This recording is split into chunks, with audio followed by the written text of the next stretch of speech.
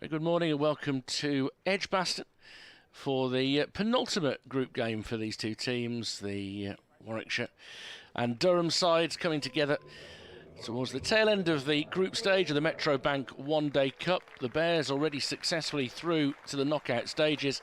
If they were to win today, they would guarantee themselves a home semi-final. Durham, they're not going to be making progress in the competition, but they're very much playing for pride today. And two pretty strong lineups for this game as well. I'm Richard Wilford from BBC Radio WM.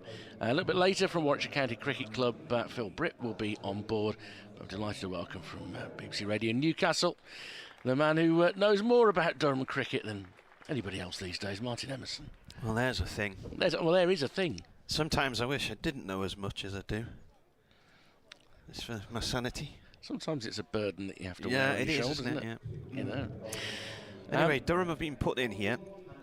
Interesting what they've done with the team. They've brought in Mitchell Colleen, so it's the first time he's played in the One Day Cup this year. The young fast bowler, son of Neil. Miguel Pretorius is back after missing the game against Somerset at South North the other day. And Brandon Glover gets a run out as well. I'm not sure he's actually played in the competition yet this year, Brandon Glover. He might have played once. I will have it in my notes somewhere. You'll find it. For Warwickshire's point of view, Alex Davis plays for the first time in this competition. He's largely been a spectator at the 100.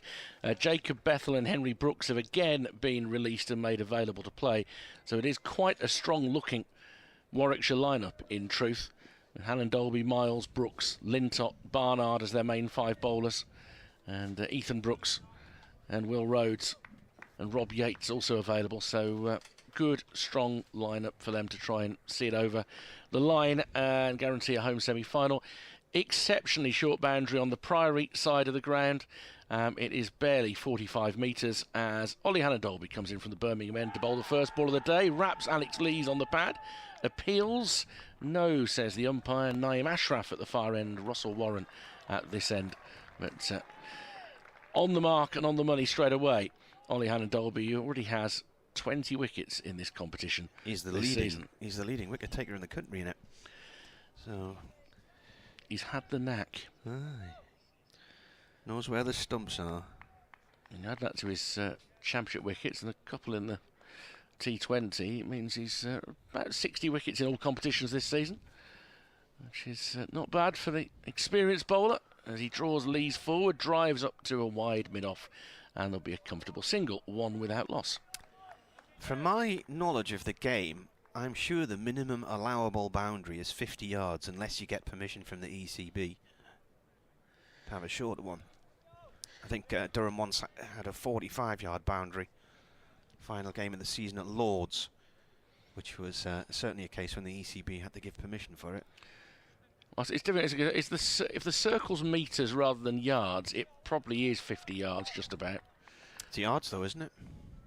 Is it 30-yard circle? I think it's 30, it's 30 yards, isn't it? It's tight, yeah. But I also don't doubt that they get permission. Because when you mention the international Priory venues, you've got an extraordinary number of matches being played on this year. And the franchise at the minute. Yeah, well, you can see the match where the Thursday game in the 100 is going to be played.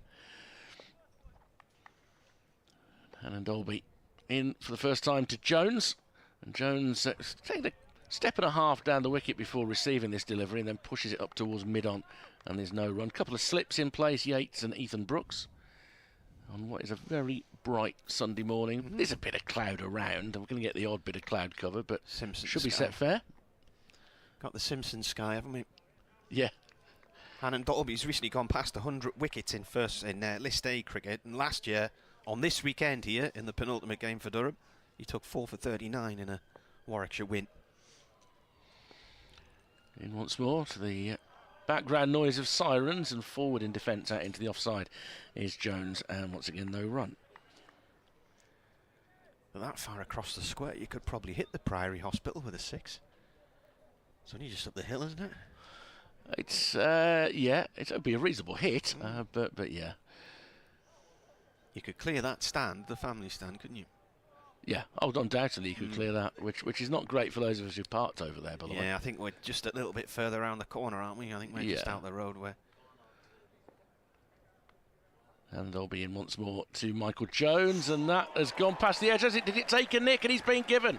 And that has swung from Ollie Hannon-Dolby. It was short, it was swinging. Looks like it may have taken an inside edge. And Burgess, diving to his left, has managed to pouch that one-handed. And Hannon-Dolby's outstanding season in this competition continues. Jones is gone for naught. Durham 1 for 1. Well, Jones looked out of sorts at South Northumberland on Thursday. He was dropped on 1 and then was out on 6, and that's a thick inside edge. That's angled across him. Got an inside edge and a cracking one-handed take by the keeper, going a long way down the leg side there to get to that. Just looking at another replay. Yeah, he's taken a good edge. I think he's trying to make out that he's not got a nick on that, but it looks like he's got a decent touch on the way through. Certainly cut back, mind you. It's done plenty. And he trudges off 1 for 1. But if there's going to be movement early on, this first 10 overs, there's going to be a challenge with the different ball at each end. This stage of the competition. On Thursday, playing at South Northumberland in Gosforth, where Durham have played Warwickshire twice in the One Day Cup in recent years, Alex Lee said he'd never seen a ball swing around as much in a game that he'd been involved in. And Durham lost a couple of early wickets in Jones and Borthwick, and then Lees and David Bedingham started to knuckle down, put on a partnership of 77 for the 3rd wicket, and then Bedingham ran himself out and Durham collapsed. They lost 8 for 47 and were all out for 181. And in the post-match press conference, Alex Lee said he was very disappointed. You know, this was a chance for players to prove themselves for the club, and they've let themselves down. And when we finished the interview, you know, the conversation wasn't about what you really want to be able to say but can't. So he wasn't pleased. He wasn't pleased, no. To sum up, he was rather disappointed. He was unhappy with what he'd seen. Hannon-Dolby, well, nobody's unhappy with what he's produced in this competition, and continues to do so. 2 left-handers now, with Borthwick, the new man at the crease, and he leaves the ball alone outside off stump through to Michael Burgess. End of the opening over of the day. Durham 1 for 1.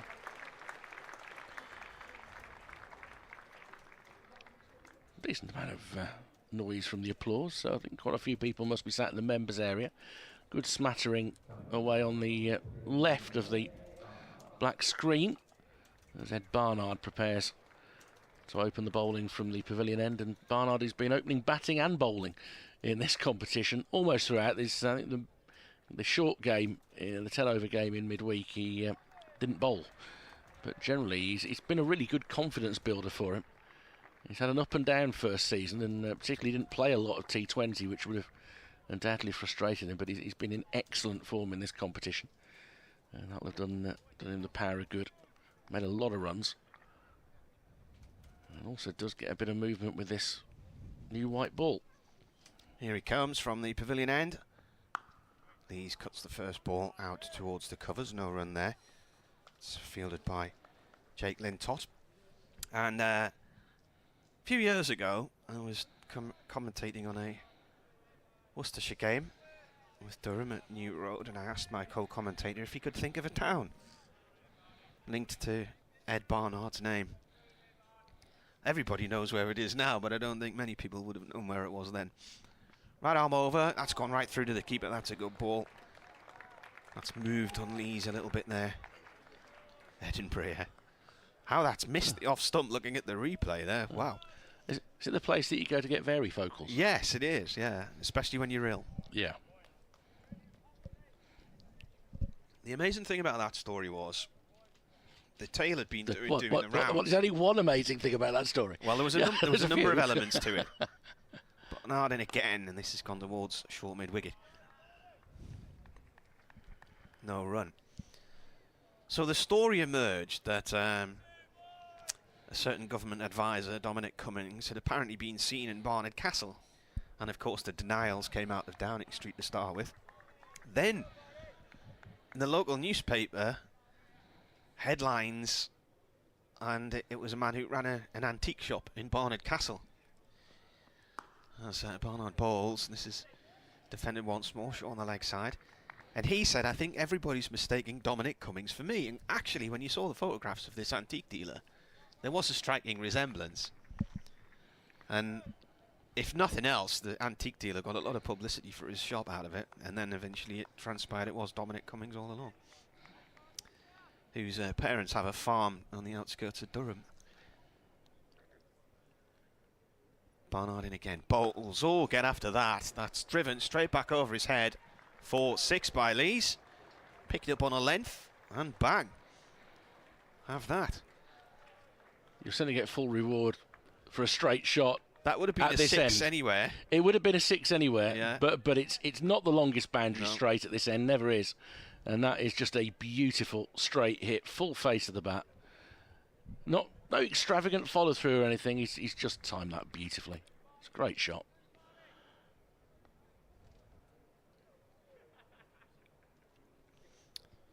Barnard in again, former Worcestershire man, and this is pushed out towards wide mid-off for 1.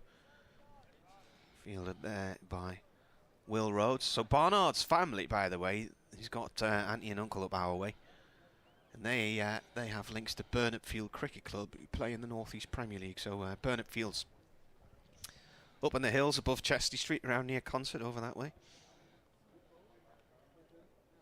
So end of the second over, 8-4-1. So, lively start really, isn't it? And you've seen a wicket in the first over. You've seen Alex Lees stretching his arms rather nicely in the second. And now Hannah Dolby and Lees will do battle once more. And he's advanced a little bit down the wicket and made some room for himself, Lees, but he can only defend it into the offside. The temptation of that short offside boundary on the Priory side might have been in his mind, but he dabbed it out towards Bethel, who still isn't able to bowl at the moment. He's playing this summer with a stress fracture in his back, which hasn't stopped him making some of the most spectacular plays in the field that I've seen all summer. There's a diving catch on the boundary at Headingley, a couple of days after the Bears have been up at Chestler Street for the T20 group game, that will live long in the memory.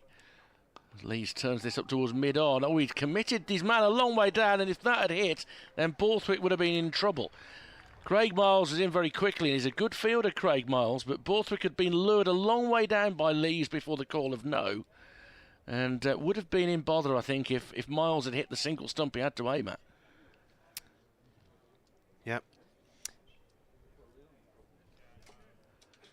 That was a really dangerous moment for Durham. 8 for 1 they are in the third. It was one of those moments where it was a long yes and no, and there was very nearly a sorry at the end of it as Lee stretches forward and defends Hannon Dolby out towards extra cover, and there's no run. 2 slips, third man, who is relatively short because that's where the boundary rope is.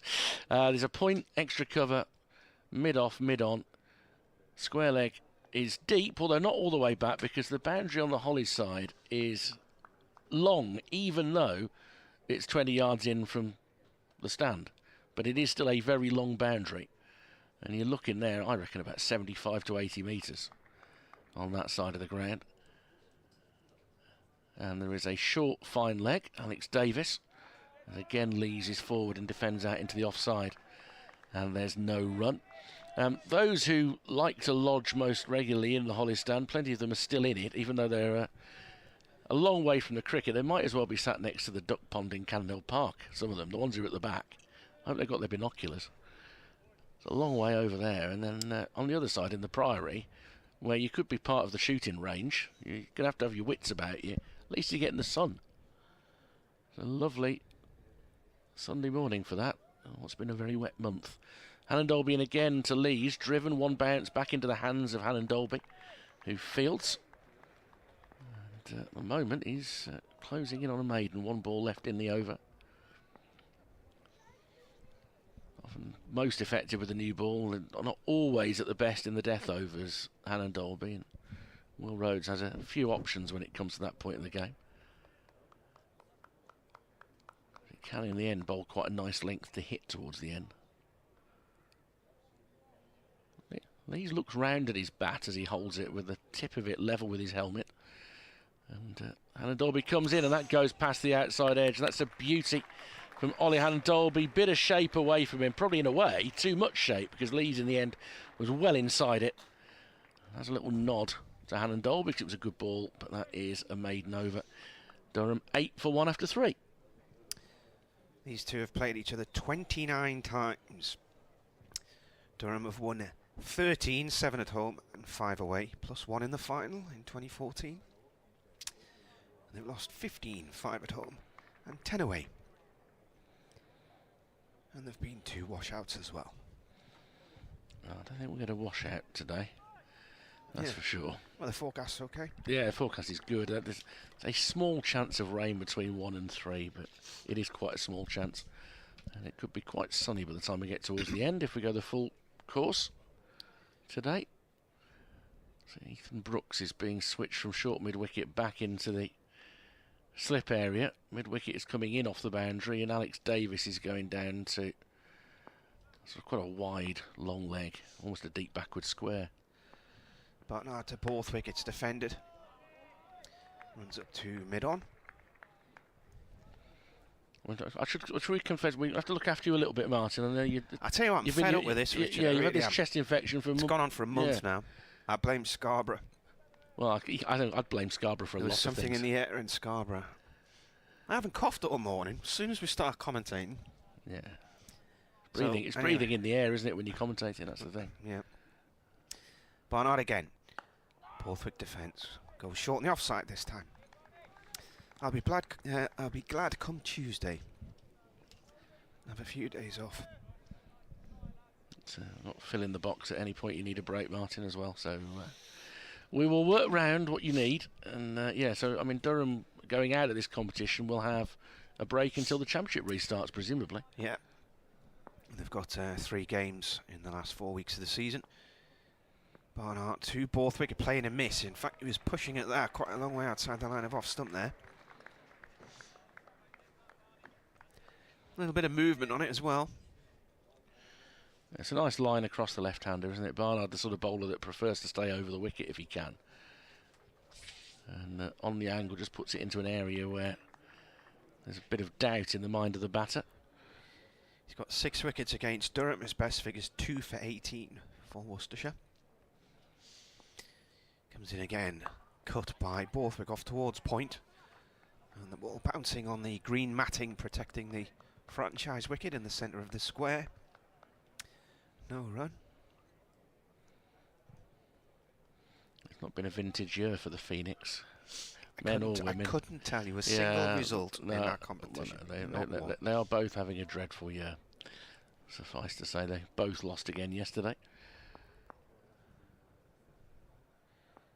Barnard in again, and Borthwick pushes this up to mid-on to Bethel.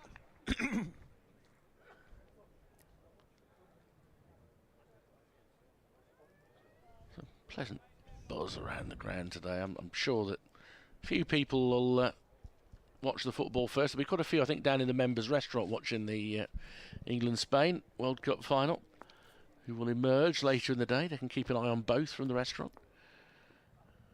Cut by Borthwick to backward point, no run there. It's a maiden, very tidy over indeed. 8-4-1 still. 2 maidens in a row, isn't it now? Yeah, I think Durham, after the events that you described, I love the fact that it's South Northumberland. I mean, you can't get much more pleasure than South North in the start of any place name.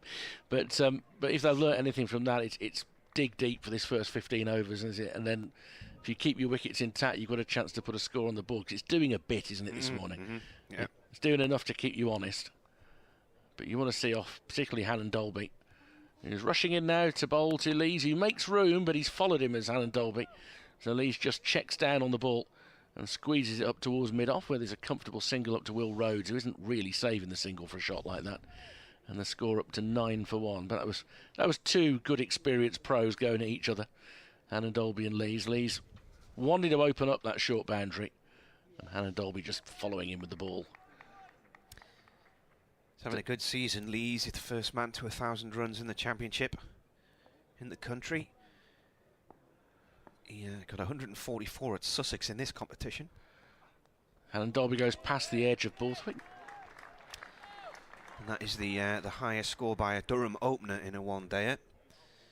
He's also had 63 against Somerset at Gosforth on Thursday and 62 in a win against Derbyshire and Chesley Street. And Durham scored 333 in that Derbyshire game a week ago on Friday. Highest score in a head-to-head. And then batted first on the same track 2 days later against Northants, all out for 198. We can't tell, can you? Hannah Dolby in, chopping down on it, forcing it to the offside was Borthwick. Sturdy call of no, and it's picked up by Bethel. And in the world of spooky goings-on in cricket, bowled out for 181 by Somerset at South North on Thursday. Bowled out for 181 by Surrey at South North last year. There you go. Durham were here on this weekend last year in the penultimate one-day cup game, as it is today. And they were here 7 years ago on this day in the finals day. And Dobby to Borthwick will guide this down to third. Henry Brooks does the honours down there, and they come through for a single, which gets Borthwick off the mark. He's to 1, 10 for 1 Durham in the fifth. The man at square leg goes deep. Jake Lintop waves at Alex Davis as he comes in. Davis will just be glad to get some cricket here after it's been a lean month for him in the 100. Very big squads and not a lot of team changes quite often. It can be quite a frustrating time if you're not getting much cricket, especially in August. Alan Dolby is going to be lifted straight. Lovely shot again there from Alex Lees. He's got plenty of that. And that will be 4 more. Both the boundaries this morning have come from straight hits. Lees with a big 6 off Barnard, and then that one dropping well beyond the 30-yard circle. And rolling to the fence for 4 at the Birmingham end. 14 for 1. Lees has done everything he can to make sure that he puts himself in a position to have another chance for England going forward. And you know, the strong potential of Division 1 cricket for Durham next year will give him even more of a chance to prove that point. I think he's a little bit unfortunate in that the length of time they've given some others to succeed. Yeah, they didn't give him much time, did they, really? No, and I think he was quite unfortunate, because I think he fits the bill for what they want. Burgess is now going to put the helmet on and stand up, as Hannah Dolby comes into Lees, guided down towards backward point. Picked up there by Barnard, and the end of the over. 14 for 1 Durham, with Lees 13 and Borthwick 1. We've had 5 overs. I had a tweet the other day from a listener suggesting that Lees should be on the plane to India for the World Cup. Certainly enjoys his white ball cricket, he finds room around the stumps, doesn't he? You know, even when the ball's doing a bit, and knows how to adapt it. I think the difficulty is, when you look at the white ball game, the stack of English batters who can score really quickly. Who don't play 50-over cricket anymore. Well, but nonetheless, we'll come back to that in a moment. 14 for 1. Barnard starts a new over here. Borthwick plays this to short mid-wicket. So, for instance, Warwickshire members will say it's unconscionable that Sam Hain still hasn't played a white ball game for England, in that he's as consistent as anybody in white ball cricket. His average in 50-over cricket is around 60 for his career, which is ridiculous. His performance in the T20, in the Big Bash, and in the 100 suggests that he should be playing, but there are other players still ahead of him in the queue. Pitched up by Barnard, driven by Borthwick out through the covers. That's going to go for 4 towards the Holly stand. It's gone over the rope. It's still got another 100 yards to go to the Holly stand. It's such a long boundary, but it tells you now that given all the rain we've had in the last couple of weeks, that outfield was pretty slick. Yeah. Because that didn't lose any speed until it was about 75 yards from the bat. How many balls did Jones face? Third ball. And I do think there are 1 or 2 batters who play quite regularly for England in white ball games who are picked more for the fact they can hit the occasional ball a long way rather than the innings they play. And Dolby in again. This is, Barnard in again. This is defended by Borthwick. Anyway, Dan, who I was doing the commentary with of the Worcestershire game, I said, could you name a town in the northeast of England which you could link with Ed Barnard? He sat there, looked at me blankly, because I had a feeling geography might not have been his strong point. And he came up with Barnardsville. Nice. Yeah. Barnard in, bowls, defended, back the bowler. Probably exists somewhere in West Virginia. Yeah, I was going to say it'd be somewhere. I can't not look it up now. Somewhere near Huntsville or somewhere like that. Yeah. Springfield, beyond Big Bend, near Springfield, rival town of the Simpsons. Barnardsville does indeed exist. Where? North Carolina. Really? Yeah. Well, there you go. Bowler in past the umpire and delivers. It's off the pad of Borthwick and it runs out towards square leg for a leg bye. It is an unincorporated community in Buncombe County, North Carolina. Buncombe County. And Buncombe spelled C-O-M-B-E at the end rather than Buncombe. But anyway, in the 2020 census, it was listed as a population of 559. There you go. Well, there you are, then. He was just thinking out the box, wasn't he? Yeah, he was. Went across the Atlantic. Oh, good ball there from Barnard. He's moved that away from Lees. Lees trying to drive at that one. And it's just missed the off stump. End of the over. 19-4-1. So what happened? It must have been a real slow passage of play at the time because started to laugh at the idea of Barnardsville. And I said, well, maybe we could invent this town. And I said to Dan, you could be the mayor. And this was where we came up with the pub, the Vacant Third Man. Vacant Third Man? Yeah, because around about that time there was a fall through Vacant Third Man for about the 20th time that day. So we could call the pub the Vacant Third Man. Yeah. And your hand pulls. And it would be cheap pints there. Yeah. It would be cheap pints because you get easy runs. Yeah. There is a pub. We'll come to that as thick inside edge from Borthwick. The first ball of a new over from Ollie Hannon Dolby. It squirts down to long leg. Alex Davis fields. One of the features I thought of was the hand pulls would be stumps.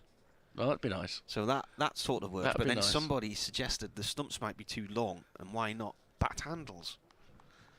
Oh. You know, if you still had the rubber on the bat handle, would they then get a little bit sticky if there was a bit of beer spilt on them? They could. Would it need to be wooden? They could. And where the spirits are, where the measures are, yeah. they could be like in the shape of bales as you push up the glass. That would work. And Dolby into Lees. Again, Burgess standing up, guides it towards mid-wicket.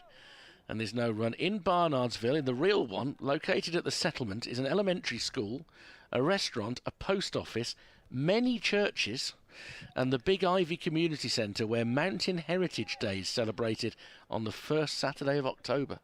It's not an Amish settlement, is it? No, but it is interesting that it's... But it wouldn't have a pub if it was, I don't think, would it? No, I say pub, it's a restaurant it's got, right. So yeah, it's got a restaurant. But there we go. Next delivery from Hannon Dolby, a slower one. Defended back down the surface by Alex Lees, and there's no run.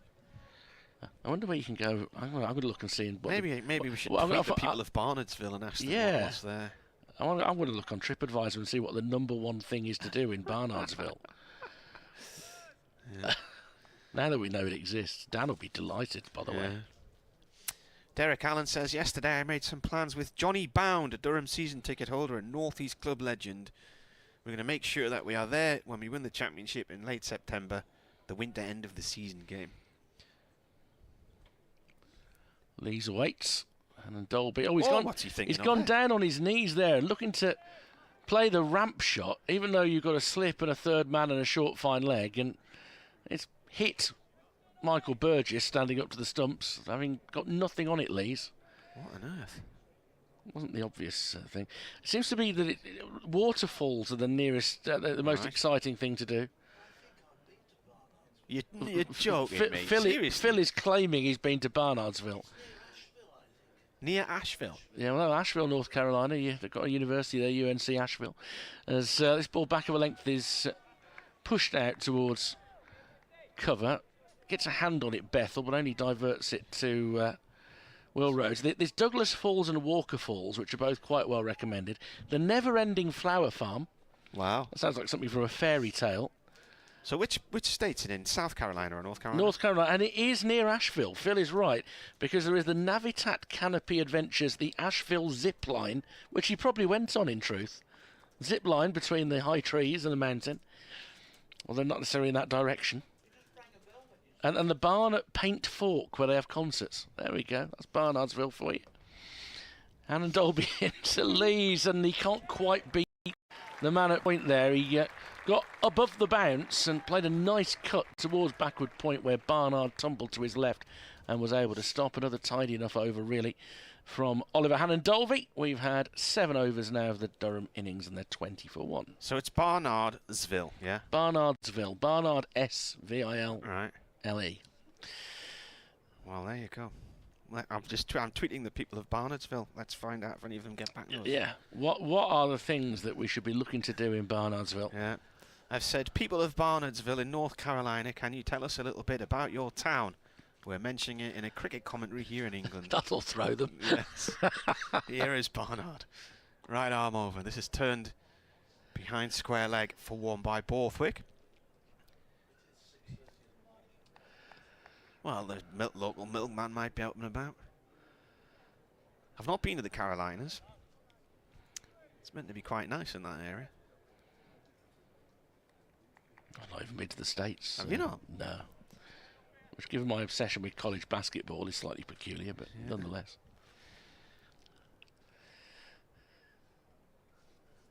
Barnard in. Oh, slow full tosser. Sneaky little delivery. Played away by Leeds to short mid-wicket. An extravagant slow ball, wasn't it? Do you think that was an Floated. accident? No, I don't. He slowed his arm down, didn't he? And it's only because Lees came down the wicket that it landed as a full toss. It would have pitched. But it's a really slow ball. I think he realises that Lees is wanting to be more aggressive, and actually the knock-on effect of that is that Michael Burgess is going to don the helmet again and come up to stand behind the stumps. And I think they're going to do away with slips altogether, because the belligerence of Lees is starting to show itself. The Belligerence of Lees, the difficult second album. Bowler in again. Lees cuts that to backward point. No run there. Henry Brooks is using the hover cover to do lots of stretching exercises. He looks like he's warming up for a bit of action. He won't be too long, you wouldn't have thought, before he comes into the attack. And Craig Miles will be the first 2 change bowlers. I would think Lintop will wait a bit longer, especially while the ball's just got some nibble about it. Oh, Lees looks to smash that through the legs. He's towed it straight past the stumps at the bowler's end and gets a single. Well, that was definitely not where he was aiming for there. He spent an extraordinary amount of energy to not hit the ball very far there. And the sound it made off the bat was a clunk, wasn't it? It was like, didn't sound right at all. Dr. Dan's done a drawing of a photograph that I tweeted earlier this morning of the floodlight. As Borthwick plays this nicely straight past the stumps at the bowler's end, and it should go for 4. It does go for 4. Nice shot.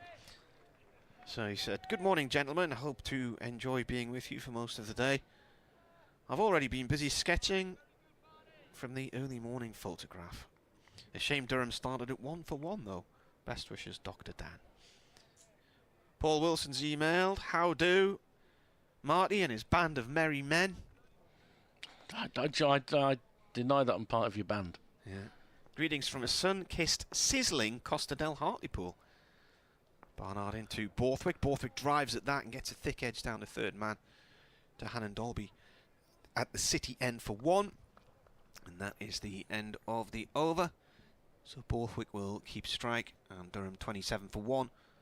Borthwick 13, Lees 14. The partnership 26 after Jones got an inside edge. Third ball for a duck in the first over of Hannon Dolby. Paul says should be with you until around 6 o'clock before going out to watch an excellent band called West Coast Band. Brackets featuring Brian, ex-member of Prelude, and Paul, the drummer with the Fortunes, at the Bellevue Way Social Club in Hartlepool.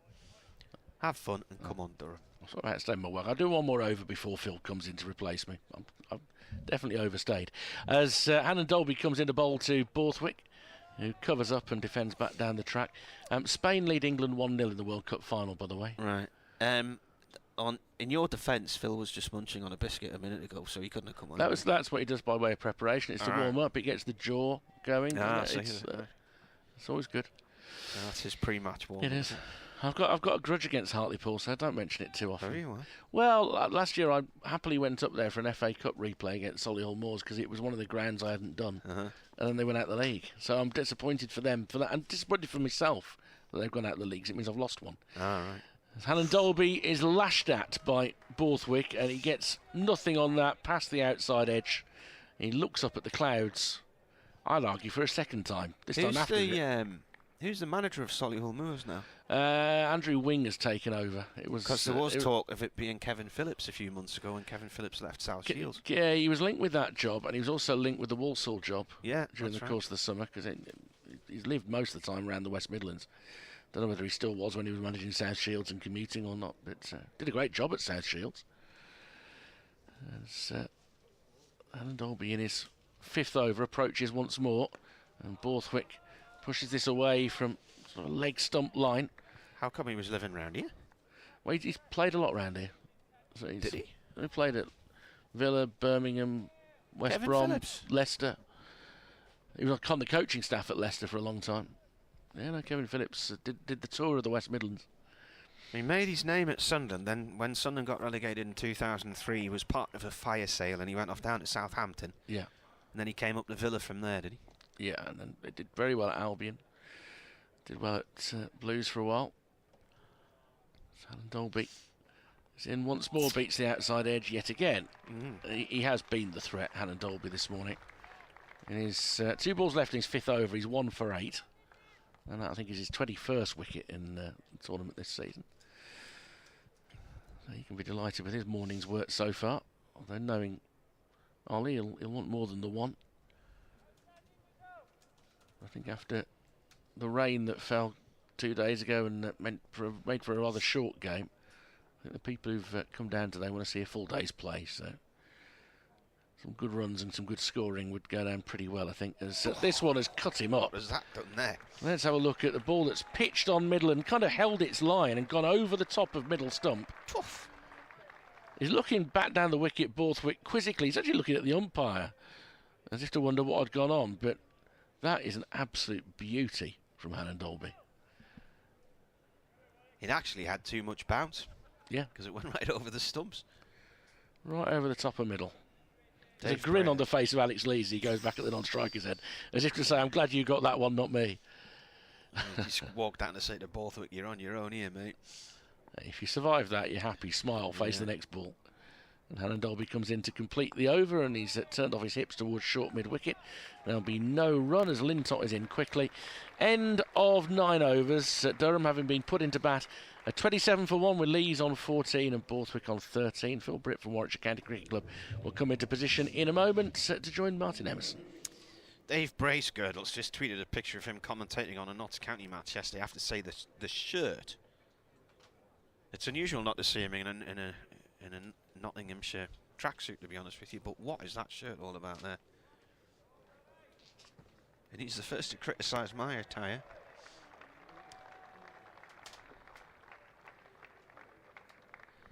Pause for Hannon Dolby there as he heads down to the city end to field.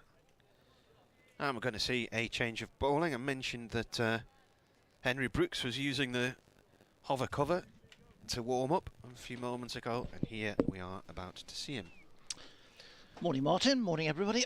How are you, Phil? I'm very well. Sound better than you, I think. Yeah. Nice shot there from Lees. He's dispatched the first ball straight through the covers for 4. It was well outside of off stump. It was a half volley, and it has gone to the Holly stand. I would just like to get rid of this cough now, Phil. I really would.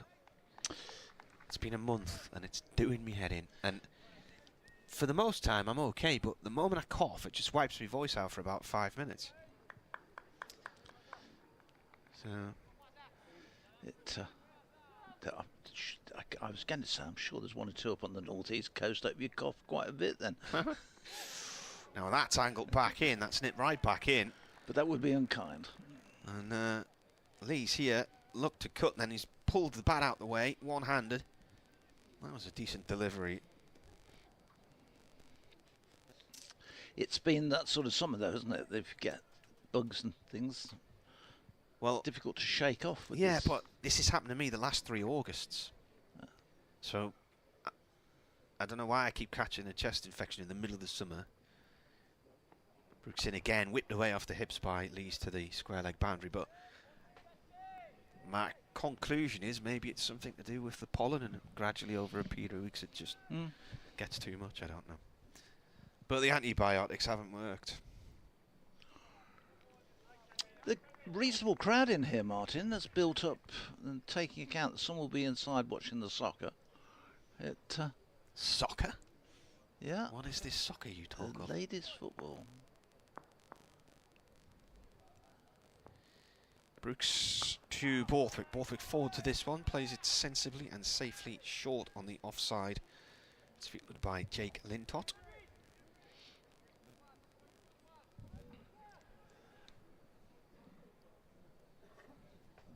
Getting a bit of feedback off the fan. Yeah. 32 for 1. It's after that very early wicket. It's a fantastic ball, that first one from, and a tremendous catch, wasn't it, from Michael Burgess. Yep.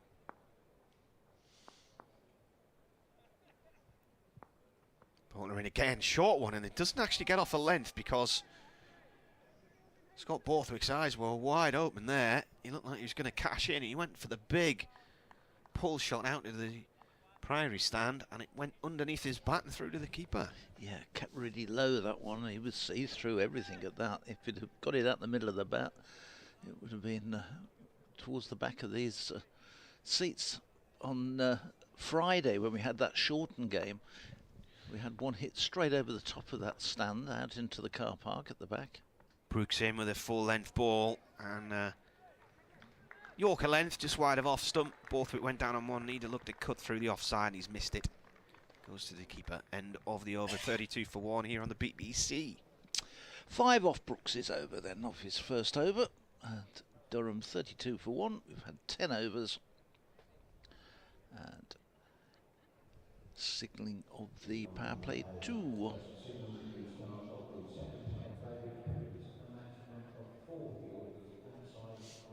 So that means we can now have 4 fielders outside of the fielding circle. So we've got a man out on the deep square leg boundary, a third man, a man at cover point, and another one dropping down to fine leg.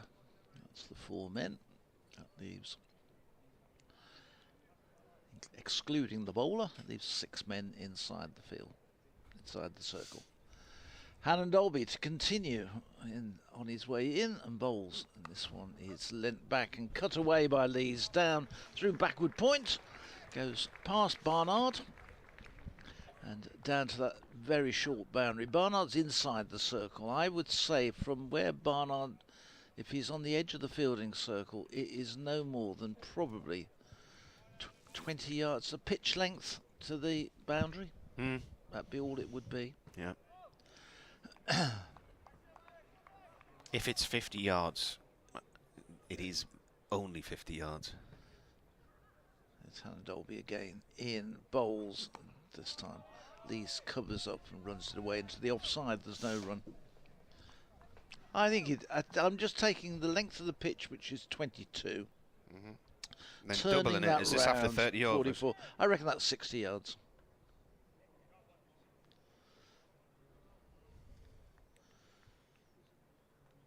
Where there? Yeah. No. Yeah. That'll if it'll be 50, it'll be no in the more break. If you go and you go and run it, and I'll time you. Well, I cannot run. All right, I'll still time you then. Have you ever seen a happy runner?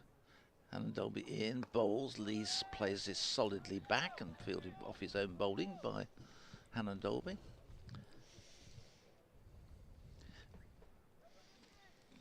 Take the length of the pitch and turn it 3 times, and you'll get 3 pitch lengths in between the stumps at this end and the boundary, comfortably.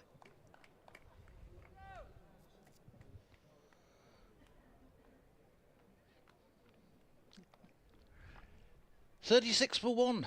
Lees waits. He's on 23. And Dolby straight run. He's in, bowls. Lees pulls high and between the 2 fielders out at the backward square leg and down at fine leg, and finds another boundary. So his second boundary of the over. And Lees moves along nicely onto 27, taking Durham onto 40 for 1 in the 11th over. That was picked up nicely and hammered away by Lees, who looks in good touch this morning. Just got inside it and pulled it around behind square.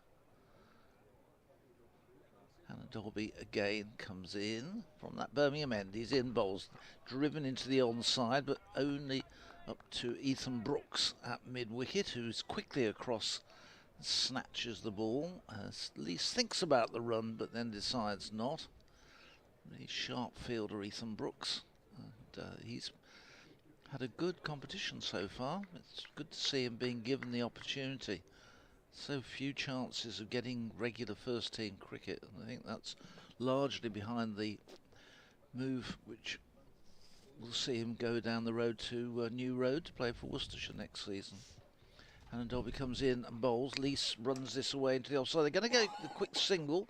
It's a good response from Borthwick as Davis picks the ball up and flies it back in. And sorry, not Davis, it's Yates, I think, who's done the fielding there. And end of the over. Another single off that was 41 for 1. Lees is on 28-13 to Borthwick. We've had 11 of the 50 overs. Warwickshire so far unbeaten in this competition, played 6 and won 6. So they're just hoping, Martin, that they don't have the same thing that happened in the T20, where they had a really impressive group figures and then got beaten in the quarterfinal. Then it all went Pete Tong, didn't it? Yeah, I'm afraid so. Here's Brooks, right arm over. Lees cuts at that one. It's gone out into the covers, no run. Last year, it was a dead rubber with these two here. Durham were bottom. The only points they had in a win at Taunton were then taken off them for disciplinary reasons, and I think Warwickshire finished third bottom in the group. Yeah, didn't have a great season last year. Yeah, the year before, Durham absolutely motored their way to the final, and then lost the final to Glamorgan. No, since it's the inception of the 100, Warwickshire haven't done that well in this competition. Lees pulls this ball from Brooks down towards long leg for 1. Oof! Nearly hits the bowler. The throw back from, is that Bethel way out there? Who's that? It's maybe Bethel out on that went bat. down the far end of the ground. Yes, Brooks wasn't looking at all, walking back, and the ball almost went straight into the back of him as he came by the stumps. Yeah, the only good thing that happened in the first 2 years is I think Warwickshire found a couple of young players who were given the opportunity through this competition who hadn't seen anything of before. Brooks in, cut by Borthwick out towards the cover boundary for 1. Towards the hotties. Well, the first season, Graham Clark scoring runs for fun. Alex Lees, they were the top run scorers in the country. And then Luke Denisi breaking into the team and doing a good job. I've hardly seen anything of him since. Somebody asked me the other day where he is. I really don't know, to be honest.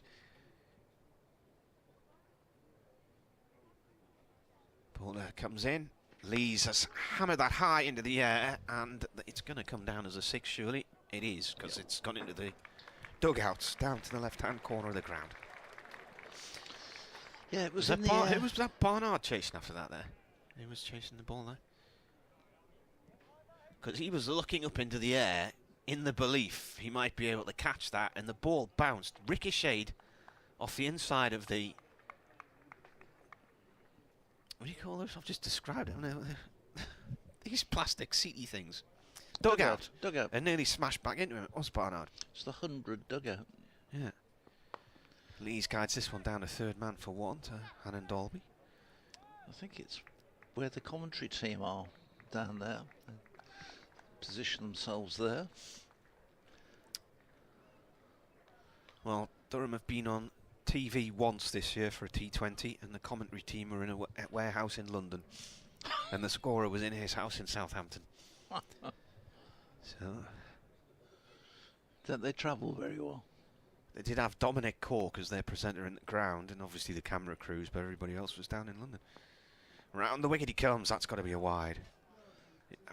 Eventually signalled as a wide. Well wide of off stump. Borthwick was at full stretch trying to reach that one. It's happening in the footy, Richard. Are you watching it or not? No? Call yourself a patriot. Big furore. Why isn't Prince William out there? In Australia, president of the FA, and then somebody pointed out he didn't go to Qatar either. Still 1-0 Spain. Over pitched and driven by Borthwick out towards the Holly stand boundary. It will be cut off. And a long throw back by Lintott, who's sweeping on that side of the ground on his own.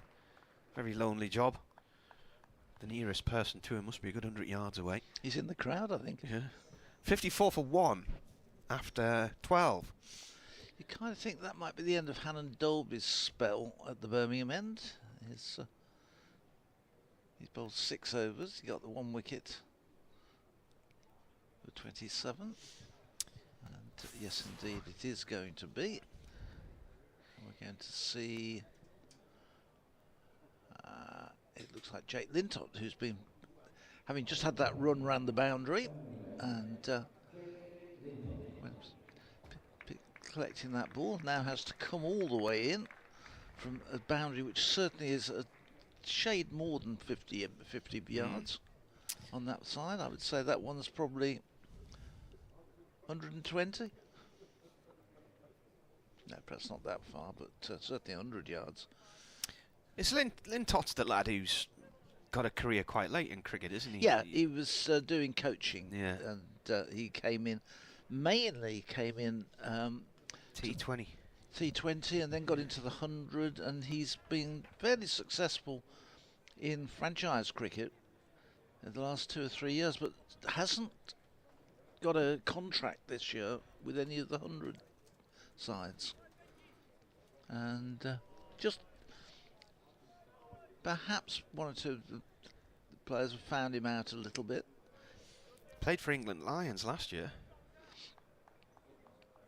Yeah, he's never broken through in championship cricket. Here he is anyway from the Birmingham end. His first ball is lapped round the corner. He will get a couple of runs, Borthwick, as the ball is retrieved by Davies. 14 one-day games, 25 wickets, best bowling 5 for 37, and that was Mohammedan Sporting Club against Brothers Union this year. I missed that one. There he's in again. Dhaka bowls. Premier Division. Looking for the LBW, and he's got it. And you can add another wicket to Lintott's tally.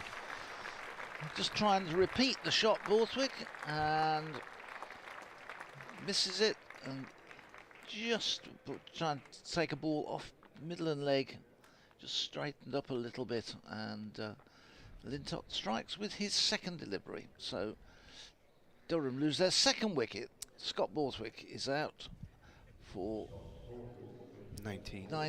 Yeah, sorry. And they are 56 for 2. Looks like that went underneath the bat and hit the back foot. So they added 55. 12.2 overs gone now. So Lintott striking with his second ball. Yeah, that game was, the venue was the Khan Shaheb Osman Ali Stadium at Fatullah in the Dhaka Premier Division. 50 over match that was, in April this year.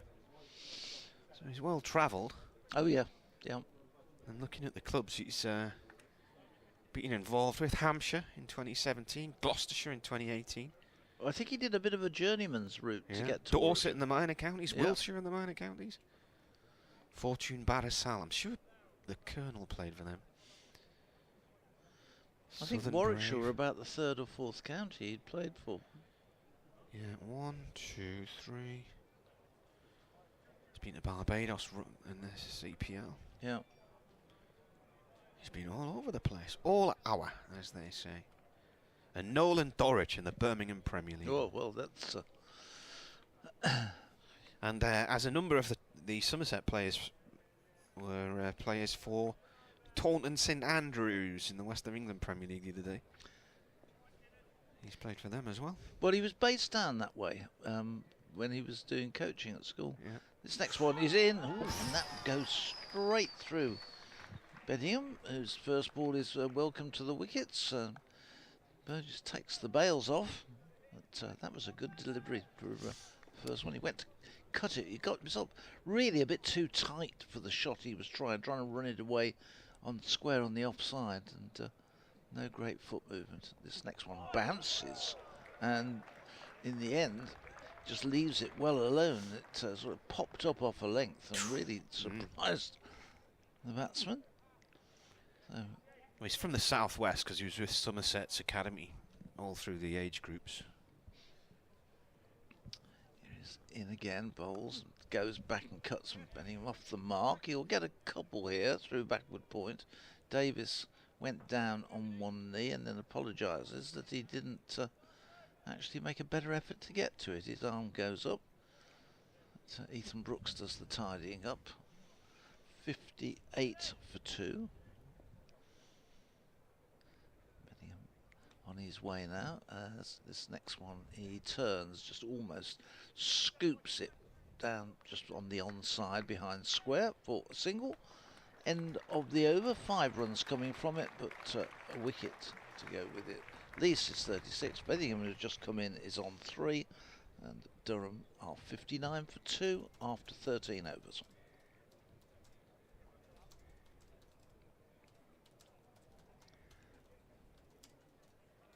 So 39 balls Lease has faced to get his 36. Scott Borthwick, 32 balls he faced for his 19.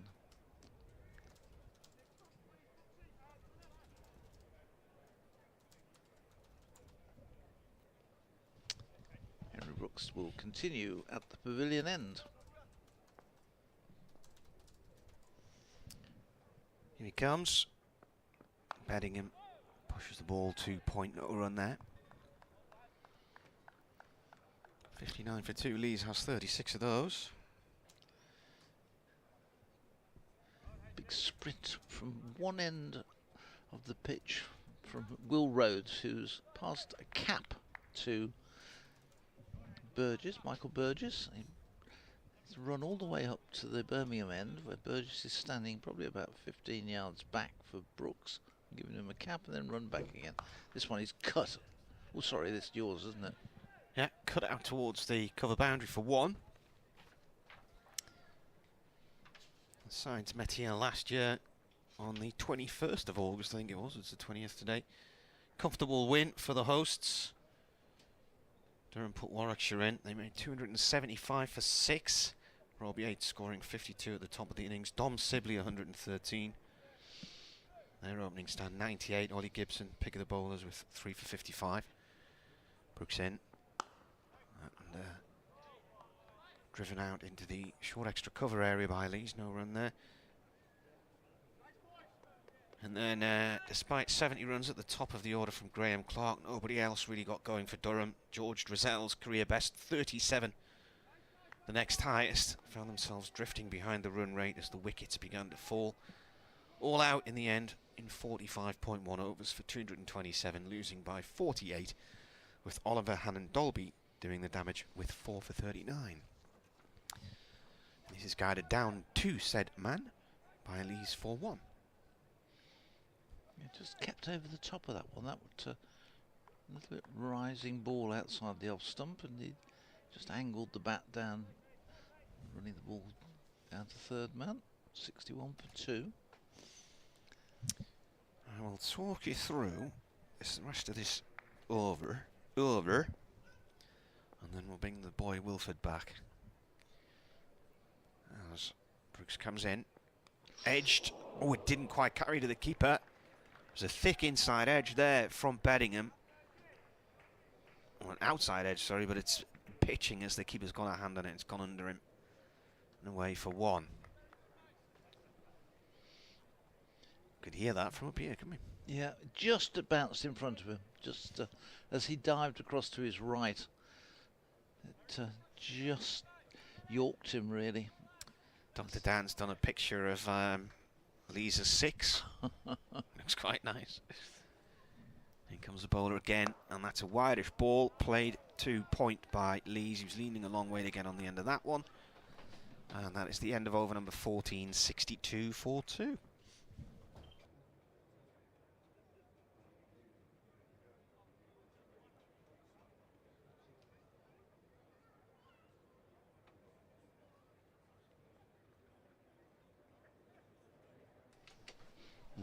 A quick double switch there. Yep. Nobody would have noticed any difference. Apart from about half an hour pause and quiet. No, that was letting people soak up the sumptuous atmosphere Right, the effects of a somewhat soporific Sunday.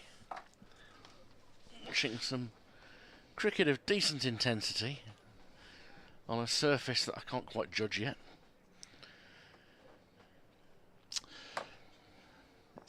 Back into the attack is Lintott, and this first one turns square on the onside, and they just amble a single.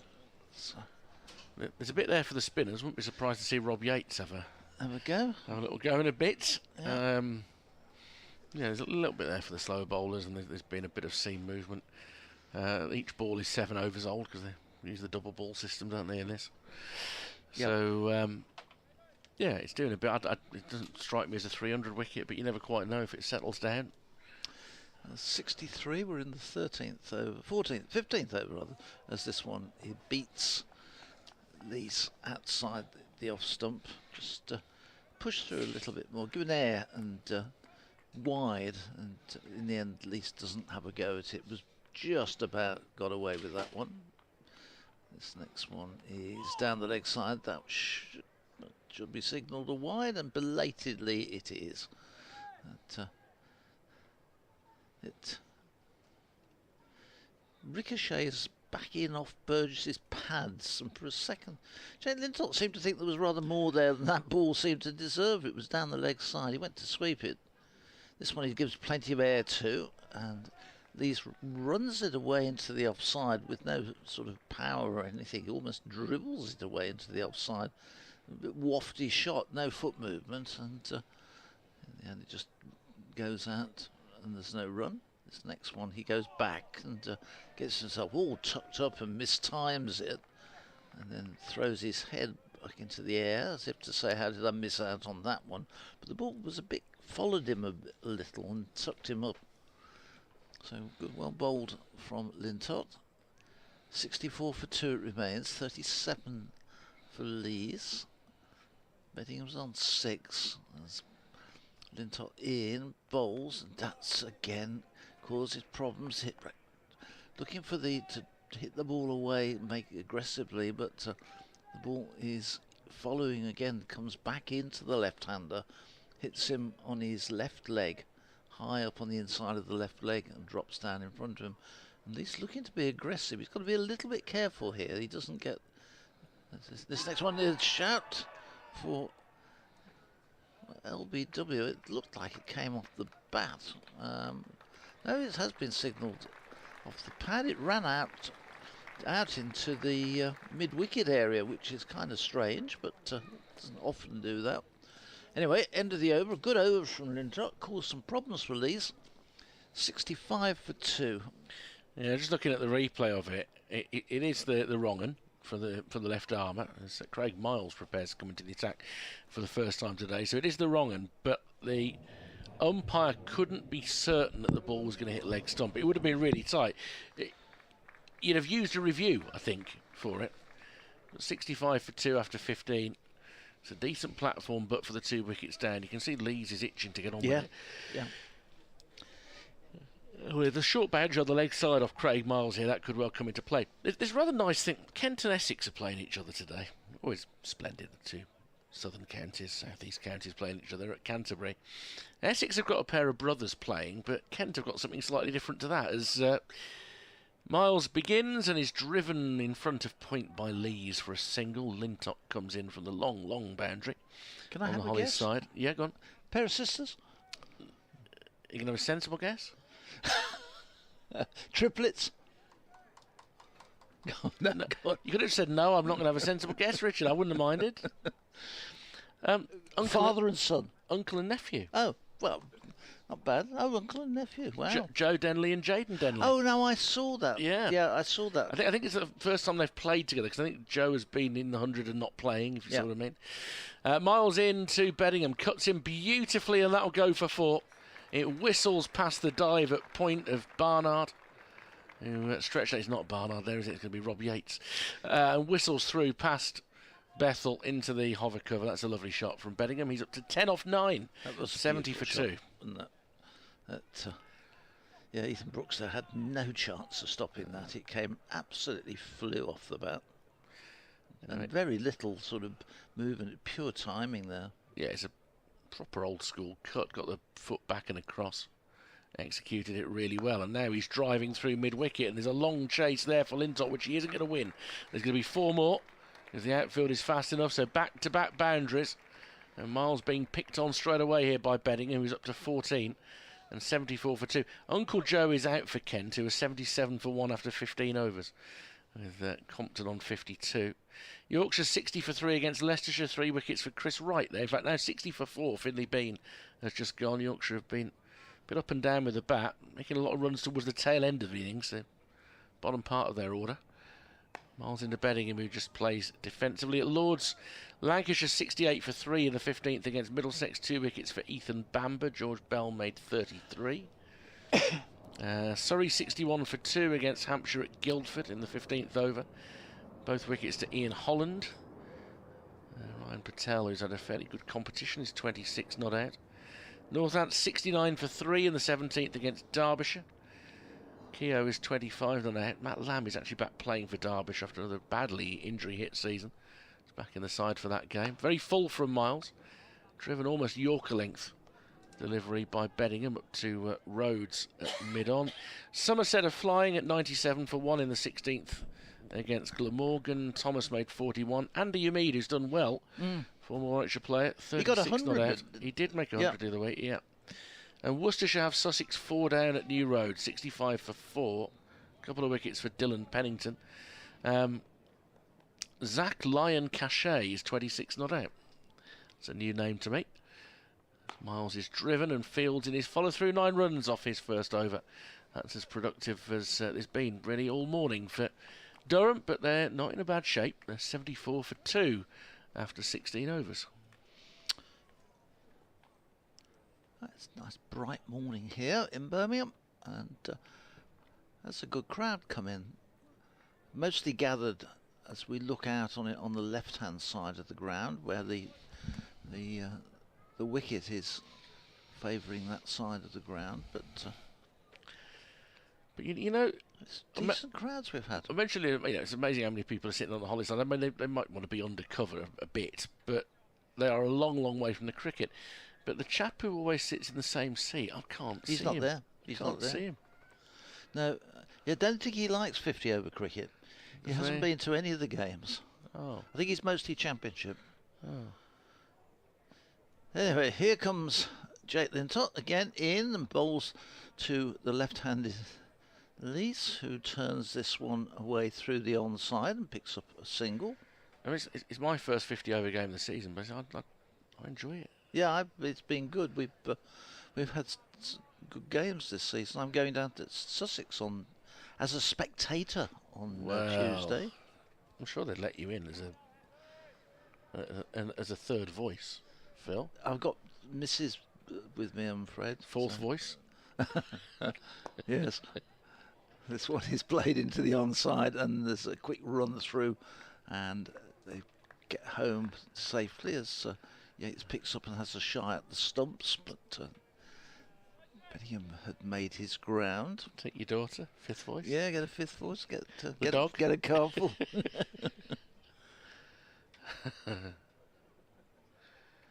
I don't quite know why I'm going really, but still, it's this one is mistimed slightly by Alex Lees, who goes. He's looking to drive it away over extra cover, and in the end, it squirts off a thick inside edge up to the deepish mid-on.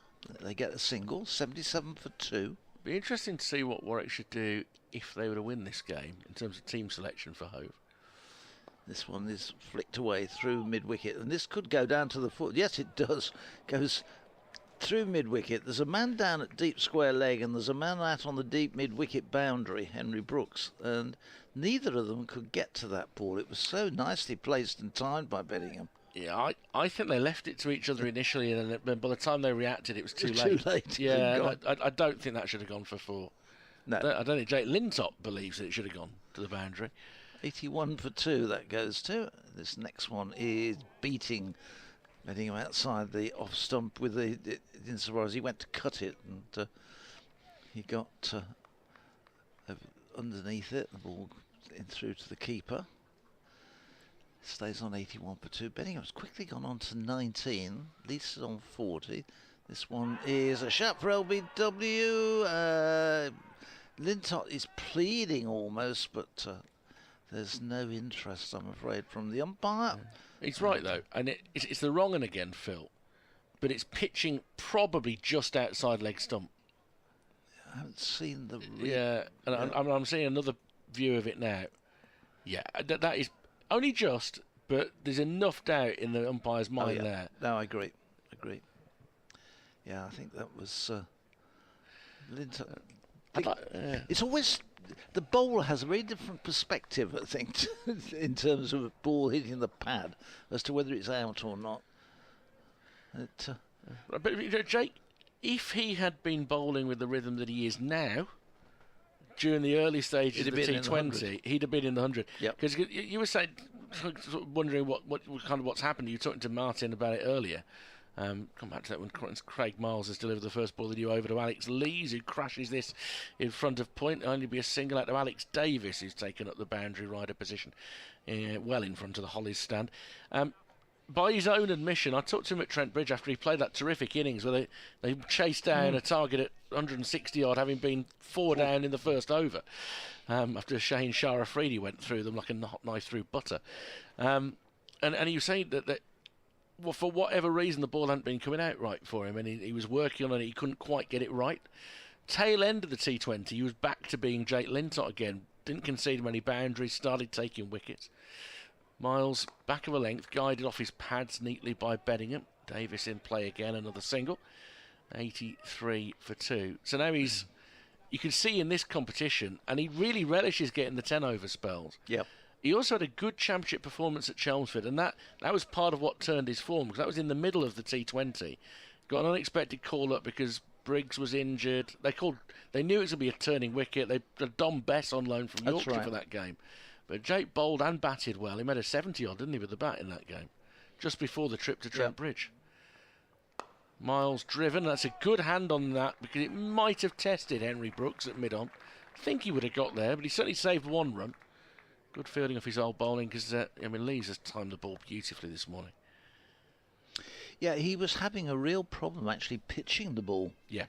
Bowling, most overs you'd get a couple of full tosses, which for a leg spinner at the speed, he was just, meat and drink for a batsman. That. He's driven through the offside by Lees. Davis has got a lot more ground to make. They're going to come back for 2. They'll have to be quick, and Miles tries to flick it onto the stumps, and it would have been a little bit tidy, just about have been in, I think, looking at the stream. And welcome aboard if you're following the stream, if you're one of the YouTube viewers or through the Warwickshire and Durham websites. Welcome aboard. Durham supporters, don't worry, Martin will be back with us soon. He's gone for a cough, I think. But that was a good throw from Davis. Lees 43. Durham 85 for 2, and this is turned off his pads. Around comes Bethel in front of the square leg boundary, in front of the groundsman's hut. Another single there. Miles is struggling to keep a lid on this at the moment. Yes, he's a little bit expensive so far. He's just in his second over, but already 14 runs come off him. Working his way back to fitness in this competition after the hamstring injury he suffered at the tail end of the championship match he played for Durham earlier in the season. It's ruled him out the second half of the T20 campaign. He's full and clipped off his pads fine by Beddingham. Hannon Dolby, who'd been all lonely out in the field there, comes forward to throw in. And the end of the over, a couple of overs for 15 then for Craig Miles. 87 for 2, and Lees and Beddingham now starting to lay a really nice platform. This stand worth 31. Beddingham has 21 of those off 19 balls, and Lees on 44. He's only looked in trouble, Lees, when he's gone to hit a bit too big too often. But when he's stayed in control, he's looked like he's got the makings of a big score here. Well, Lintott will continue. Just tell you, if you're interested, that Spain's still leading England by a goal to nil in the Women's Cup World Cup final. Here, Lintott to bowl to Beddingham, who waits, goes back and pushes this one away through extra cover. They'll certainly get one. They're going to come back for the second as the ball fired back in from Davis, but not before Lees running to the danger end is comfortably home. Yeah, I think it's Ethan Brooks out there this time. He's very athletic in the field. It is Ethan Brooks, He, along with Bethel, he's probably one of the two most eye-catching fielders in this Warwickshire team. So he, as you mentioned earlier, off to Worcestershire next year. Lintott bowls, goes back and cuts this one. This is to Davis, who's now at backward point. Davis is number 71 and Ethan Brooks is 77. Correct. It's not easy. Yeah. It's not. No. I was fooled for a moment. Then I saw his just caught his number. Ethan, the wind is billowing the back of his trousers. This one again is turned. They'll get a single this time, Beddingham, as he turns it away through mid wicket. But again, just very watchful and playing. They're not playing Lintott with any great assurance at the moment. Lintott continuing to keep on top of things. The batsmen have not been able to get after him. Are you museuming today? Or? I shall be, yes, especially as we've got a lot of people in that area. We need to get them to come into the museum whilst they're over there. Yeah, this one is driven up to long off for a single. That's all it will be. They walk the single. Amongst all the memorabilia here, if you come down to Edgbaston between now and the end of the season, I mean, the memorabilia is stunning. You know, bats, shirts, brilliant photographs, scorecards, the works. But there's also always some second-hand books that, for a small donation, you can pick up. Yep, this one is run off the open face of the bat by Beddingham down towards third man. It won't reach the boundary, but they will get back for a couple. Beddingham continues to prosper. He's on to 26. And total on to 93 for 2. And Durham going along quite nicely here at the moment. And not looking to be in too much trouble. As again, this one is driven by Beddingham up to long off for 1 to complete the over. It's end of the over. It's 94 for 2, and we have had 19 overs. David Beddingham looking in nice touch. He's on 27 and 45 to Alex Lees. Just said earlier that I didn't think this looked like a 300 wicket. Well, these two might prove me wrong. They've certainly got the capacity to do that. It's been a very tidy partnership so far. Just fairly unruffled. I think once the early bit of swing that the ball was offering has diminished, everybody's looked a little bit more comfortable. Wouldn't be too surprised to see Rob Yates bowl the next over from the Birmingham end after Craig Miles has got through his third here at the Pavilion end. Fancy they'll try the other spinner before too long, as Beddingham very calmly leans forward and clips the ball down towards the mid-wicket boundary. Davis is back out there now, and they come through for a single. How far have they made Ethan Brooks move? Oh, he's only at extra cover. It'll be interesting to see if Durham get promoted, which from the position they're in at the moment should happen. How David Beddingham does in Division 1 next season, because he's been prolific in Division 2 cricket. Yeah, he's a very well organised player, isn't he? Lee's driving, another good hand on that to his left by Miles, reacting quickly, and probably only saving a single, but it's always good to see it see fielding so tidy. So the bowling at this end, but Ethan Brooks is at backward point is where he really is. There's a third, Hannah Dolby, then Brooks, Davis riding the cover boundary, although he's a good 20 yards in front of it.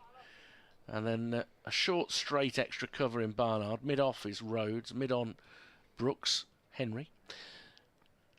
As Lees is driving very powerfully up towards Will Rhodes, two former Yorkshire players. Rhodes picks it up, and he's kind of mistimed the pick-up there, and he's ended up hurting one of the fingers on his left hand. There's a short mid-wicket. There's a man on the mid-wicket boundary. And there's a deep backward square leg rather more than a long leg, for my money anyway. It was hit quite crisply at Rhodes. He's still looking at that left hand. He'd have been better off missing it and letting it hit his leg. Lees awaits once more. Stabbed down to backward point, picked up by Brooks on top of the mat for the surface that the Birmingham Phoenix will be using on Thursday. I think that's the last home game, isn't it, on Thursday? Yeah, it is. It's the fourth match. I think the men and the women will receive their wooden spoons. I think they've already got them, haven't they? They've been given I think you want a presentation, don't you? No, I think the men... Can they avoid it? I think they might be able to. I mean, have to be a miracle to do it, I think. But the women are definitely, I'm afraid, just got the 1 point from the abandoned to be fair, game. the women's team have had an uncanny knack of putting themselves in a great chance of winning games and not quite getting over the line. There are at least 3 matches they could genuinely easily have won that they didn't, and it would have been a very different story for them if they had. Lees, that ball wasn't quite there to drive, but he's got it over extra cover, and there's a long chase for Alex Davis. The ball is teasing him, but Davis will... Well, it's a very neat slide and pick up. And they'll come back for 3. He couldn't have fielded that any better there, Alex Davis. I thought he was going to flick it back and just sort of save it and just flick it on for who's this? For Will Rhodes to throw back, but he beautiful slide and pick up all in one movement. Very good. Put the brakes on very tidily. 98 for 2. Lees is on 48 after that. Bellingham back on strike. Short ball. Turn round the corner. Hannon Dolby is in. There'll be a single. 99 for 2. This duo have added 43 now. It's the end of the over. 12th man was a little over eager to come on. Had to go backwards when there was a chance of overthrows. I refuse to call them buzzers or whatever it is people do. Buzzers, that's what they call them. Yeah. They don't just call it, they get shouted. I've watched more of the 100 this year than either of the previous 2 years. And the crowds here have been terrific, and the youngsters enjoying it and the people enjoying it. It's brought in loads and loads of people. But I have to say that on television, I'm probably had enough now. It's difficult when it's every day. Yeah. And it's this constant diet of. And they're quite predictable, some of the chasers as well. You can see very early on whether sides are going to do it or not. Yeah. Well, obviously the scoring system and all that is far more complicated than regular cricket. Lintott in, and this first ball is David Bedingham reaching for it, and getting plenty of bat on it, running it away out to Brooks, who's out on the cover boundary. That's the 100. 100 for 2. First ball of the 21st over. So this now is a good position for Durham. They'd love to have lost 1 wicket fewer, but Lee's on 48 as well, looking to bring up his half century maybe during this over. Tossing the ball from hand to hand. He's in, bowls, and then goes the ball just pushed back with no great power by Lees, and Lintott dives across to his left and one-handed prevents any possibility of a single. So good fielding from him. Stays on 100 for 2. Lees stays on 48. This one is short and just easily turned away to deep mid-wicket for a single. Lees takes him on to 49, 101 for 2. Yeah, Lintott, I mean, it was off his own bowling there, but he's a significantly better fielder than he was when he joined the county. Yeah, there are certain things in life that you can work hard at and just get better at, and he's really committed to that. This next one has Bedingham playing it without a lot of foot movement away from the body, and Out into the offside where it's quickly fielded by Barnard.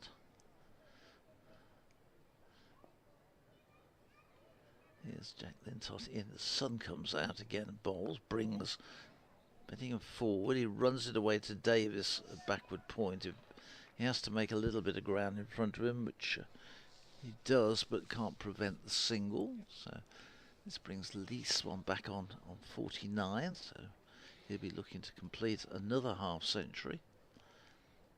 Talk about Beddingham being prolific scorer, but Alex Lees has, in all forms of cricket, has done this job for Durham. This is short and he'll get his half century by just turning it away behind the square. Davis does the fielding. This 50 comes up off 62 balls, and it's end of the over. And Jack Lintott 103 for 2. Yeah, 2 6s and 4 4s for Leeds in that. The big straight 6 in the second over, which was bowled by Ed Barnard, and another launch over that short straight mid-wicket boundary. But on the whole, he's looked in really, really good nick so far. Beddingham had the one scare when he got a nick that dropped just short of Burgess. So these two have now added 47. Henry Brooks is going to return. He and Miles have 3 overs each, both of whom have gone for more than 6 and over. So Will Rhodes still resisting the temptation to give Rob Yates a bowl. Martin will be back on in a few minutes. He'll check whether he's had any response from the people in Barnardsville. Well, I mean, that's what you want to hear about, isn't it? Yeah. First ball of Brooks over is guided out into the offside, but it finds Ethan Brooks at backward point. There aren't many of them to answer him, I don't think. So I've had 2 retweets. you had some retweets, he said. Yeah, I mean, to be If fair, you get enough retweets, you'll cover that. You'll definitely get through to them, and they'll be up now. About 7. you are trying to hit a fairly small target audience there. About 500 or 600 people. 559 people. They need to be on Twitter at this time of the morning there. As Lees looks for a quick single, but no, he sent back very wisely because, frankly, if they'd set off for it, Ethan Brooks would have arrived at the stumps with the ball in his hand before Beddingham got there. So, in the end,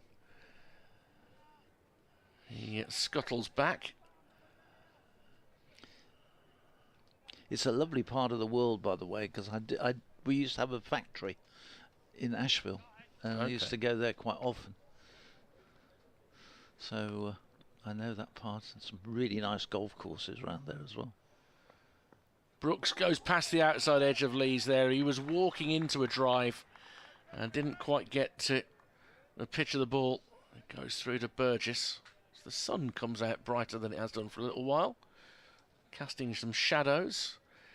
The letter E of the floodlight away to our right, because it's at the wrong side of the ground for the sun currently, sits there as a number 9 on the shadow across the turf in front of the Holly stand. Or a letter G if you're of that disposition. Brooks in full, driven more convincingly this time into the ground. Bit of a crowd catch, 1 or 2 people cheering as Ed Barnard caught hold of the ball. It's Barnard with a clean piece of fielding.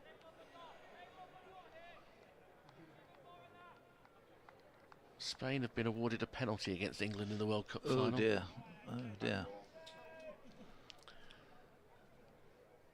Henry Brooks comes in to bowl to Lees, jabs it down, and Brooks is in again, and once more he would have beaten the batter to the stumps if they'd gone for the run, but they didn't equivocate this time. They very quick to sense that it wasn't on. 1 ball left in the 22nd over. Bears over 8, not quite as slick as it's often been in this competition. Mary Earps has saved the penalty, so it remains Spain 1, England 0. How long to go, Richard? About a quarter of the game, yeah. About a quarter of the game left. They came from behind against Spain in the Euros in the quarter-final stage. Yeah. As this is back of a length, guided down the short fine. It's a sharp single because he's found the fielder Lintop, but the shy at the stumps is wide, and they come through for the run. Tidier over that one from Henry Brooks. Durham 104 for 2 with Lees 51 and Beddingham 31. Do 1 more over and then Martin will come in and join you. Are we going to see I didn't realise that he's got shorts on, Martin. That's. Oh yes. I'm slow on the up. Obviously, I haven't been gazing at his legs, but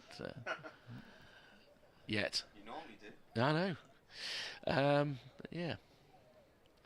Most wickets around today, by the way, at New Road, where Sussex are 85 for 5 against Worcestershire now. The extravagantly named Zach Lyon Cachet is now out for 34. I shall look forward to seeing him on Tuesday. So they've cleared the Cachet. Oh dear.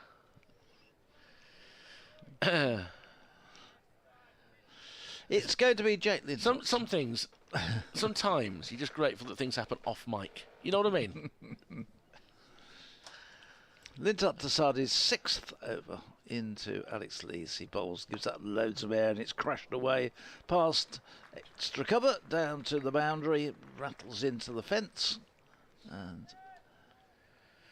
a very comfortable, easy 4 there, just slightly over pitched, and Alex Lees wasn't going to miss out on that one. 108 for 2. Yeah, I think the Bears feel Henry Brooks might have stopped that, but I think it did take a bit of a bobble over him. This one, next one, beats the outside of the bat and will run down to the boundary, down through the slips off the pad, and signalled 4 leg byes. Just dribbled past Burgess and through the vacant slip area, and so consecutive boundaries give them a boost here. 112 for 2. And the 50 partnership was brought up by that previous boundary, by the way. They've added 56 now for the 3rd wicket. That was cruel on Lintott. He's done him like a kipper there. He's tried to come down the wicket, and the wrong one has gone back into his pads. This one is driven and well stopped. He gets a hand to it as the drive that was, again, definitely saved runs there. Took all the pace off it. Credit to David Beddingham as well, because it then ricocheted onto him and he immediately put his hand up to say no run, which is kind of one of these sort of unwritten rules of the game, isn't it? Very respectful, but he did it as soon as it hit him. He said, "Oh no, no run." Here comes Lintott in short, driven, pulled by Lees, but straight to Barnard at short mid-wicket. Never was the description driven, pulled more accurate. Yes, because it was somewhere between the two, wasn't it? Yeah, I wasn't quite sure what sort of shot it was in the end. This one, he one-handed flicks it away behind square on the onside down to Alex Davis for a single. Davis's throwback to Jake Lintott is not fielded cleanly, but fortunately was backed up and just the single. But the run's beginning to flow here. We've had, with the 4 leg byes, we had 9 already off this over. And Beddingham, who's 31 from 29 deliveries, is now on strike. And Lintott in, bowls, pulled forward, and Beddingham runs it away into the offside to the end of the over. And after Richard, it'll be Martin. It's actually an excellent over from Lintott there, in that he's beaten Lees a couple of times. Even that last ball, that was a slight leading edge from Beddingham. And he's had very little reward since the dismissal of Borthwick, trapped LBW for 19 to Lintott's 2nd ball. But 113 for 2, 23 overs gone. You would be looking, from a Durham point of view right now, you're thinking, well, they've got a chance to get to 300 here, particularly if Lees bats long. And these two, there have been a couple of moments, you'd expect that in a 50-over game, and there's a bit in it for the bowlers. Some turn. There was some swing early on, that seems to have dissipated, but there's enough interest there for the bowlers to suggest that 1 or 2 wickets could fall. But overall, a surface where they've got their rewards. They haven't been hypnotised by that short boundary either, which is always the danger. Lees is eyeing it up a bit now as Henry Brooks comes in to bowl, and he clips it fine, but it's gone too quickly through to the fielder, and they can't get a run. As, Martin Emerson is back in position, back in control. I thought that joke wasn't that bad, given what I had to work with. Yeah, I know. And the the timing as well. I got it out there quickly. Yeah, I think it's one of those things, though. It's like with the top chefs. If it's not perfect, don't send it out the kitchen. Right. And well, it's a work in progress. Yeah. Well, you're just doing your 5-minute sets in the clubs at the moment. Yeah. And you're ready for your full Edinburgh routine for next summer. Yeah. With 1 Back of a length, and now I told you he was eyeing up this short boundary. He's flicked that one over mid-wicket. It's not a huge hit. It'll be 3 rows back, but if it was on the other side, it would have bounced halfway to the boundary. But he's judged that nicely, and Brooks cannot afford to drop short like that because Lees is too good. 62 for him, 119 for 2.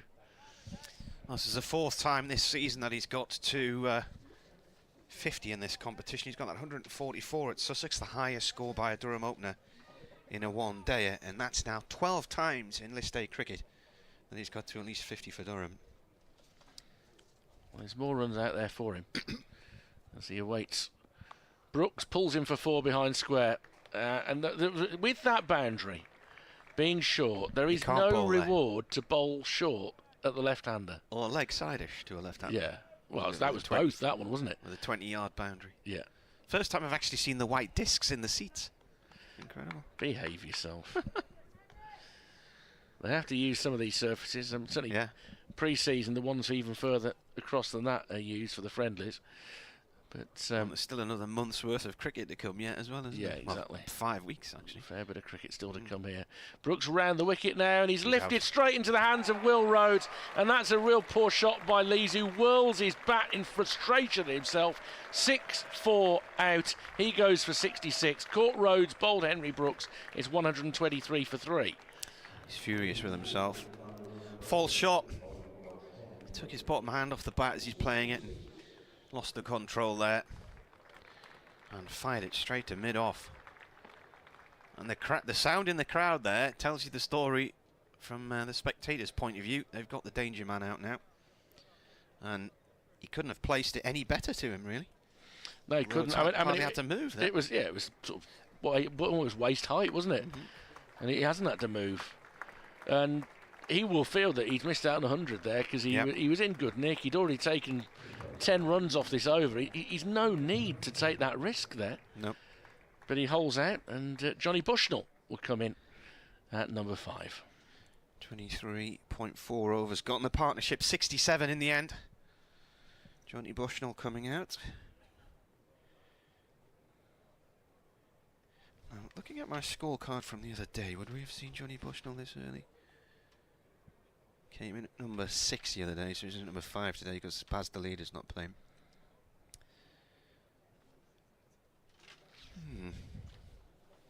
Ponder, ponder, ponder. So Johnny Bushnell from Durham City, went to Durham School. Still a young'un. He's only 21. I can't even remember being 21. 9th one-dayer, 198 runs. Highest score 60 not out in the defeat by Worcestershire this season. Got 37 not out at Sussex and 32 in a defeat by Northants. Been with Durham since under 9's age group. Joined the academy in 2019. And plays his club cricket at Hartlepool in the North Yorkshire South Durham League. Previously at Sacriston. Do you know where Sacriston is, Richard? I want it to be somewhere near Sunderland. Well, it's just up the road from Chesley Street, actually. If you come in from Durham, you pass Sacriston on the way in. Okay. Yeah. Just near Pity Me. Yeah. Oh, I've been to Pity Me. Yeah. I've been to a pub in Pity Me. Yeah. As Henry Brooks bowls back of a length. Has he got a touch on that down the leg side? Yeah, he's on a hat-trick. He's just got an inside edge, and he's been snaffled down the leg side by Burgess. And 123 for 2 becomes 123 for 4. Bushnell gone. Caught Burgess, bowled Henry Brooks for none. Well, puts a different look on things. Hasn't been a hat-trick for Warwickshire for quite a few years now. I think 1996 springs to mind as the last one. In this form of the game. It's possible, yeah. I shall check through my notes. May have been Glove, that, by the way. There have been 5 hat-tricks in one day, as the last was Sean Pollock against Leicestershire in 1996. Oh, well, that was the famous televised one where he took 4 in 5 balls. He got 4 in 4 balls. Oh, 4 in 4 balls. Macmillan, Whittaker, Robinson and Maddy. That's it. I don't know if it's on his debut. Hat-tricks against Durham. Liam Travaskis is the new batsman.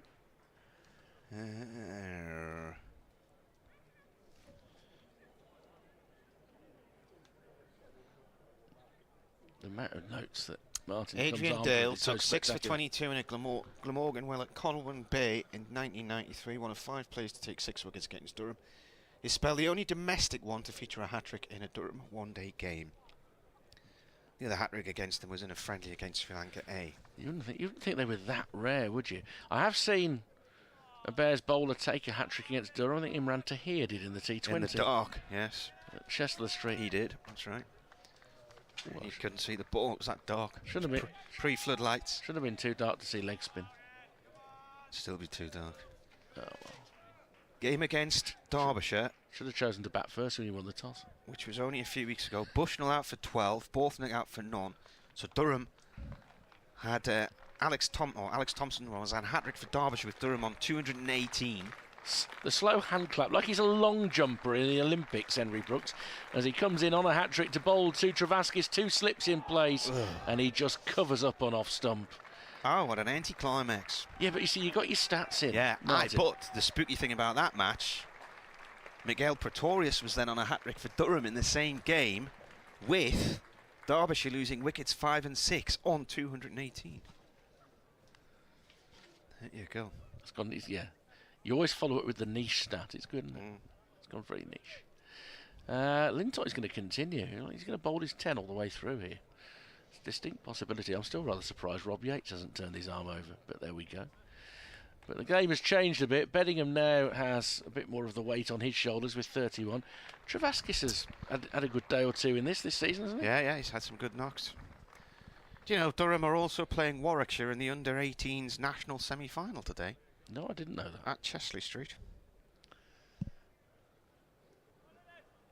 You going to give me a score in that? Or? I've just been sent a text by the Durham press officer, who should have done better and provided us with a score, really, shouldn't he? Lintott, that's too high, surely. And going down the leg side. But other than that, worth a shout, I would say. Yeah, he's had a few shouts, Jake Lintott, and I haven't seen one yet that hasn't been flawed in some way. Height was the first thing that would strike you on that one. Which, well, yeah, as it hit the thigh pad while it was going down the leg side. It's worth a good shout on the grounds that if Beddingham went as well, there would be issues.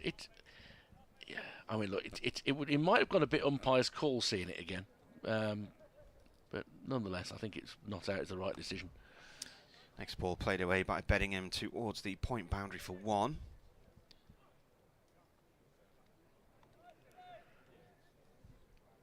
Oh, I need to get crane count done during this session. How many runs had Lees got before he was out there?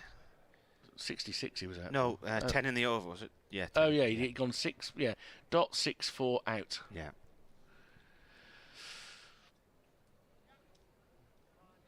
Just adjusting the field for Travaskis.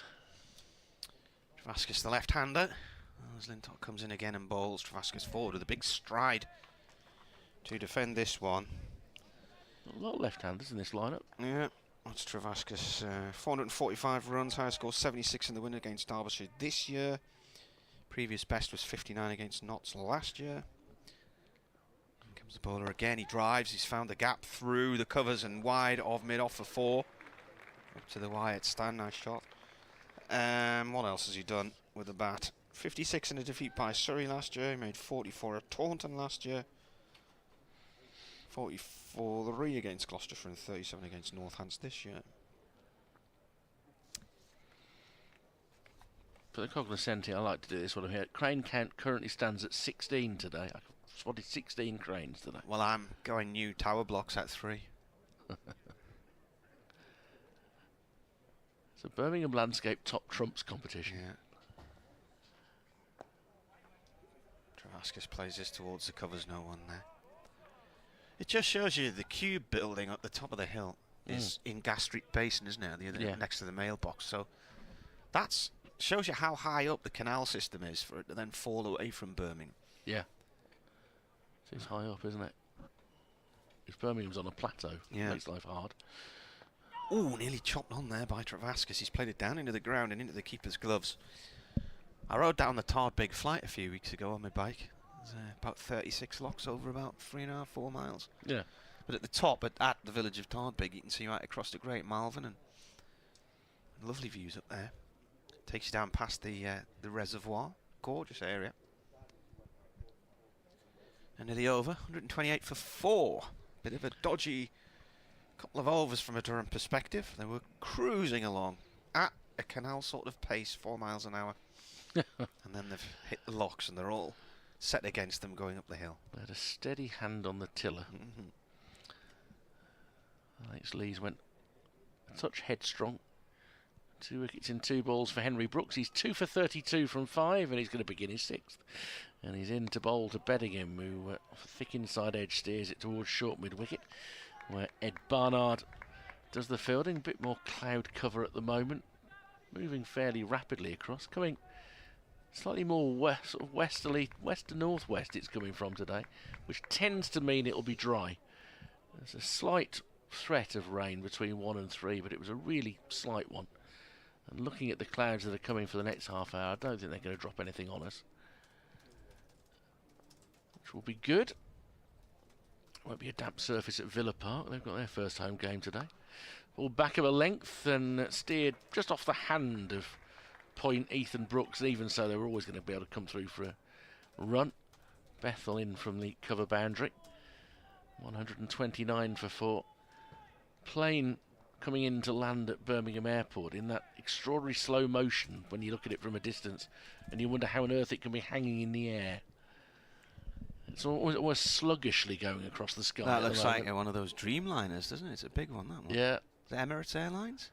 Could well be. Yeah, it's a good size, whatever it is, and it just, as a result, it's leisurely its pursuit as it comes into the land. Just back of a length by Henry Brooks, wanting to jab it down towards third man, but gets too much of it, Travaskis, and finds the field at point. Which is Barnard once more. 129 for 4. Very pleasant August day for cricket.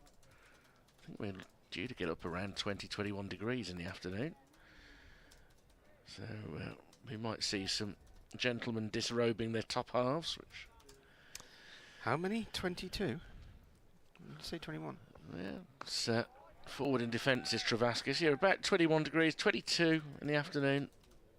I mean, come on, if that was on the Roca Riviera, you'd be having I'd barbies. be trying to get rid of 2 of those degrees because it's 2 degrees too many. Because 20's plenty.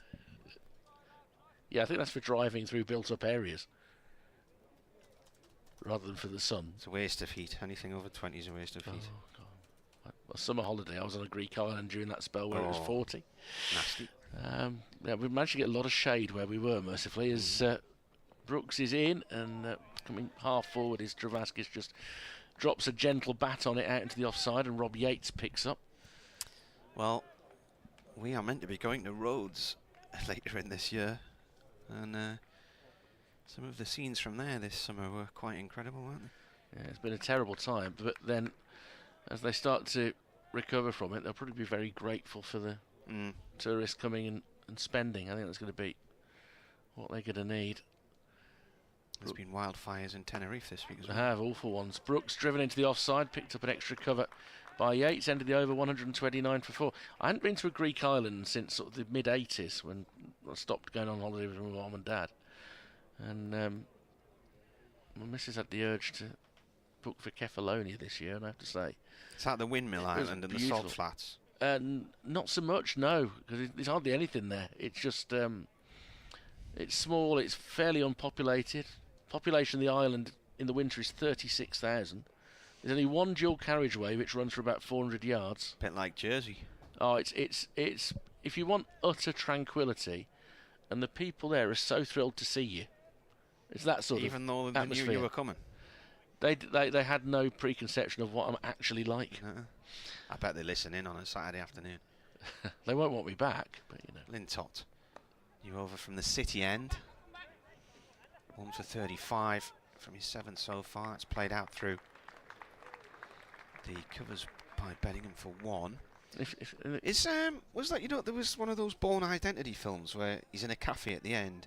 There's the music bursts and the camera sort of pans out. He's on this Greek island. Oh, I don't know. With all the... I mean, it is famous for a film, Kefalonia, but not for that one. No, it's a Nicolas Cage film. Yeah, Captain Corelli's Mandolin. Yeah. Ooh, driven back by Travaskis and a good one-handed diving stop by the bowler. Low to his left. Yeah, it's got windmills and salt flats and stuff there. Sure, it's the same island. Travaskis drives hard again, and he's hurt the bowler this time. He's whacked him in the arm. Unless I'm thinking of Kefalonia. Could that be Kefalonia? No, I wasn't. We are talking about. Oh, we are talking about yeah, Kefalonia. Mykonos, sorry, that was a Mykonos. It might be. I don't think. If there'd been salt flats, I'd have gone to them because there weren't a lot of things to go to in Kefalonia. Slog sweep by Travaskis right out the middle of the bat. 4-4. What's that stand over that corner again? What? Yeah, that one is the. Come on. The what? The Barnes stand. It is. Which has the extra tier of seating behind it at the moment. It's stayed in place after the Ashes. And have we had T20 day or not? When was that? Finals day. Yeah. We've got rid of that. That's done. Yeah. So this year, wasn't it? Is there still an ODI here, Phil, to come? There's a T20 international to come, so that'll be packed for that. I think it's in Durham have got one of those as well against New Zealand. Travaskis looks to chop down. Goes back way into his crease. Appeal for LBW now. I heard an awful lot of bat in there. Well, Lintott is appealing for pad first. Well, Again, the only flaw about that appeal is that I think he's hit it onto his pad. I think it was bat first. But there was some pad there. You could see it flapping. But not first. Driven out in the covers, bump ball. End of the over. Now, Mervyn sent this email at 22 minutes past 12, so it's now 10 to 1, so it's a while since he sent it. Things may have changed. Good morning, Martin and your co-commentators. The footy is dismal and the cricket isn't much better. Thanks for that. Your Warwickshire colleague mentioned a chap who always sits in the same seat, but for the 50-over version, I'm wondering if he's referring to a guy called Pelham, a Warwickshire member who always paid a visit to the Riverside, but we never seen him for a couple of years now. I think he lectured at the university. There's a what? He's up there. Is he? Back row. Right. Okay. That's not quite his normal seat. Anyway. Henry Brooks is going to continue. Lovely commentary as ever. And it's back of a length, guided off his hip by Beddingham behind square for a sing. Oh no, they're going to come for two. It took a while for Alan Dobby to get there. He had a lot of ground to make up. So two more to Beddingham. He's 34, 136 for 4. Meanwhile, Warwickshire boys under 18s. Oh yeah, 167 for 7 after 33.5 overs. A certain Mr. Maddie, a wicketkeeper, 37. George. Is he related to Darren? Yeah. As Henry Brooks back on length is just dabbed out into the offside. They'll come through for a quick single. The 12th man comes in to do the fielding, and there's no run. So Darren Maddie featured in a hat-trick stat a minute ago, and there's his son playing today. Yeah, he got 47. Theo. George Maddie played in this competition last season. Yeah, And Theo Wiley has been in the squad for it this season. He was the keeper against Durham last year, I think. Yeah. So some good players coming through the academy. Brooks round the wicket to Travaskis, makes a room and then hammers it over a straight mid-wicket for 6, and it whacks into a seat there. And Craig Miles will do well to find that, because I don't think it'll come back down the steps of that ball. It'll be down the stairwell. It's behind the stairwell. Oh, it's rolled just in front of the stairwell now. I think you'll find it. Where there's a screen. No, he's gone past it. He's gone past it. He needs to stop. Oh, there's a spectator pointing look at it. That. Yeah. Richard, you guided him right to it. Tremendous. It was row 7, seat 14A. Oh, that came up for a free T-shirt the other day on the big match. 143 for 4 is a good hit by Travaskis. His two boundaries have been very crisply struck. Almost as if he was playing in the franchise and sponsored by a crisp packet company. Yeah, there's nothing wrong with being sponsored by a crisp company. Nothing wrong. Depends if you like crisps. It's better than a better. It doesn't matter a jot whether you like crisps. This is back of a length, and this time it's a bit aerial. It's going to be fielded by Miles, and there'll be just a single. I think he really needed to hit that squarer than that. Meanwhile, Jim Crabtree, who's a Warwickshire and Birmingham City fan, notes that very slow-moving aeroplane is the Emirates A380 Super Jumbo Daily Dubai service. Yeah. There we go. Well, I said it looked like a Dreamliner. Is that not the same plane? Well, it's Boeing, a Dreamliner. It's saying Super Jumbo here. Yeah. The A380 Emirates. Jim knows. Henry Brooks with a slower ball, clipped towards mid-wicket for a single by Travaskis. Takes him to 15, 144 for 4. Dreamliners at Boeing. He is genuinely a very knowledgeable chap, is Jim. It's a show I used to do on Sunday mornings that he used to ring in, solving all sorts of obscure clues. Was he your one? No, he wasn't the only one, but he was very, very good at it. Sunday mornings on the radio. I suppose we were doing that this morning. True. On Never thought of Tinternet, it anyway. like that. Yeah. This is going to be pulled by Beddingham in front of square, and there'll be plenty of time to come back for 2. Alex Davis knows that he's going to be 2. Slightly untidy over that from Henry Brooks. That was his 7th. 2 for 40 odd. Of course, as it always does here, it disappears from the screen before you've got any chance to make any sense of it. 146 for 4. Now, Jake Lintott, having been banged on the arm in his previous over, has left the field for the time being. I think it's Hamza Sheikh who's come on to field for him. Jacob Bethel seems to have disappeared down to the groundsman's area for what can best be described as a comfort break. You know, Ed Barnard's been doing a bit of batting there. He's just gone and stood in front of the stumps and he's hooking the ball into the primary stand. Well, he'll be opening later. Yeah. And Ollie Hannon-Dolby's going to come back for his second spell. So Lintott 1 for 40 from his 8 overs. He's been a little bit unlucky, actually, Lintott. But Hannon-Dolby... Well, it's a partnership they'd like to break. Starting to... become bothersome. They've added 23. Beddingham has allowed Travaskis to become the aggressor. Lintott, wickets in terms of appeals, 1 in 10. I mean, we feel the umpire has got each decision correct. Would sum up the situation. The World Cup final, by the way, Spain lead England 1-0. It's going into added time, of which there will be 13 of your minutes. Here is Hannon-Dolby to Travaskis. Bit of a slower ball to begin with. Travaskis waits for it to come onto the bat and plays it towards point. So we can stop here in 3 lions once again. Then there's always a silver lining. Until next time. And it'll be rewritten. In endless adverts of people supposedly in packed pubs. Skinner and Badil in their late 70s will be wheeled out again.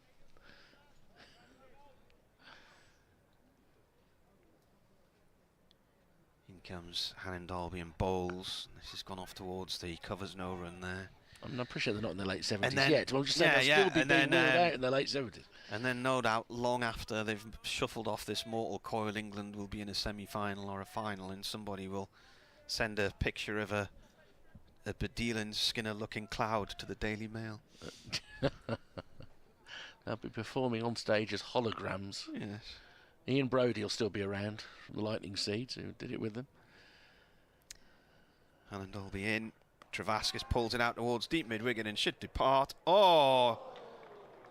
Got his angles all wrong there. Is that Ethan Bruce? Yeah. He came in too far off the line and it sailed over his head and over the boundary. It just got more carry than he was expecting. He's a very good outfielder, Ethan Brooks. He's taken some fine catches in this competition, but he thought he'd got it lined up. He thought he got it comfortably, and it's got too much carry for him. It only went for 4, so it actually landed inside the ropes as a result, and it's still gone over him and bounced. How did he miss that? He ended up going up two-handed goalkeeping style, which was never quite going to work for him. Ray Clements at his worst. Hannon-Dolby in. Played by Travaskis towards third man for 1. Fielded down there by Henry Brooks. Ethan Brooks it was who missed the catch. He'll be thinking about that for a long time. Denies Hannon-Dolby a 22nd wicket of the competition this season, which is a ridiculous number because it's only the 7th game. So averaging more than 3 wickets a match is extravagant.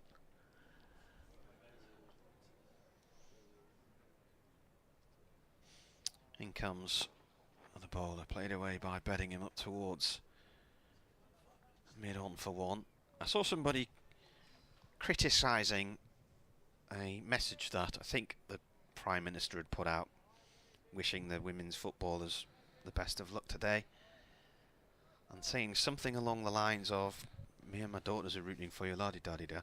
And the criticism was, and I didn't really see it, I don't see it why it needs to be a criticism just because you have daughters. And I say this as somebody who does have daughters. Why do people see women's football through the prism of their daughters? Because I don't see women's football through the prism of my daughters. And I think it was a strange sort of... This is a bouncer which Travascus has tried to hook. He's missed it and he's ended up on his haunches. It's a tremendous slow bouncer that from Alan Dolby, beautifully disguised. So, I mean, my daughters, 3 daughters, I can't think they've even mentioned this Women's World Cup to me. They've not watched a single minute that I'm aware of. So it's not necessarily through the prism of children. Some people are interested and some aren't. But then equally, you could just say, well, he's saying that he's going to be watching it with his kids. Yeah, well, yeah. So which is fair enough, isn't it? Yeah. You could say that. Yeah. I don't imagine my daughter's watching it either. Well, my daughters are in a swimming pool in France, probably Dans la piscine. largely unaware. And do you know what? I discovered to my horror the other day. Normal swimming shorts are illegal in France. Oh yeah, no, You've got to wear budgie smugglers. Yeah, no, they are very much. It's almost like the shareholders in Speedo.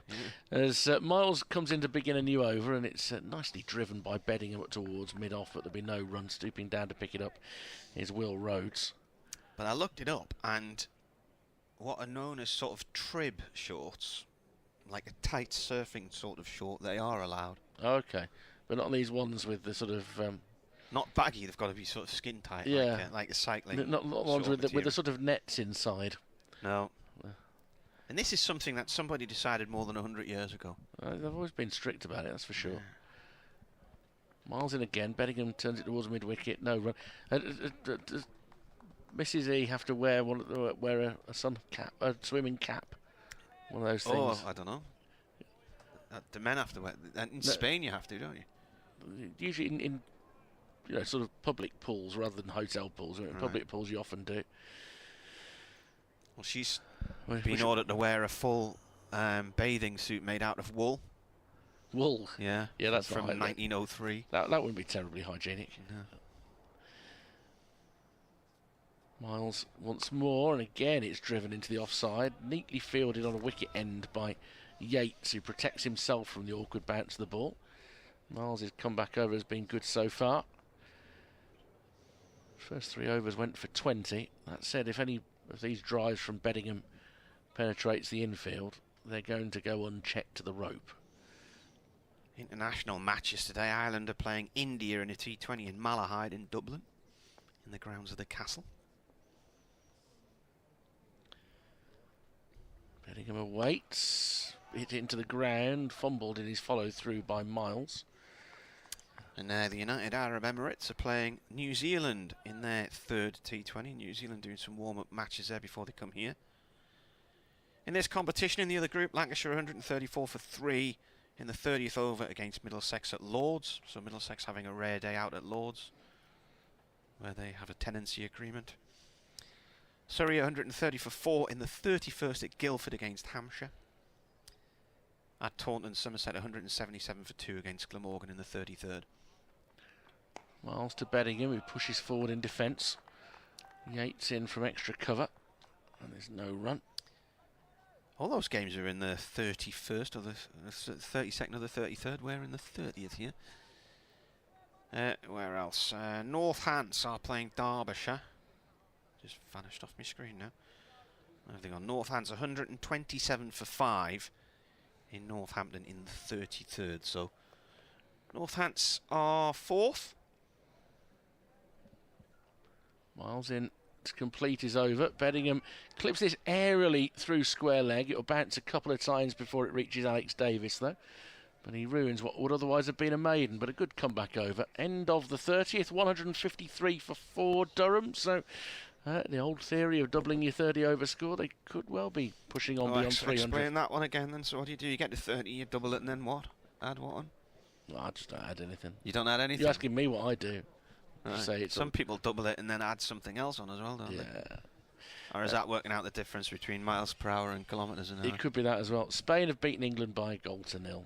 Is that what that noise was, Phil? Away they are then, it's not coming home. See, it's better not to watch these international football matches. You're better off watching the one-day cup. Yeah. It's more fulfilling. Less disappointment. So, talking of fulfilling, the Phil bit, anyway, I need to get Phil back in here, really, don't I? If you don't, he'd be on the biscuits again, which is a worry, isn't it? Nah, he's well behaved. Hannon Dalby. Ooh, a thick inside edge from Beddingham as he tries to drive a ball just wide of off stump. It's gone to fine leg in the discs. One run. Throw from Barnard, trying to run him out as well. Out the bowler's end, didn't hit the target. Richard will be back a little bit later on. How many cranes did you count, Richard? I reckon you've missed one.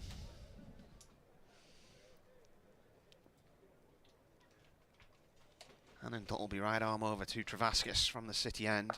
Bouncer pulled away to mid-wicket for one.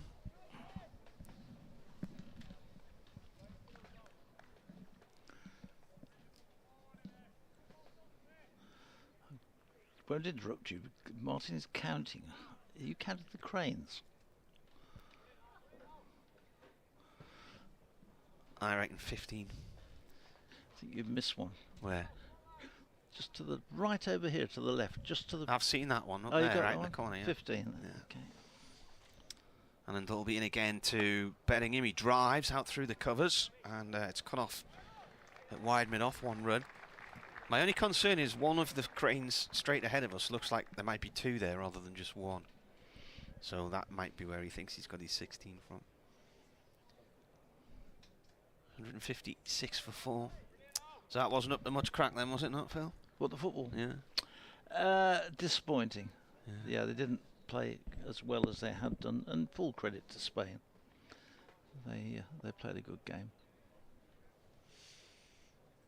And Dalby to Travaskis in the sunshine here. Oh, it's a rising ball. He's edged it. Done for pace there. Caught behind. Travaskis gone for 21. Durham 156 for 5. And he was just beaten by the extra bounce and the pace there. Yeah, another wicket for Hannon Dalby, his second. Another catch for Michael Burgess. 33 the partnership. And the wicket falling after 30.4 overs. Well, I'm going to start now mentioning Durham not batting out their 50 overs, which has been a common theme this year. You don't sound like you've got a lot of faith in the back 5 wickets then. No. They've got themselves bowled out in the last 2 matches before the 50 overs. New batsman's Tom McIntosh. The Scotland skipper, keeper. Has he been a regular member of the side? No, he came in for the first time in the last match. Okay. Has been away with Scotland because he was at the World Cup qualifiers in Bulawayo when they lost to the Netherlands when Baz de Leede got 5 wickets and a century. But Durham needs some partnerships here, don't they? Yeah, they're... They've had 55 for the second and 67 for the third. And then 33 for that one.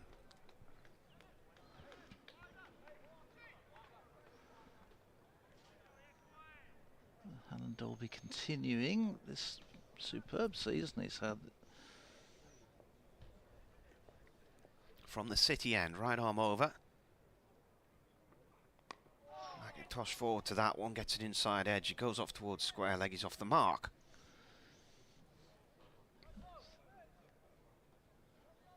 Just turned behind on the onside for that single. It's Beddingham on strike. He's on 41 from 47. Just slowed down a little bit over the last 4 or 5 overs. Well, Hannon Dalby's the top wicket taker in the competition this year with 22. Josh Hull's got 14, and Chris Warwick, who got a perler of a wicket earlier today for Leicestershire, he's on 14. Beddingham plays this up to mid-on, no run.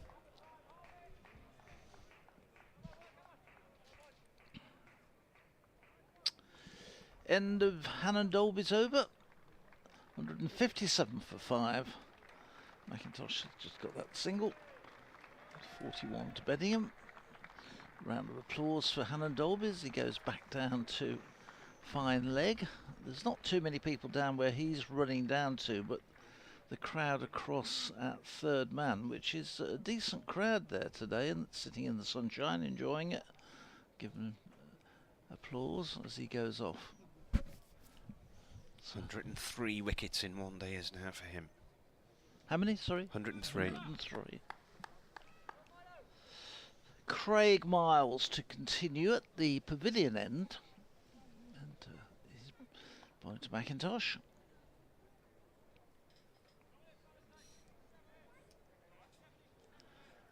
Tom McIntosh gets himself ready as Miles comes in and bowls. McIntosh runs it away into the offside, but straight to extra cover. Thinks about the run, but then decides against it. Just took a step down after the shot, but that was never going to be anything there. 157 for 5. This is the 32nd over.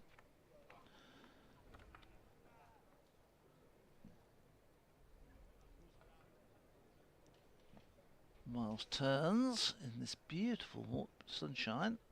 In bowls down the leg side. It'll be signalled a wide. Just turning around towards the scorers who are over in the far, as we look out of the pitch, to our right. Right over in the far end of the building. So they're looking at it across. They've got no idea from scoring as to what the ball's doing, but they probably don't need to know that. This one from Miles is played solidly back and fielded as he follows through by Miles. So we've got a third man, a man out on the cover boundary, a backward point, an extra cover mid-off. Then we've got a deep mid-on the edge of the fielding circle, short mid-wicket, and then two men back, one at long leg and one at deep square, backward square leg. As Miles turns, as the sun goes in, having said what a lovely morning it is. This is short into the body. It's going to be a single because he tries to pull it away, but the ball sort of drops down, then going down towards square leg, no timing on it. They scamper through for a leg by. 159 for 5. McIntosh stays on 1. Brings Beddingham back onto strike. He's on 41. Got off really quickly, but it's just slowed down a little bit over the last few overs. Been deprived of the strike a little bit as well.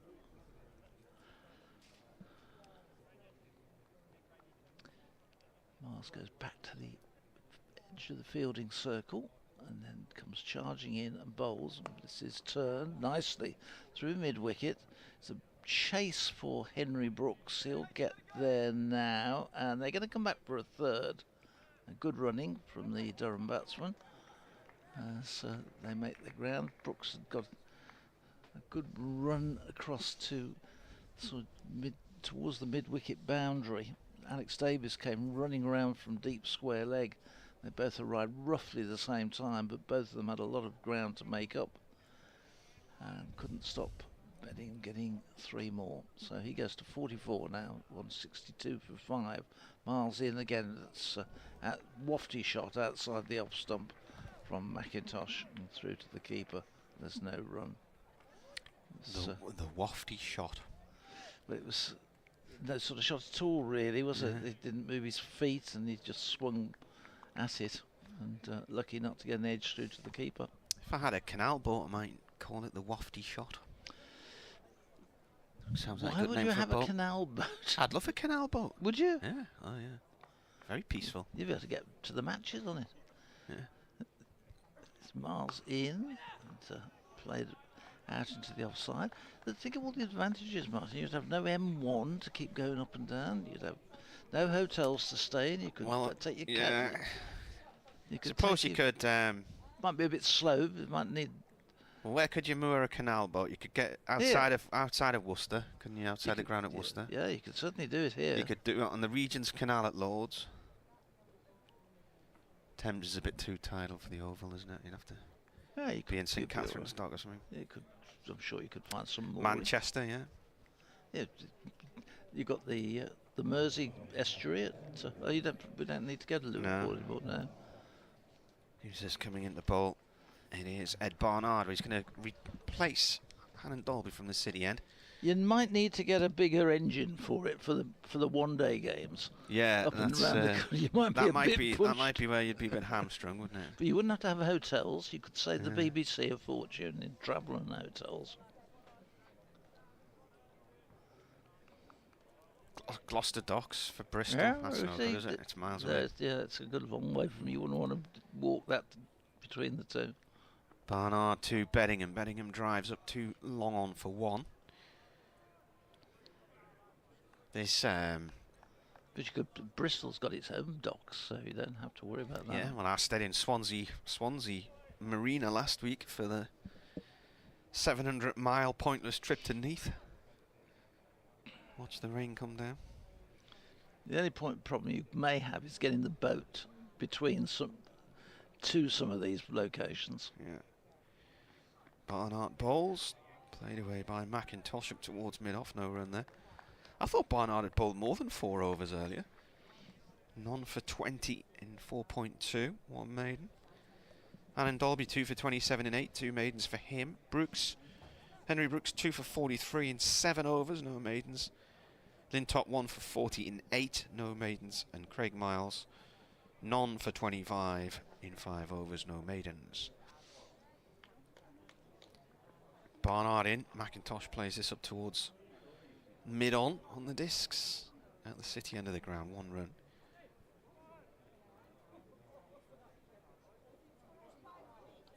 I should have thought where you lived, surprised you haven't got a boat. Well, our next door neighbour had a yacht. I went out with him a few times, and every time we got out between the piers, the wind died and just bobbed around out there. I did go up the River Wear with my mate Jerry the other day. We got right up into the heart of Lambton's estate. This is bowled by Barnard to Beddingham. Got so far up, in fact, we did 11 bridges, and we couldn't have been that far. Well, we were right on the fringes of Chesley Street, really. But I think we got up on a high tide, and there'd been lots of overnight rain. But I think if we'd gone any further, I think you start to come across a few weirs and things, so it's unnavigable. Barnard in, pulled up into the air and away to that short leg side boundary by Beddingham. 1 bounce, and it goes for 4 to the Priory stand. And that brings him up to 49. He got 102 at Sussex this year, which is the fastest century by a Durham batsman in at one day. Beating record that was held by the Colonel, Phil Mustard. He drives this to the covers, no run. The Colonel got his against Glamorgan, I think, in 2012. End of the over, 168 for 5. So that's Beddingham hasn't had another significant knock. The only 50 he converted to 100 this year. He's had some decent knocks in the championship once again. He's now eyeing South Africa as an international home for Test cricket, because there was talk that he would wait and do the requisite years to qualify for England, but he said he'd rather play Test cricket while he's still young and in form. How much longer would he have to wait? I think he's got another year or two for England point of view. He said you've got to strike while the iron's hot. Who's to say in 2 years' time he'll be in form? Miles starts a new over into McIntosh. He bowls, and McIntosh turns this to mid-wicket. There's no run.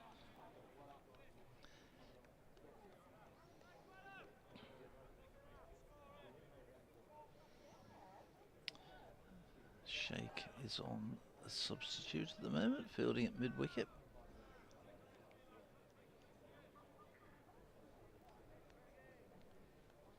$168 for 5.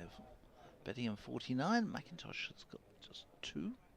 He waits as Miles into it. Ooh, that smacked him. He went to pull, and that's hit him straight on the helmet. Yeah. It was, he was looking towards square leg with the shot and missed it, and the balls hit him straight full into the helmet. And Susan, the physio, will come on now to do a condition check. But, thankfully, once again, you see the helmet doing the job, and he will be checked out. Drinks are being brought on as well. Yes, that was a real perler, wasn't it? Straight in, bang.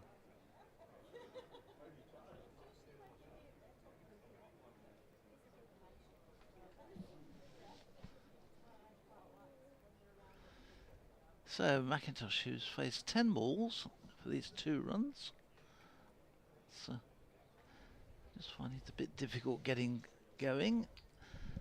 Durham 168 for 5. We're in the 34th over. Durham having been put into bat, making steady progress without it being spectacular. Haven't really tried to really attack that short boundary. They've had a couple of balls launched over, but not being excessive. We had on Friday with the rain, we managed to get a 10 over per side match in against. What time did it start? Because I gave up looking at the scorecard in the end. Just before 5 to 5. Right. It was getting towards the last possible time to get the game in. Anyway, they got on, and Warwickshire got 104, I think it was, off their 10 overs, and the boundary was really attacked. Northants didn't have the same success, and some good bowling from Warwickshire kept it tight to that boundary. They're back in action again, and Miles is bowling, and McIntosh will get a single off this next ball. Just playing it down towards Henry Brooks. That's a deepish mid-on, and they amble through quite comfortably for the single. Mervin's emailed the headline canal boat. Yeah. And I thought, oh, is he going to suggest a ground you could move her out of? It's a good job Durham haven't got a one-day canal cup boat, because what would have happened to it by now? The gun sunk. Yes. But then he's rolled on a few weeks, and your commentary will be a big miss over the winter. There's still a whole month to save her yet. Miles in, bowls. This is played away nicely past Davis at mid-wicket. This is going to go all the way down to the boundary for 4 runs. That's a lovely looking shot. It brings up his 50, and that's come off 54 balls and has included 5 fours. A really nice innings from Bedingham. 53 not out from 54 balls. And Durham move on to 173 for 5.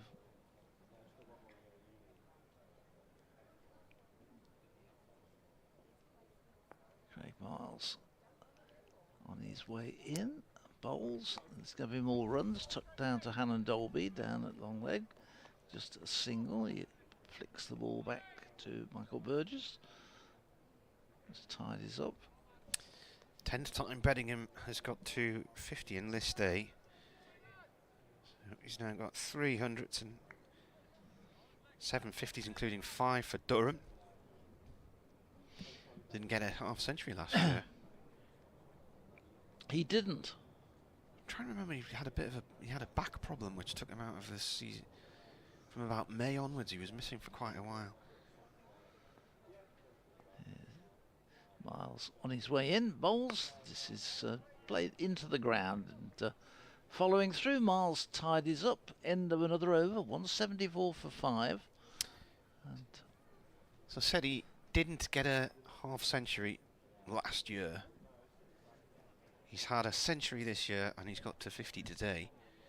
The rest of them were in 2021. He got 67 against Kent, which was in the opening game at Beckenham. It was red hot on an absolute road of a track. Got 60 against Lancashire that year, 66 against Worcestershire, and 56 against Surrey.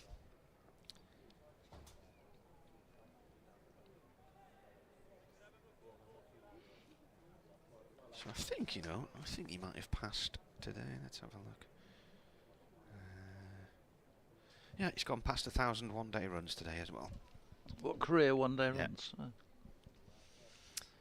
Barnard 2, Bedingham, played up to long on for 1 from the City end. Andy Amead was playing for Somerset the other day. Yep. And I knew he'd made a debut against Durham, but I was convinced it had been in a T20. And when I started looking through the lists, it wasn't. And I'm thinking, well, what match was it? Yeah. And can you remember the story of the match? Was that the game where Chris Wokes... Barnard Bowles carved by McIntosh, past point for 1. Wasn't the game where Wokes played and got pulled away at when he got 9 wickets and then got taken away? Yeah. No, I can't remember anything about the game. He went to play for England, didn't he? Yeah. And then In the Chesley game ended Street. up as a draw. Or No. Did Warwickshire win it? No. And lost it? Yeah. No. So Chris Wokes from the City end took 9 for 36, I think, or 9 for 38. Durham were bowled out quite cheaply. Barnard Bowles, played by Bedingham to the covers. Then he was called up to Chesley Street.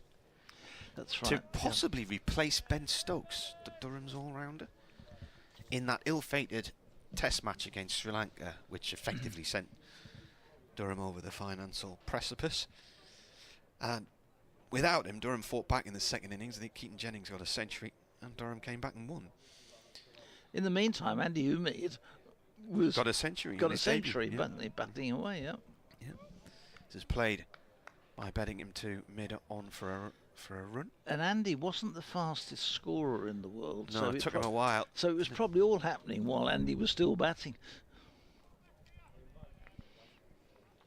Remember, all of the Wokes wickets came from the City end, and at the end of the match, as Barnard comes in here and bowls, driven by McIntosh up to mid-off, no run there. At the end of the game, I was doing an interview with Paul Collingwood, the winning captain, and I think the previous year they'd won on his birthday at Worcester, and this particular occasion they'd won on his birthday here. And his mum had presented him with a set of white handkerchiefs. So, what to wave occasionally. Yeah. Saw a ball from Barnard, inside edge from McIntosh, hits the pad, runs just behind the stumps. Dot ball, end of the over, 177 for 5. Anyway, he said hang on, let's just go he back said to his on. mother, He said, what are you expecting me to do with these? Wave, surrender out in the middle? Yes. But he took me out to the wicket and he said, come and have a look. He said, and he said the wicket was a little bit corrugated. And Wokes got all of his wickets from the City end, and he kept hitting the downslope of a little lump on the track. And then by the end of the match, I mean, there was quite a big foothole there where he'd been getting all his wickets, but without him in the attack, Durham fought back and won. Graham Onions must have played in that game. Yeah. So Yeah, James Wheel. James Wheel got a fifer. I was going to say, so they presumably would have used the track for the same effect. Yeah. Suddenly it was that good. Well, once they'd come up with a cunning plan, yeah, they came back and won. Anyway, let's go back to why would you present your son with white handkerchiefs? It's just a birthday gift, wasn't it? Oh, no, it's not much of a present, is it? A box handkerchief. Well, I presume it was just something handy that you could give him on the day before, buying him a... Here's Miles, starts a new over and turned into the onside. Nicely turned. They'll get 2 runs. I mean, she might have had a ski electric set for him at home or something, I don't know. 2 more to the total, 179 for 5. It just seems a bit... If your mum gives you a box of handkerchiefs as your birthday present, it's not much of a present.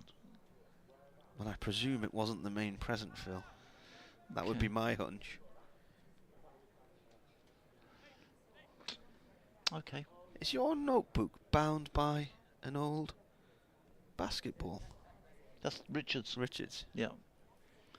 Here's Miles in, bowls short and pulled down to long leg, where Hannah Dolby has to go and make the ground, goes diving down to stop it, but can't prevent Bedingham getting another 2 runs, 181 for 5. Bedingham moves on to 60. Is that basketball skin, Richard, on your notepad? Yeah. Yeah, it's the Had it already passed away of natural causes before you turned it into a... No? Richard's had that ever since I first knew him. It's the same notebook. He's just had 3 different covers and 500 different pages inside. Miles in, and this is played up to Brooks. Mid-on picks Whoa. up, hits the stumps. You could see that from the moment it left his hand that it was going to hit the stumps. Lovely throw from Brooks. The only problem was that McIntosh was about 5 yards past those stumps when the ball went into them. So perfectly safe. 182 for 5. We are in the 36th over, so Durham going to be looking here with 5 wickets in hand. They should be looking around about 270, 260, 270, you would think. As in comes Miles and Bowles, and this is going to be more runs down to Hannon Dolby. This time much easier for Hannon Dolby. It's just us to come in and collect. It just restricts to a single. McIntosh moves on to 5. Beddingham is on 61.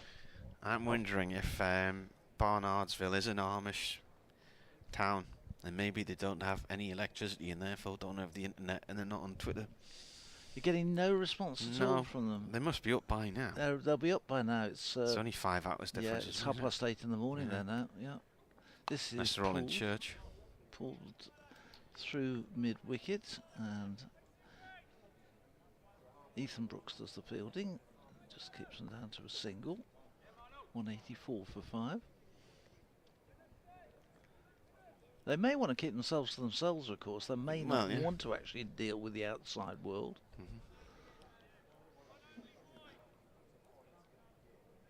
With their was it there? Where was the 400 yards of dual carriageway? Where was that? It was on Kefalonia, wasn't it? Yeah. This one from again leg side and again whipped away, and Miles is goes running from McIntosh 2, but they get back in time. 186 for 5.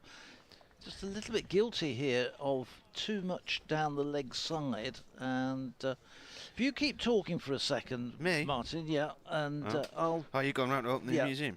All right. No. Right. Oh, I see. You're right. Okay. Right. Okay.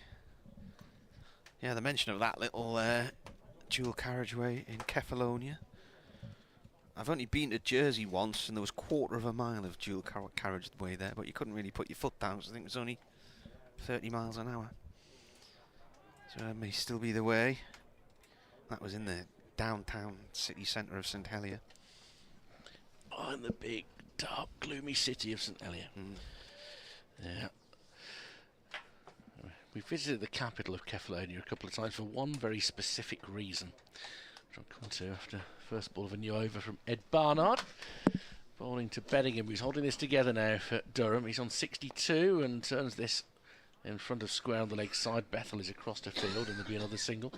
187 for 6. If you go to Argostoli, which is a small capital city, but it's very pretty, if you get there sort of 9:45 in the morning and go to where the handful of fishing boats come into the harbour, giant turtles come and feed on the fish that have been thrown off the fishing boats. And it's quite the spectacle, seeing them in their natural habitat. This is very full from Barnard, dug out by McIntosh out into the offside. Picked up by Yates. This is in Catalonia. Mm. And we've got some friends who go there every year, and they keep saying you really ought to go. I mean, you'd enjoy, with your camera, you'd enjoy photographing some of the areas there. You want your insect repellent.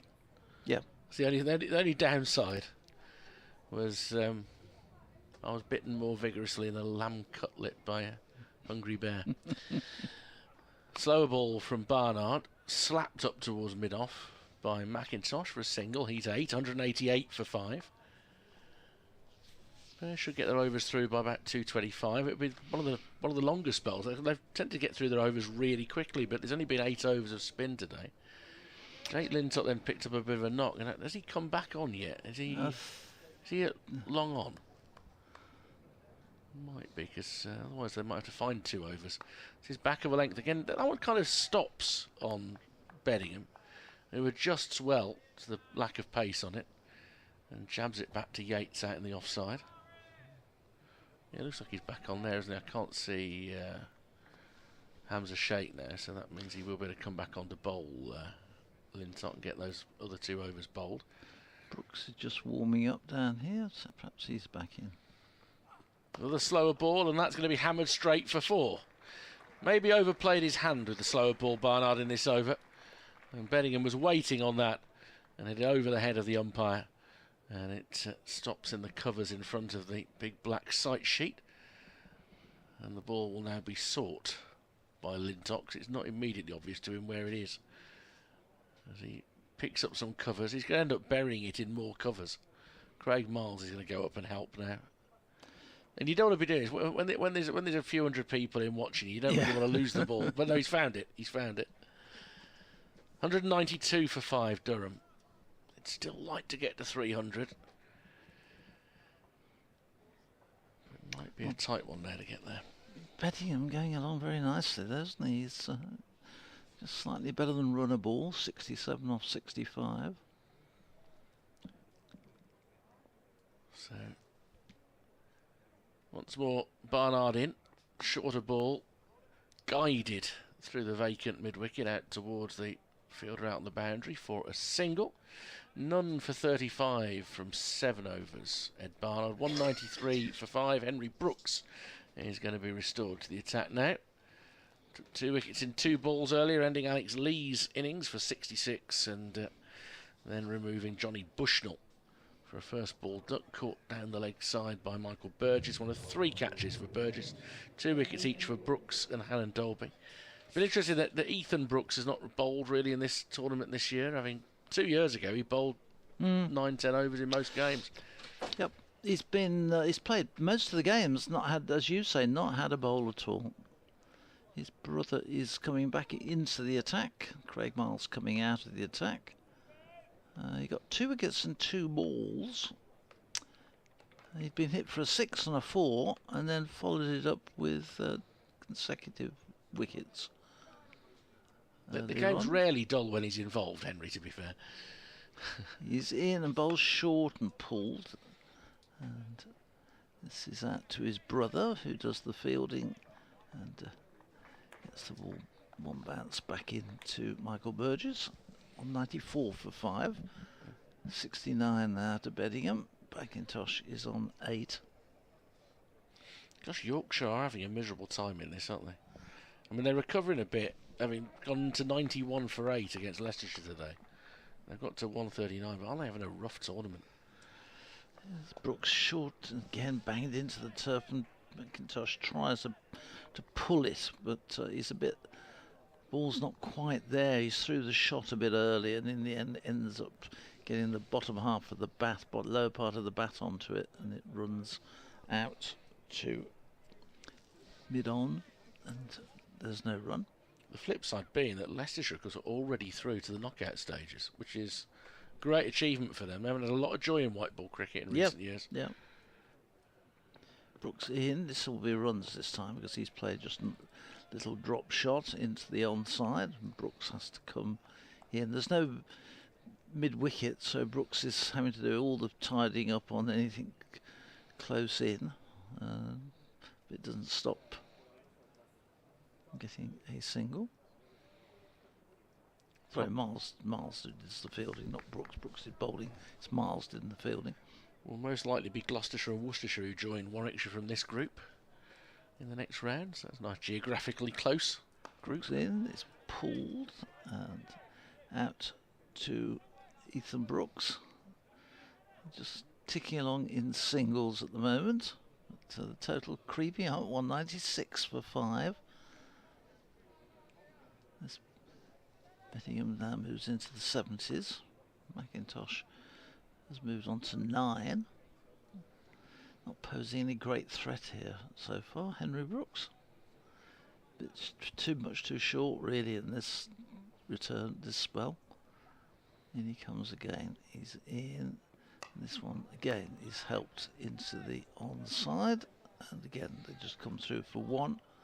And on the flip side, though, they've not timed anything off no, this over. no. So 4 singles in 5 balls. So I mean, at this stage in the game as well, we've got 73 balls left. They're not quite at 200 yet. Might be 1 ball's time. Who knows? But 197 for 5. So keeping boundaries off the ball, particularly with that one short boundary. They've not. I mean, they've been 3 sixes over on that side. Yeah, they really haven't used it. Peppered it, have they? No. And it is dangerous sometimes. You know, it could be that Warwickshire get overexcited by it. He's digging the ball into the surface, and it's sort of gripping and coming off quite slowly. Again, will be. They're going to run the first one quite quickly because it's a bit of a chase in for Ethan Brooks, but he gets there and restricts to a single. So 198 for 5 at the end of the 38th over. Beddingham is on 71, McIntosh is on 10, and these two. Brooks, that was 8 overs now. He's bowled 2 for 48. And Dolby 2 for 27 off his 8. So Warwickshire have just used so far the 5 bowlers. Yeah, and they've all bowled at least 7 overs now. So and it would look like Will Rhodes, he's only going to do that. He bowled very well himself in the 10 over. He got 3 wickets, didn't he, the other night? Yeah. But he bowls a Yorker length very, very well. And he's been a reluctant bowler all round this season. Well, he started off because of the injury, he wouldn't bowl himself too much. But then once he was seen to be okay, he has used himself sparingly. Yeah, I mean, I think the interesting thing is that it inferred to me that really the injury did restrict him last season, but this season he's been free to bowl as much as he wanted to. Oh, okay. Of course, the balance of the attack has changed with Ed Barnard being available now. Yeah. So in Championship cricket, you've got 4 seamers and a spinner, generally without Will needing to bowl. Barnard always has a surprisingly long run-up, I find. And he comes in with quick feet, and he's into bowl, and he's slashed past point by Beddingham. It'll only be a single, 72 for David Beddingham. 199 for 5. Alex Davis got a pair of green boots on there with his blue kit. It's only green heels. Is it just the heels? Yeah. I just noticed it as he walks away. I haven't looked at the rest of his boot. He's still walking away from us. You can get away with Yes. most shades of boot in this form of the game now. Just not. You couldn't wear those in the Championship, I don't think. A thick inside edge through square leg for a single by McIntosh. Brings up the 200 for Durham, coming as it does in the 39th over. 200 for 5. They've not quite kicked on as well as they would have liked to have done in the last 10 overs.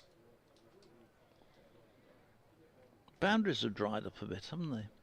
They have. Beddingham will look to resolve that with this next delivery, which he lifts towards a straight mid-wicket. Across the rope comes Lintott and keeps them down to a single.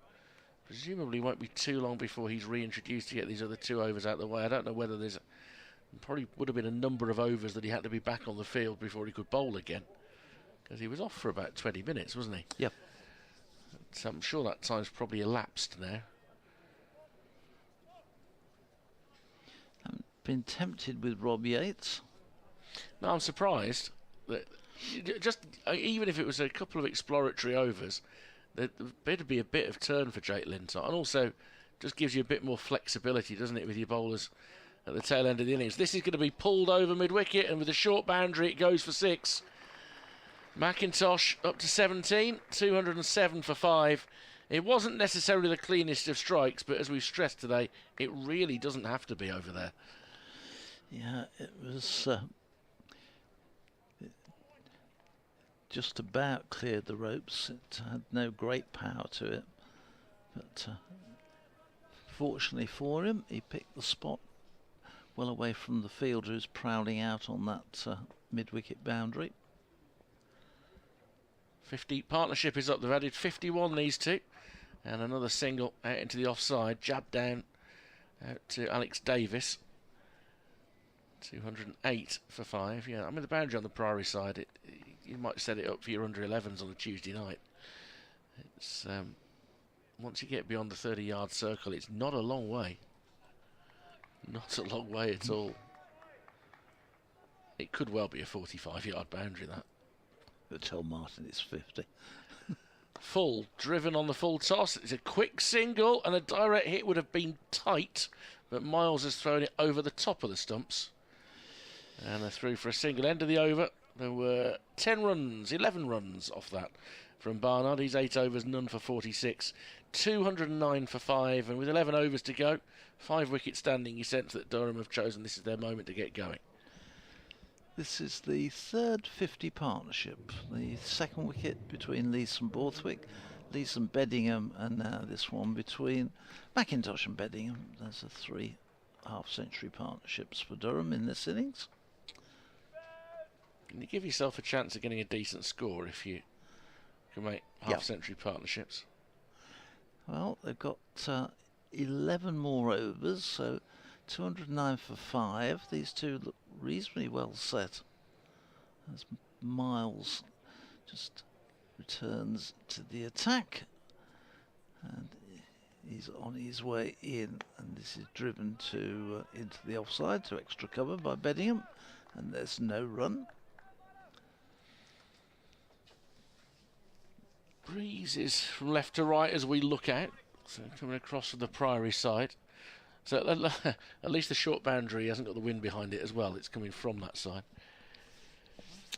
The flag's up there for the Phoenix team. I don't think they're anything to do with Warwickshire, those. No. Well, a lot of the orange and yellow branding is around. This one driven out into the offside, but just fielded on the cover boundary by Bethel, who haven't mentioned much today. He's been fairly quiet in the field, Jake Bethel. I don't tell that about orange and orange, isn't it, for Birmingham Phoenix? There's just two different shades of orange. Two different oranges, isn't it? We've done it as Mandarin and Satsuma. What's the difference? Not sure. Size. Well, size matters. Let's hold up while Will Rhodes has a chat with Craig Miles. And we're going to see some dramatic field changes. Yes, we're going to see the man come in off the deep mid-wicket boundary for McIntosh, and he's going to come inside the fielding circle. He's on a long on instead. And interesting.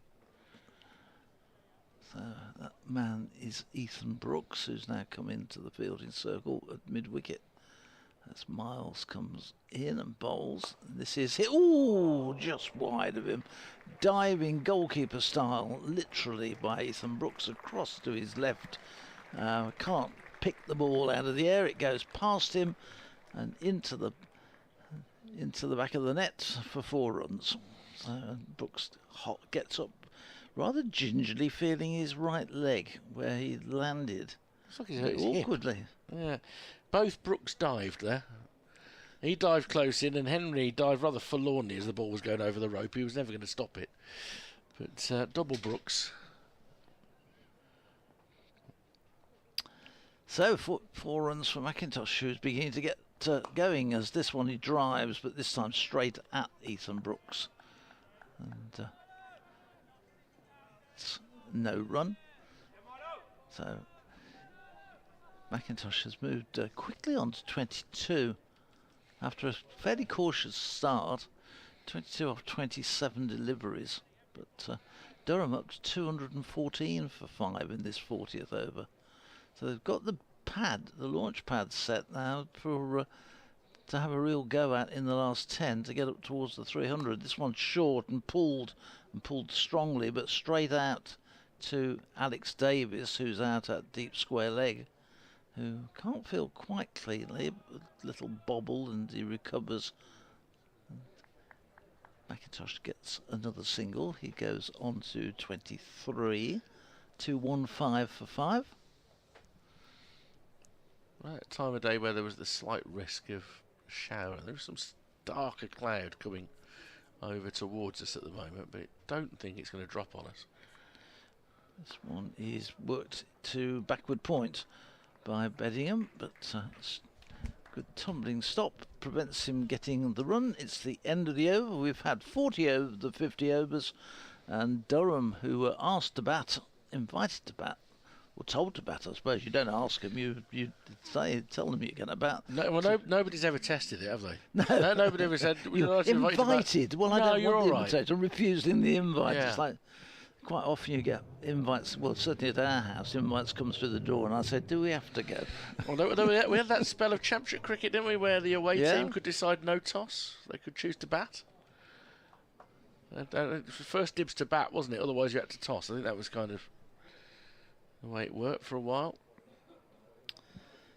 Somebody thought that was a good idea. That little element of chance in games. I don't think you want to take that away, do you? Ed Barnard's going to bowl his 9th over. I think Will Rose is hoping to get him through here for these next two. Last one was expensive. This is driven by McIntosh wide of a scrambling Rob Yates, an extra cover for a single. That's a sloppy throw in the end from Miles, which ran a slight risk of hitting the helmet that is behind Michael Burgess. Burgess has come up a wee bit lame. Just the cap on his head. He came out hatless for the game on Friday. Michael Burgess, when he was keeping wicket, entirely hatless. This is lashed nicely through point for Beddingham. Stood up tall. And quite a sharp flail of the bat out to Alex Davis for another single. 76 for Beddingham, 217 for 5. I think Jake Lintott doing some exercises right down at long on. He's getting himself warmed up. That's come back in the attack. Slow ball from Barnard, driven up to long off, picked up by Miles. McIntosh accrues his 25th run, 218 for 5. It's just ticking over for Durham this over. They're waiting for the bad ball from Barnard, should it come. Beddingham, you get the feeling he's looking to perhaps hit some big shots. He comes down the wicket to meet this on the full toss, and that will clear the boundary on the short side again. Don't think it was the cleanest strike, but Will Rhodes was never in the game on the fence there. And Beddingham moves nicely into the 80s. 82 for him, 224 for 5. Yeah, it was nice, juicy full toss, which he helped straight over the top of mid-wicket. And that was the big shot we were just talking about. Yeah, it's quite low down on the bat. This is the biggest partnership now, 68. Biggest of the 3 half-century partnerships. And he's coming down the wicket again. He's wrapped on the pad. There's an appeal for LBW. He's a long way down, which makes it difficult for the umpire. And just looking initially on the stream, that may have hit him outside the line of off stump. Barnard is a great believer in that appeal. They've come through for a leg bye. It's 225 for 5. And as we see the replay, it does hit him outside the line of off stump. And, he's probably hitting. He's hitting the stumps. Yeah, it was definitely outside the line. The umpires have got every call right that we've seen today. Barnard in again, miscued and bounces up to him as McIntosh tried to drive. Picked up in his follow-through. 9 and a leg bye off that over from Barnard, who's gone for 55 now with 9 of his overs bowled. 9 overs remain for Durham. They're 225 for 5. And 10 and over gets them to 315. That would be, right now, the dream, I think, as Lintott prepares to come back into the attack. Lintott bowled at the Birmingham end, I think, didn't he? Yeah. To start with, he's going to be at the Pavilion end, so he will have the short boundary on the offside to the right-handers. Henry Brooks running back towards short third man. Lintott just going through a few practice deliveries. This stands to be one of the biggest scores of the day, by the way. It's not a high-scoring day in this tournament today. 50. Here's Lintott in bowls, and the first ball has Beddingham in a bit of trouble there as he chops it back down and almost back into his stumps.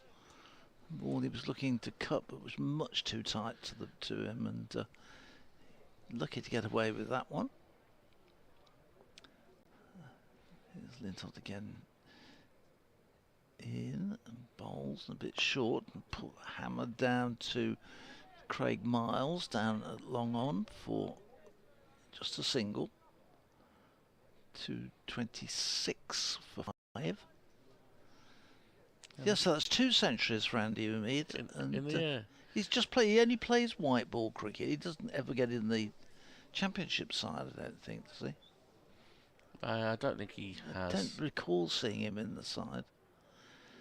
He's Lintott there, and we'll get a single. He does a reverse sweep, McIntosh, with no great connection, but just drags it off the face of the bat towards Brooks, who's at short third man, and they get through for another single. 227 for 5. He's had a few appeals today, Jake Lintott. If he'd missed that reverse sweep, that would have been a very loud appeal. So that would have been somewhat adjacent.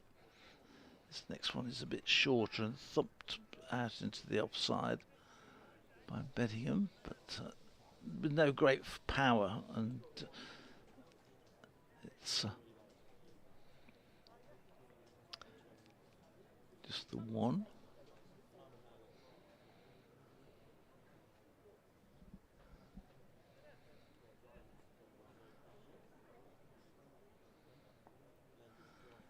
Lintott again comes in and bowls, and this is launched hard and high and straight and over, long off for 6. Not under that. McIntosh moves on to 32, a nice clean strike.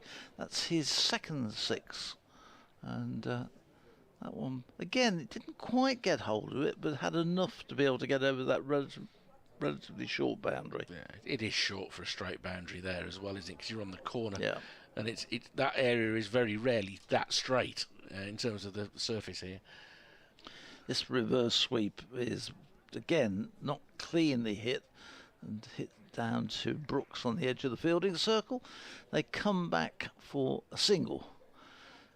So another 10 double figure over for Durham, who are gradually upping the rate here, and have moved on to 235 for 5. We've had 42 overs, and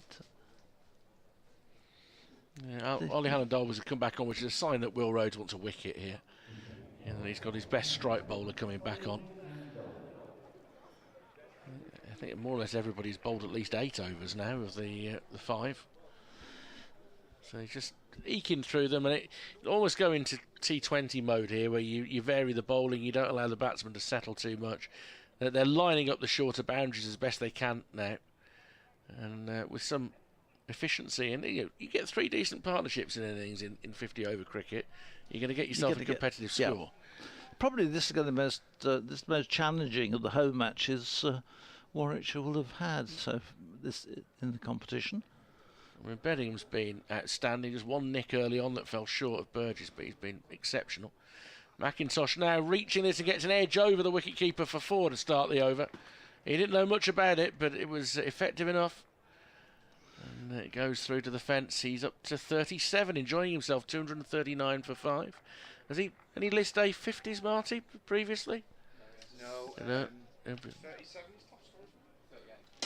38 is his top score, so he's 1 away from his top score. Martin will be back with us very shortly, actually, but I couldn't resist asking him the question, because I thought he must be about his best at this point. 38 again in Bullerwheel in the World Cup against the Netherlands. Well, he might better that if this beats the fielder on the fence, and it does. It goes underneath the fielder at mid-wicket. It was a full toss from Hannah Dolby, and it's 4 more, and that is his career best in List A cricket for Tom McIntosh. He's up to 41. This stand worth 87. He's played a full part in it, the young man. He was born in Madrid, by the way, the Tom McIntosh. So playing for Scotland. Tiene 41. His highest Durham score was 36 against Gloucestershire last year. Okay. 42, it's the highest for him against anybody. So Bulawayo now off the record books. And Dolby in once more. Slower ball, chipped over the bowler. It bounces a couple of times before it goes beyond the 30-yard circle and through for a single. They're already 9 off the first 3 balls this over. And if they can maintain wickets here, Durham now can firmly believe that 325, 330 is not impossible. And that will make for a very entertaining game. Certainly, you say biggest challenge that the Bears have had at home, it will be by some distance. Absolutely. They've just dealt with it very well. It's been a steady innings. Another slower ball from Hannon Dolby, lifted over extra cover. That's a chase for Alex Davis, which I don't think he's going to win. And it's the 3rd boundary of the over.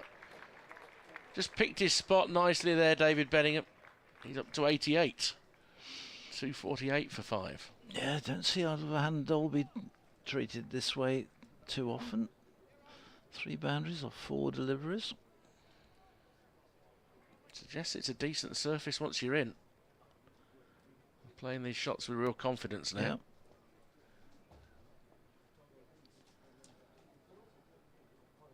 Yeah. Benningham awaits. And this one's wide outside off stomp. Chops it just past Rob Yates. They wait to see whether Yates can sprawl onto the ball. Flails his left-handed it. Doesn't get anything on it, so they're through for a single. 14 off 5 balls in this over so far. Well, been going along at double-figure overs now for 3 or 4 overs. So if they continue that, Durham could be looking at something well in excess of 300. McIntosh, full toss, but it was onto him quite quickly. So all he can do is knock it up to long off. End of the over, and that is the Durham 250. They're 250 for 5 off 43 overs. I always love on the board that it has the lead by 250. Well, they would, wouldn't they? Martin, you ready to come back in? So Martin will replace me, and I'll see you in the Warwickshire return reply. He'll never replace you. He'll only deputise for you. You can never be replaced, Phil. Martin will come in and try and see Durham beyond this 300 mark. There's every reason to believe they'll get there, providing they don't lose a clutter of wickets here. 7 overs to go. 10 and over gets them to 320, which should take some beating. On a day where there are not many big scores around the country. Jake Lintott is coming into the attack. Or continuing, and bowl his final over. 1 for 50 he is at the moment. Martin, welcome back. Ball playing out through mid-wicket for 1. Ricardo, can you remember where Durham were with 20 overs to go when you said double it, but don't add anything on? It was about 150, wasn't it? I don't know. I can't remember. Did you not write it down? No, did I? Cause but they did lose a wicket in the 31st over, and at that point they were 156 for 5. I reckon they were 153. Right. Comes the bowler, and it's a full toss played away by Benningham through mid-wicket. Looking for what would be his 4th century, I think it is, in first-class cricket, List A cricket, David Benningham.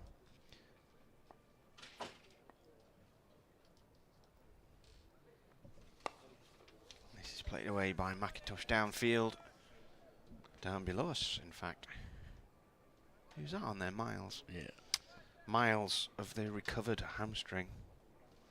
They found it, they put it back in. That's not how it works, is it, with hamstrings? I think. No, probably not. He played 1 county championship match on loan for Durham this year, injured his hamstring, and that was that. Next ball is played away by Benningham downfield to long on for 1. News bulletin. Are they coming to you? No, it's not a news bulletin. It's a programme that doesn't realise that it's got this selected. Next ball is it's gone off the pad, just behind the keeper. No run. I'm trying to remember which match Miles played in for Durham.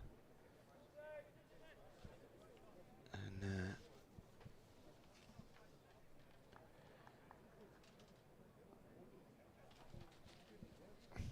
bowled in the first innings, and that was that. This ball just played it away up to Miles once again. by McIntosh for 1, too long on, and that is the end of Lintot's 10 overs. And he has, where's he gone? 1-4-55 in his 10 overs. No maidens.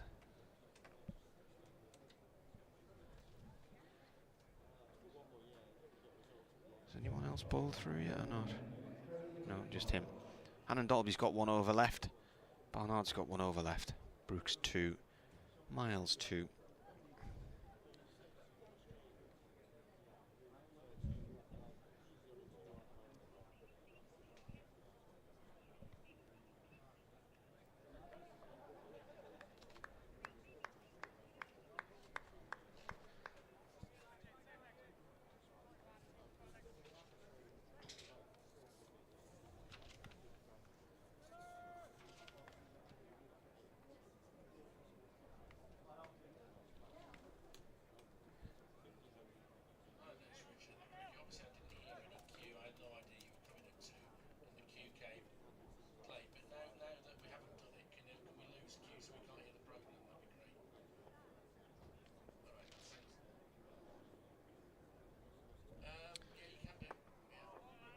New over. Being bowled here by Craig Miles. 1 run to start with from McIntosh out towards point.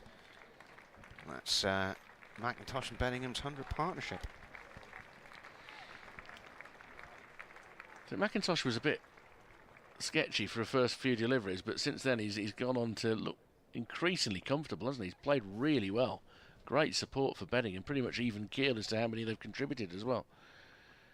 In comes Miles. That's a full toss. He's trying to go for a Yorker length ball. It's driven away by Miles, by Benningham up too long off for 1. Yeah, it was Glamorgan who he played against. I think it was a weather-affected draw from memory. So Glamorgan in the first innings, 390 all out. Miles, 22 overs, 4 for 73. And then that was that. Off he went with an injured hamstring. Oh, he did bowl again in the second, sorry. 1 for 20. Then he went with the injured hamstring. Ball driven here out towards the cover area for 1 by McIntosh. So I think he injured his hamstring in the first innings, but then continued playing after a little bit of treatment, and then turned out to be a grade 3 tear.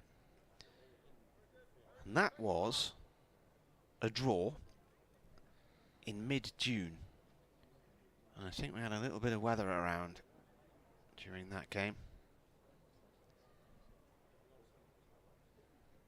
In comes the bowler, and it's a full-length delivery wide of off stump, missed by the batsman. And that was basically, I think, the start of when the weather began to break. After that miserable spring, we then had the warmest, or the hottest summer, the hottest June on record, didn't we? And then one of the wettest Julys, and it's not been much different throughout August. And yet still you come in your shorts. I admire your optimism, if nothing else. The chap behind you is in shorts as well. But he's young. He's young. They don't feel the cold when they're young. No. Miles. It's another full toss wide of off stump. He's obviously trying to go for a Yorker length ball here. But it's not working particularly well. Well, it is, because he hasn't scored any runs off. Yeah, but I don't. You know, I think that's what he's doing. Yeah, but that's fine. It's like death bowling in T20, isn't it? There's nothing wrong with that. He should have prevented him from scoring. So I would say it was working really remarkably efficiently. He's only conceded 3 runs in 5 balls. Yeah. Wide full tosses that can't be hit. Dot balls.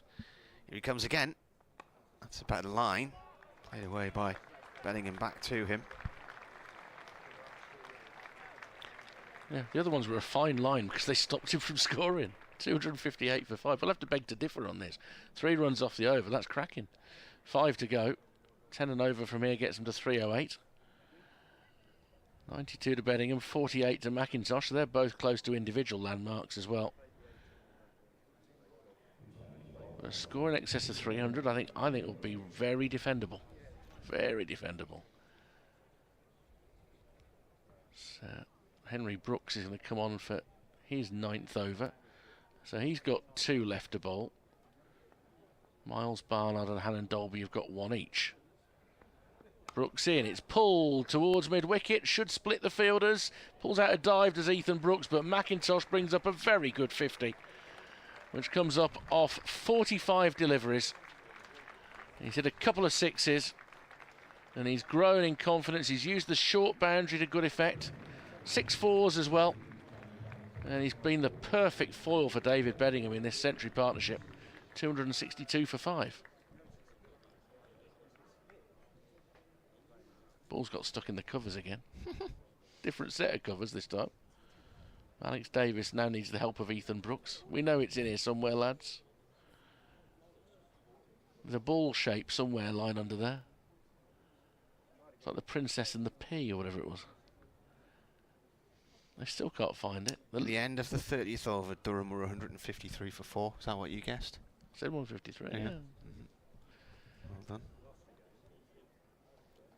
And it's going to be about double that, the way things are going. It could be more. If they might not get any more if they can't find the ball. We'll just call it off, have lunch.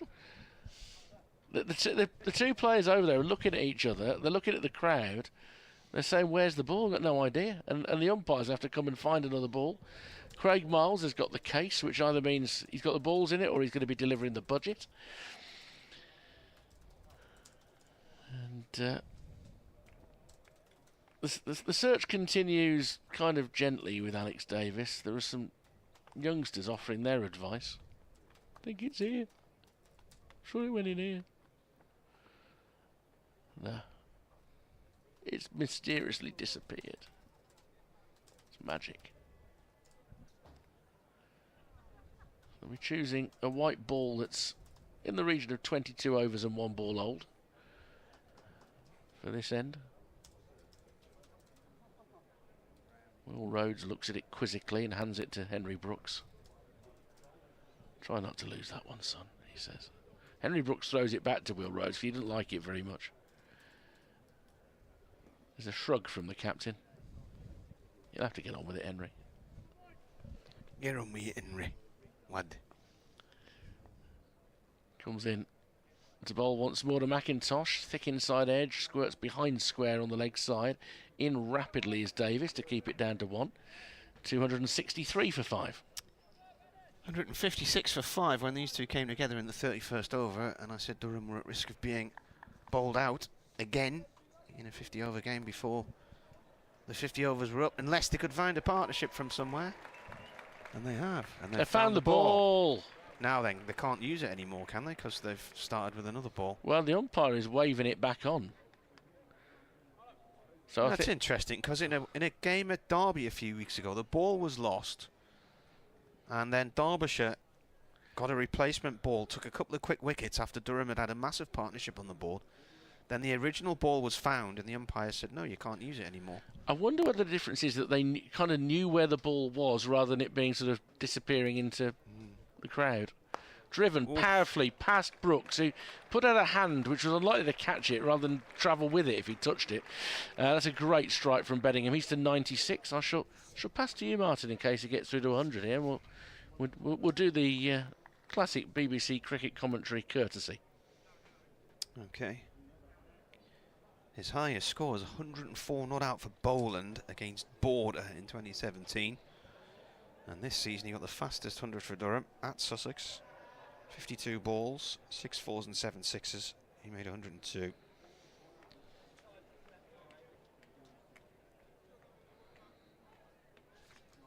So he's on the verge of his 2nd century for Durham, his 4th in List A cricket. There's a bit of a delay while McIntosh swaps his gloves. It's one of the things, you don't like delays, but by the same token, you don't want the ball flying out, his bat flying out of his hands as he tries to play a big shot, do you? So. No.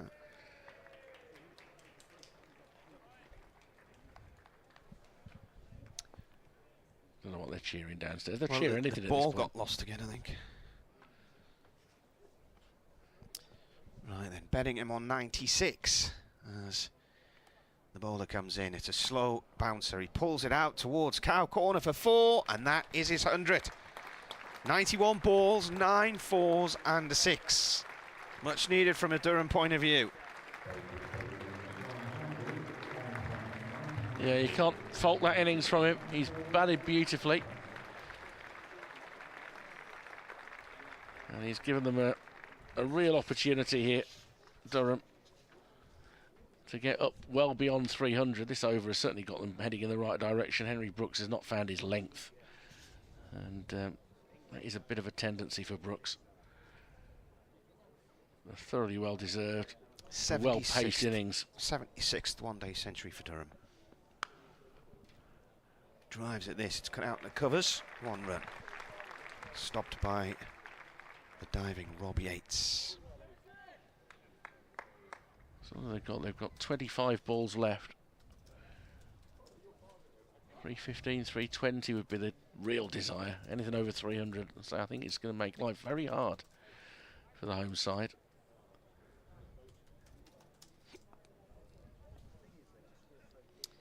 Brooks in. Oh, he's bowled him. Bowled McIntosh, yorked him off stump for 53. So he's out for his highest score. Durham 272 for 6, and that ends the partnership at 116. Does slightly beg the question whether Henry Brooks could have gone Yorkers a bit earlier. He has got a very good Yorker, can bowl it quite consistently. It's a beautiful delivery, but he's also been expensive. I think he's 3 for 62 from his 9 overs now. So it has been eventful when he's been in the attack. Hannon Dolby looks like he's going to bowl the 47th. So he, Miles, Brooks and Barnard all have 1 apiece. As the new man coming to the crease is Miguel Pretorius. Yeah, he likes to swing the bat. Coming in at 8, Killeen, Glover and Drissel. Is it Drissel or Drissel? Drizzle. I thought it probably would be, but I thought I'd check. You know, get these things right. Not seen him play yet. He didn't play in the T20 when we came up earlier in the year.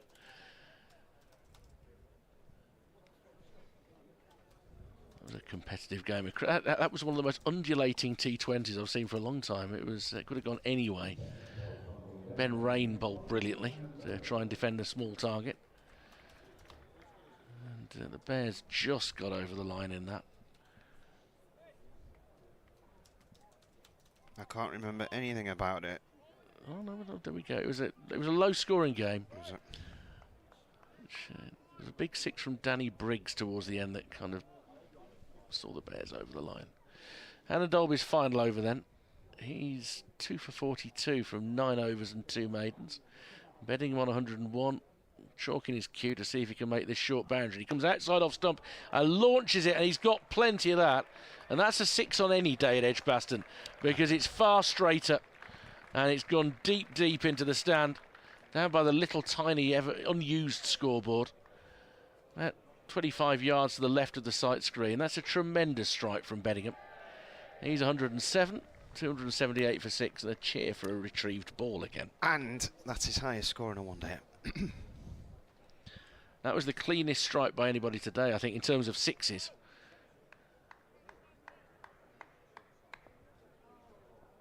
It was a no-doubter. Second 6 for David Bedingham. And Hannon Dolby comes in again. That's a much fuller delivery, and that would have gone through his wrists, the contact of that, as he managed to drive it up towards long off for a single.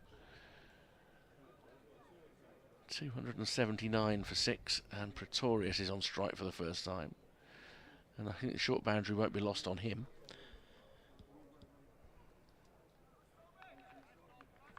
He's broader in the shoulder than he is at the waist. He's looks a strong man. His first delivery, it's outside off stump. There's an appeal from Hannon Dolby, and he's been given out first ball. I don't think Pretorius feels he's got anything on that. Hannon Dolby's appeal was one of... yeah, I think he might have hit the ground. Hannon Dolby's appeal was one of expecting the wicket to be given, but I think that might be a little bit unfortunate. 279 for 7. Pretorius gone first ball, a 4th catch of the day for Burgess, and a 3rd wicket for Hannon Dolby. That was so wide of off stump. He should have left it alone, really, but I think he's played at the ground there. See this again. That's past the bat by the time he's played it there. It looks like that to me as well. Yeah. Looks like that to me. I think he's got an unlucky one. 279 for 7. I think the sound would have been after the ball had gone past the bat. So I think it's bat on ground that's done for the umpire there. As Mitch Killeen comes in, following in his dad's footsteps. One or two good days at Edgbaston, did Neil? Especially if the overhead conditions were offering a little bit of something. He'd make the most of those. So it just delays the charge a little bit. Does that? 46.3 overs. Still a possibility Durham could end up being bowled out here if they're not careful. Curiously, the majority of teams batting first today have been bowled out inside the 50 overs. Yorkshire, Surrey, Northants and Sussex have all gone inside 50 overs. Kent have 8 down with 8 balls to go. As Hannah Dolby comes into bowl to Killeen, thick outside edge, down towards third. They'll get 1. He's going to call his man back for 2, and the throw is wayward enough that they're comfortably through. That's a good call from Killeen. 281 for 7. With still 18 balls left in this. Bears are going to struggle to get inside the allotted time, which is really rare for them. They've rattled through their overs in this competition. And with a short boundary as well. Alan Dolby, high knees as he comes into bowl to Killeen. That's well outside off stump. And he's, yes, eventually signalled a wide. I mean, we were all expecting a wide. He does it a second time, umpire Ashraf, like he's celebrating a goal. That was more or less where the ball was when Pretorius looked like he played the ground. Yeah, perhaps a touch wider. Certainly, that one was definitely a wide. The other one would have been sort of very along the blue line, I think, with Pretorius. 116 for the 6th wicket. I thought might have been a record for Durham. And Dolby to Killeen again on the full outside off stump. Hits it to a wide third man. Ethan Brooks will keep that down to a single. 283 for 7. In terms of the 6th wicket record for the club, that is 163. Will Smith and Gordon Mutchell against Surrey in 2013. But bizarrely, the 5th wicket partnership record for Durham is 116. That was Keaton Jennings and who's that? I just got PD there. Who's PD? Oh, PD Collingwood went over 2 lines. Paul Collingwood against Surrey as well. Slower ball from Hannah Dolby. Again, it's a full toss when it reaches the batsman. Bedingham guides it down to Ethan Brooks once more. End of what was a successful over for Hannah Dolby, but in which 12 runs were accrued. He's going to finish with 3 for 53. So 23 wickets in 7 matches in this tournament for Oliver Hannah Dolby. 284 for 7 of Durham with 3 overs to go, and that 315, 320 is still very much on as long as they don't lose these wickets. Now, it is Durham's best 6th wicket stand against Warwickshire, but the partnership records against Warwickshire are rotten. The highest partnership for the 5th wicket was only 66, and the 6th was only 52. Will Smith and Gareth Hart in 2018 at Chesty Street. 7th 44, 8th 36, 9th 40. Brooks in, and now this is pulled away out through deep mid-wicket by Bedingham 4-2.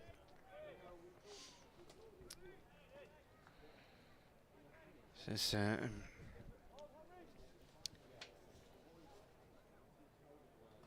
Mitchell Killeen's first outing in this competition this year. Played some matches last year, played 3 last year. His score was 32 in Leicestershire. His debut, I remember that, this is slammed back upfield by Bedingham to mid-off for 1. It was in the heat of Grantham. Took 1 for 17. It was red hot that day there. Never got below about 36 degrees. We had a fan in the marquee which was basically just blowing warm air at us all afternoon. The expression "in the heat of Grantham" is one I don't think has been uttered that many times in the history of Well, the Grantham. previous time Durham had gone there to play Notts. It rained all day in May 2019, I think it was. Clayton gets up and fends this down a third man inside the discs for one. It does make me feel old, Richard. It really does. I remember Mitchell being a baby and we were stayed up at the Colleen's house one Easter many moons ago, something like 2005, something like that. When I did the first home game for Birmingham City last week, Yeah. seeing Archie Gray play and thinking I've seen his dad and his granddad play football. Right. That was a bit much. Yeah. He's Frank Gray's grandson. Andy Gray, the striker, was not the Scottish striker, but Yeah. his dad. Oh, nice shot from Bedingham. He's whipped a leg side Yorker away for 4 to fine leg. Frank Gray, who So brother of Eddie Gray. he played. Did Frank Gray end up at Sunderland? I think he possibly did. He yeah. did, didn't he? Under McMenemy in the mid 80s. Then Andy Gray was sort of a jobbing second-tier striker who played over 400 league games, and he's the dad of Archie Gray. Who did he play for? Was he at Charlton for a while? He certainly played for Leeds for a while. Yeah. I'll soon find more on that. He played for a lot of clubs. I think he had a spell at Bradford as well. Slow ball. Launched towards Cow. One bounce for Bedingham. He moves on to 120. He's not going to have time here because there's only going to be, well, you wouldn't think he would, 2 overs left after this one. Next delivery, he's on 120. But Durham's highest score in a one-day game came against Warwickshire, and that was Ben Stokes. He got 150, I think it was.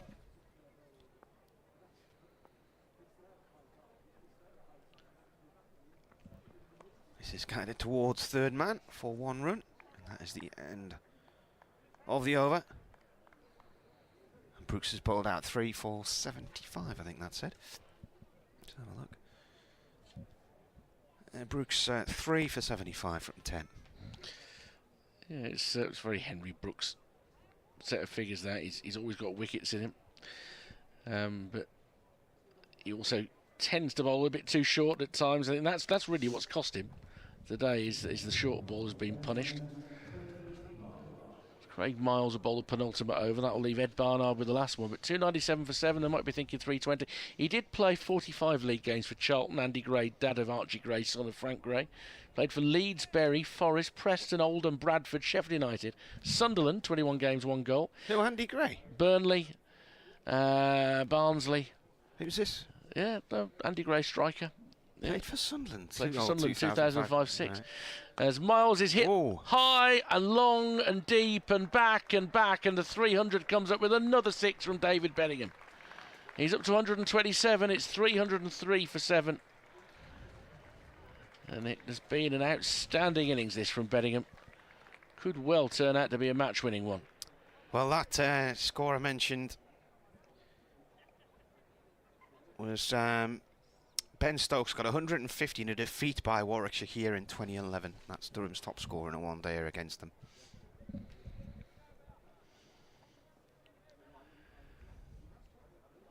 Miles in again to Bedingham. He makes room and launches this high. It's very high, but it'll have enough on it. It'll drop about 5 rows back. That wasn't a clean strike from him, but back-to-back 6s. And he's exploiting the shorter boundary very, very well now. 133 he's got. That 150 still in his sights. And all of a sudden you start thinking, well, they might get 330 here.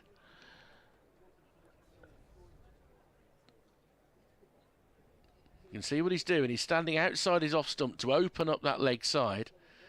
And, you know, Warwickshire could put all the boundary riders they want here, Martin, but if you get the ball airborne, you're probably getting 6 runs. Miles trots in once more. Bedingham hits this straight, and he's got plenty of that as well. And that will land on the black sight screen. It's 3 in a row. Bedingham to 139. Miles now none for 67 with 3 balls to go in his over. So Ben Stokes last year hit 5 sixes in a row off Josh Baker in a county championship match at Worcester, and then the next ball was heading for the boundary as well, but it dipped just inside the ropes and went for 4. And I think Stokes did get 6 sixes in an over at Hampshire a few years ago, but it included 1 or 2 no balls. Will Rhodes has a long chat with Craig Miles to settle him, I think, as much as anything. Long on and long off. I've only been able to watch the 2 straight hits in this over. And then retrieve. Miles in again. Beddingham, it's short. He won't get 6 for this. No. He flat bats it for 4, though. It's got too much power. It beats Lintott on the inside. 22 off 4 balls in this over. He's on 143 now, so Well, yeah, Ben Stokes, yeah. You're saying he might not have time. 2.1 overs to go when I said that, I think. Well, 22 runs in 4 balls will do that. Well, you know what I mean? Suddenly, there's still 8 balls left in the innings. He could have to end up with 180 yet. Miles is going to go round the wicket in the hope that something will work. He'll try and angle it across him to discourage him from going for the boundary on the short side. He still will, and he hits that powerfully straight, and this time Lintott might just be able to pick it up. He scoops it for a relay, and they can come back for 2. That was a very good piece of fielding at the far end. Well, the damage has largely been done in this over, 24 runs off it. And if the Bears are going to keep their 100% record, they're going to have to bat really well.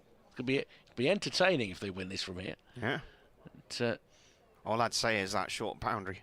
it is, but, you know, Durham have exploited it really well. This is well outside off stump, and actually I think Beddingham's main target there was to maintain strike. So by pushing it out for a single, Alex Davis picks it up, hoping to encourage him to run 2. In fact, he leaves it lying on the ground next to him. Umpire's called dead ball. And we'll probably say to Alex Davis, no need. There's no need.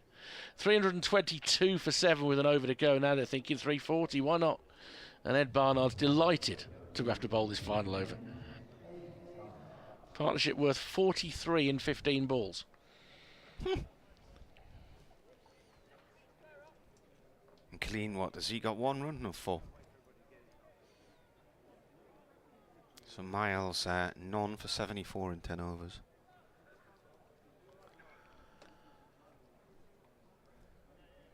So, Barnard with the short straw. This will be the biggest score of the day in this competition. Lancashire should get above 300, but nobody else has, other than Durham. Worcestershire already batting against Sussex, needing 191 to win. Beddingham on strike, and he's launched this high. That's coming up here. That's a 6, and that is the highest score by a Durham player against Warwickshire in a one-day game. 152 in 107 balls. And that last 50 has included 5 sixes. He'd only got 1 when he got to 100. And he's now up to 6 sixes.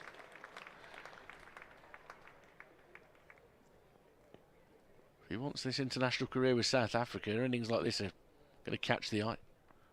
Oh, he's going to be out possibly here. He's skied 1. And he's out for 152. Taken eventually at square leg, but the fielder came in from sort of leg gully area. Well, what a knock from Beddingham. He's out for 152. Well, Lintott made a huge amount of ground to get onto that, and in the end it was a diving catch. But what a brilliant innings that was from Beddingham. And there are a few even Bears supporters around the ground who are standing for him. There are plenty who aren't, but a few are. Particularly on the Priory side. Well done, because it's about respect at times. When somebody producing innings like that, just show it the respect that it deserves. That's brilliant cricket. He almost offered a chance right early on, didn't he? He got a little nick through that dropped short of Burgess. And since then, it's a really nicely paced innings, and then the acceleration from 100 to 150 was just breathtaking. Bears fans will look at it, Martin, it's very much the sort of innings that Sam Hain plays, in that you build and then you really accelerate at the end. And in terms of playing the situation in the game as well, with a few wickets having gone down, top draw from Beddingham.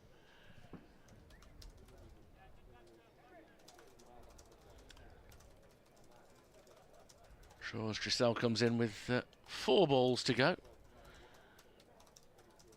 Warwickshire probably relieved that they're not seeing the same batsman on strike now. Next ball played away by Dressel, the new man, to wide mid-on for 1. Taken by Craig Miles, who was stumbling as he picked it up. I thought he was going to go way off balance. Managed to get the throw back in.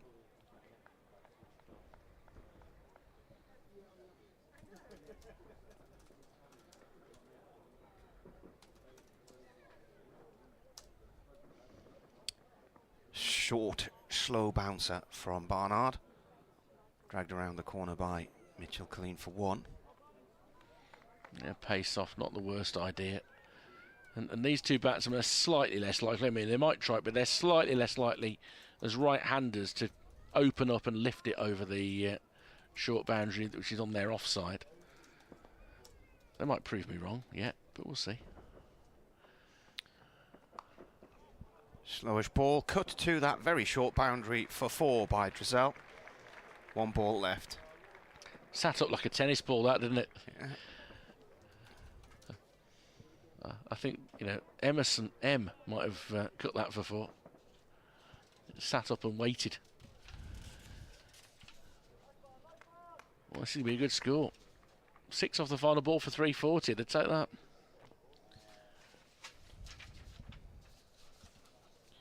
Barnard in, and it's ramped around the corner by Dressel. That's nice. It's been chased all the way down the far end of the ground by Jake Lintott, and it's gone for 4. Nice shot. Durham finish on 338 for 8, and you know what? I'm just going to check my stats because that might well be Durham's highest score. While you check that, just the highlights of the innings. Alex Lees made a bright 66, then in an over where he'd gone 6 and 4 off the previous 2 balls, he holed out to mid-on off Henry Brooks to Will Rhodes. Tom McIntosh, the youngster, with his first half century in List A cricket, played very nicely. He made 53, and the heart of the innings, David Bedingham, who came in with a score at 56 for 2. He scored 152, including 6 sixes. He used the short boundary very effectively in the final 10 overs as they really accelerated dramatically in that spell. 3 wickets each for Olihan and Dolby and for Henry Brooks. But 339 will be the target for Warwickshire when we resume a little bit later. And is it a record for Durham? It is. Durham's highest score now. Previous best came in a shortened game here in 2017, reduced to 39 overs a side when they made 313 for 5, with Keaton Jennings making a career best 139. So they've beaten that today, and Beddingham's 152, Durham's best score against Warwickshire as well, beats Ben Stokes' 150 here in a Durham defeat in 2011. Got an interesting game on our hands now. Yeah, it's going to take a lot of getting. 339, there is that short boundary. We'll take a break now for lunch. We will be back at the end of the interval to see whether Warwickshire can chase down a target of 339 set to them by a brilliant innings from David Bedingham for Durham.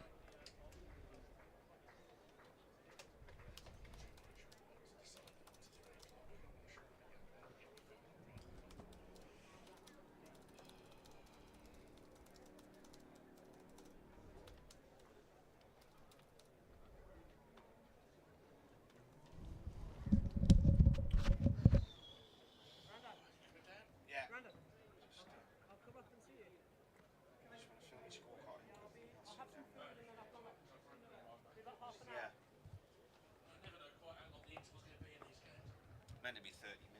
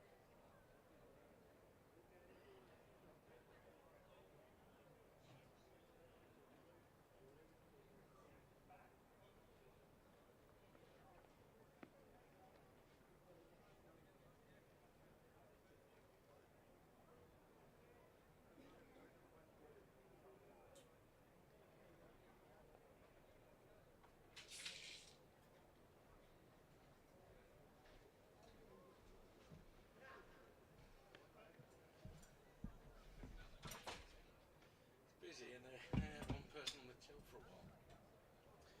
Suboptimal.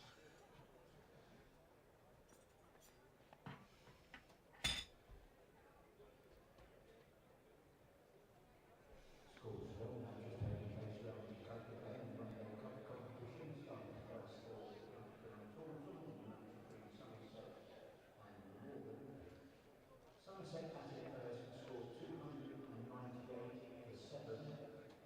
In reply, Glamorgan are currently in 9 for the loss of 1 wicket after 1.2 overs. At New Road, Worcester and between Worcestershire and Sussex. Sussex batted first and were dismissed for 190. Worcestershire in reply are currently 18 without loss after 5.4 overs. At the Spitfire Ground Country, the match between Kent and Essex.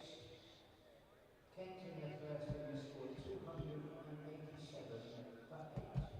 Essex have yet to start their innings. At the County Ground Northampton, the match between Northamptonshire and Derbyshire. Northamptonshire still back to dismissed for 201. Derbyshire in reply are currently 11 without loss. At the Upton Steel County Ground, Leicester, the match between Leicestershire and Yorkshire. Yorkshire in their first innings dismissed for 184, and Leicestershire have yet to start their opening. And finally, at Lords, the match between Lancashire and Middlesex. Lancashire in their innings scored 303 for 7. Middlesex have yet to start their opening.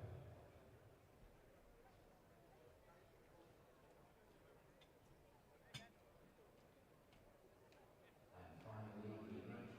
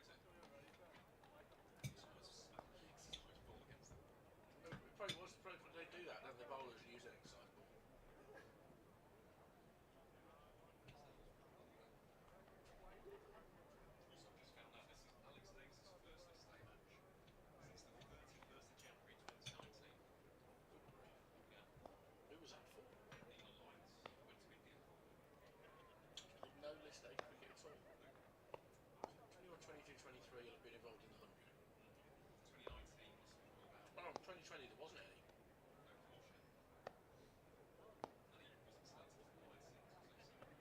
2019 is an outlier. What competition would there have been in 2019?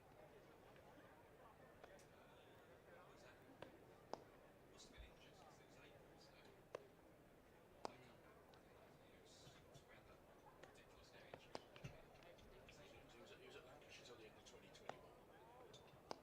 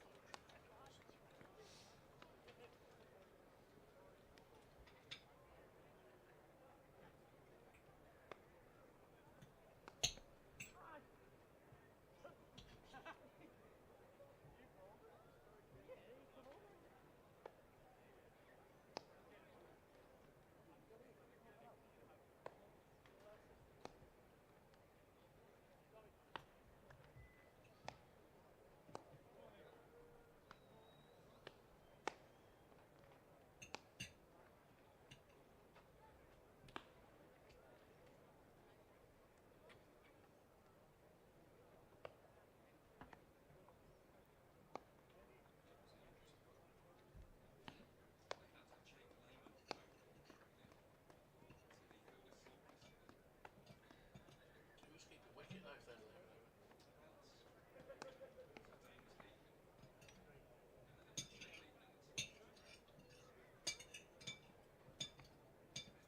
Still seems strange.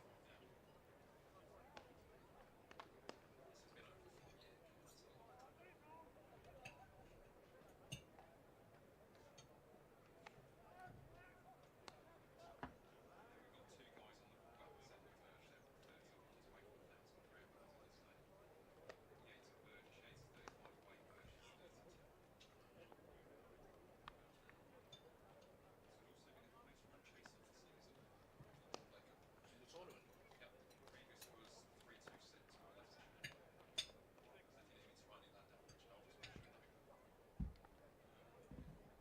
I'm memorising. I'm not memorising the detail, but I'm memorising the fact that it was. Hi there.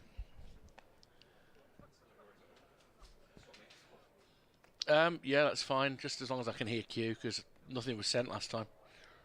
Until it was too late, and then I'd just hear me being told that I wasn't there when I was. Yeah. Cool. Yeah, it should be fine, no problem. These things happen anyway, don't they? It's been a funny old day as it is. Yeah, cool. Thank you.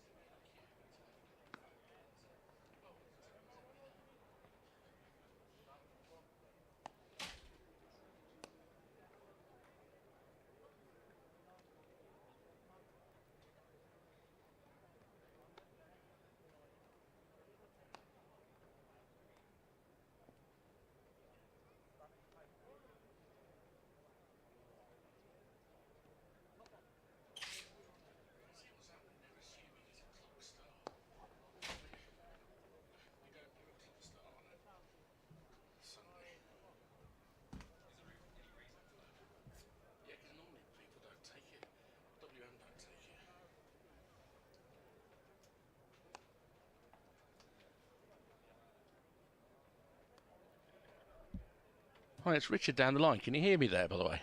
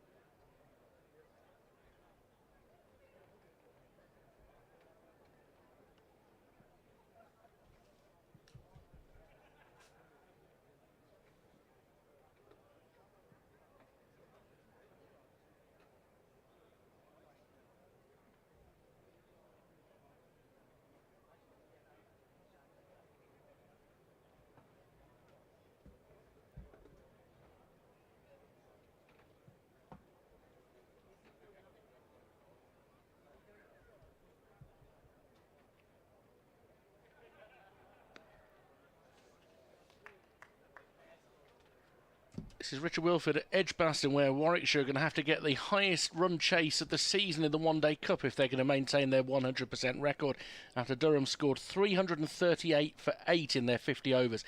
It was a very nicely paced innings, but the star turn was the South African-born batsman David Bedingham, who was eventually out for 152. He scored his first century at a run a ball, or just above, but then he hit 5 sixes on his way to scoring his next 52 runs. It really was an exceptional innings from him. Alex Lees, 66, and Tom McIntosh, 53, also made half centuries. 3 wickets apiece for Henry Brooks and Ollie Hannon-Dolby, but it's going to be a stern challenge ahead. 339 the target for Warwickshire.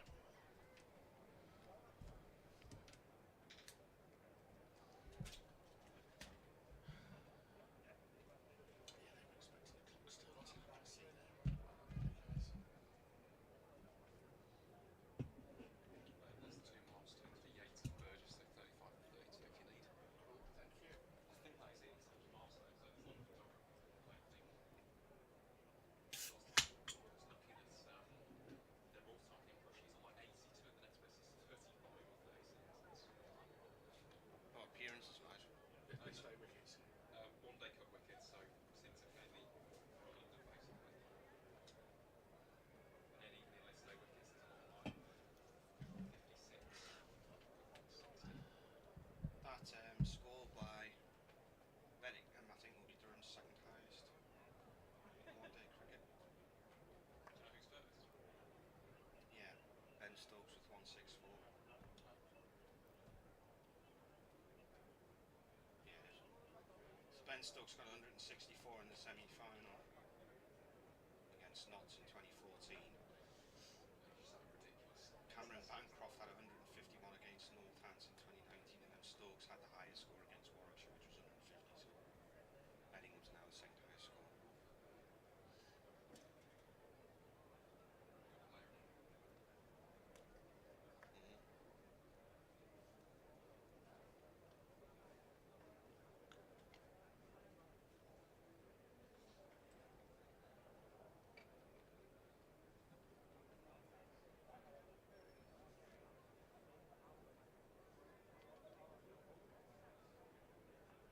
Hi there. No, I just want to apologise because I realise now at 2 o'clock you're expecting me to do a clock start at 3 minutes past, weren't you?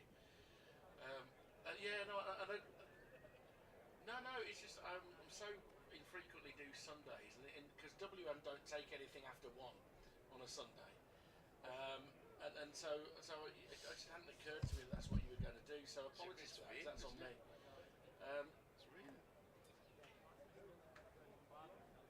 Yeah. No, but it was my mistake. Is there anything more after this now, or what happens after 4?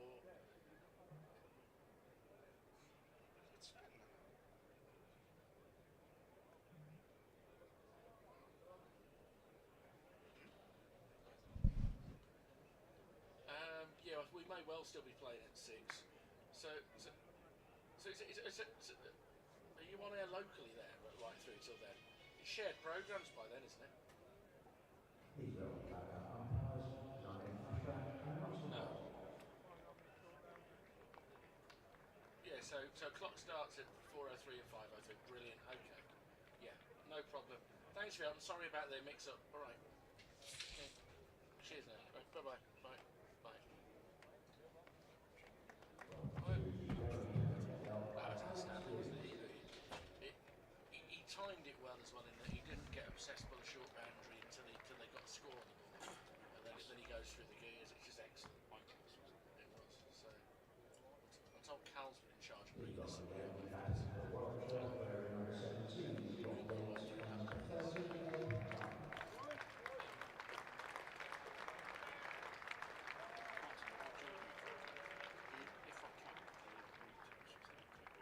I can't, as I don't know, I can't do it with this system.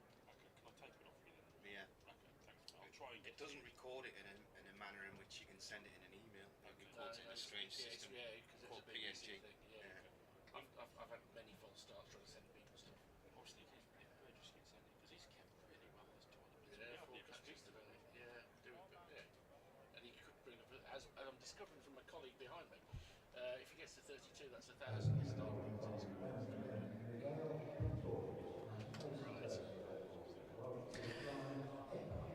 Yeah, welcome back to Edgbaston. Here, a bit of debate there because I think one of the microphones was live, but about some of the stats and things, and you'll have heard us say how good David Bellingham's innings was. So, yeah, his 152 has set this game up for a real challenge for the home team. Durham's 338 for 8. Nobody has chased down a score as high as that in the competition this season, so that will be a challenge. Ed Barnard and Rob Yates are out to start that particular chase for the first over. It's quite murky at the moment. It's the darkest it's been today. It's not too bad, mind you. And the first ball is going to be delivered now, and Ed Barnard is guiding it down to third for a single. The opening delivery being bowled by Miguel Pretorius, and it's one without loss. I'm Richard Wilford from BBC Radio WM. Alongside me, Martin Emerson from BBC Newcastle will be chipping in very shortly. A little bit later we'll be rejoined by Phil Britt, who's been having the museum open at the far end of the ground, and I think he got a few people in. Bit of footfall today because a lot of people are sitting in that sort of area of the ground. Oh, my mic's already on. How's that? Yeah, no, I'd noticed that. I don't know how it came on, but here's Yates turning his first ball off his pads into the leg side, and it's picked up at mid-wicket by Dressel, I think, is fielding there. I think that's a number 8. Yeah, I hope it's you not, never, it's not the largest said anything number. dodgy while it was switched on, mate. No. That's all right. Saying things that are complimentary, which is never a bad thing, is it? Mm-hmm. So, in comes Pretorius once more. Yates trying to cut it outside off stump, chops it down. It goes wide of off stump and bounces through the wicketkeeper. One slip in place. Scott Borthwick. And his third point, extra cover, mid-off, mid-on, short mid-wicket. A deep square. Johnny Bushnell gets the job in the deep after his first ball duck today. And short fine leg is the other fielder in position. This is guided off an outside edge through to the wicketkeeper along the ground and gathered at his toes by McIntosh, who has come out with nothing on his head, as Burgess was for a chunk of the Durham innings. Great over here, and a moment or two ago when I looked up I thought it was raining. It is great. Is that Glover at short fine? I think I had the wrong number down on my list for him. Is that him? Yeah. Yeah. Yeah.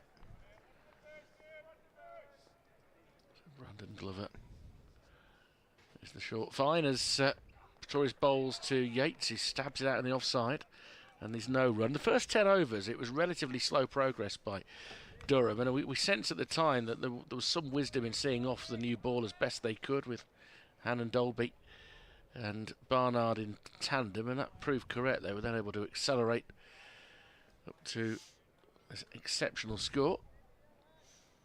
Yeah, it's got 52 in Warwickshire's win against Durham here this weekend last year. And he's pulling this through towards mid-wicket. There's going to be a chase around for Bushnell. He'll be able to cut it off. Slides, and they'll come back for 2. And that ends the first over. Leading 3-3-9, Warwickshire 3 without loss. Mitch Killeen is going to step forward now. Just that's suddenly got lighter again. It's just literally a lot of cloud, a bit lower this cloud than we've seen earlier in the day. But it's moving reasonably speedily away from us. Don't think there's anything that's going to threaten full day's play here. And inevitably we're going to have one of the later finishes of a 50 over game because Bears were unusually slow getting through their overs. If there's any decent chase, it might be the same here. And it's inevitable because you've got a long journey home. I'm not. I'm down here. Oh, you're staying down? Got to go to Bristol tomorrow. Oh, is that where the next game is? Or Yeah. is it on Tuesday? Yeah. Oh, well, that's okay then. Here is Mitchell Colleen, right armour from the pavilion end. First ball's wide-ish. Left alone. Plays his club cricket for Burnett Field in the North East Premier League, which is the club I mentioned at the start of the commentary, where Ed Barnard's family have association with.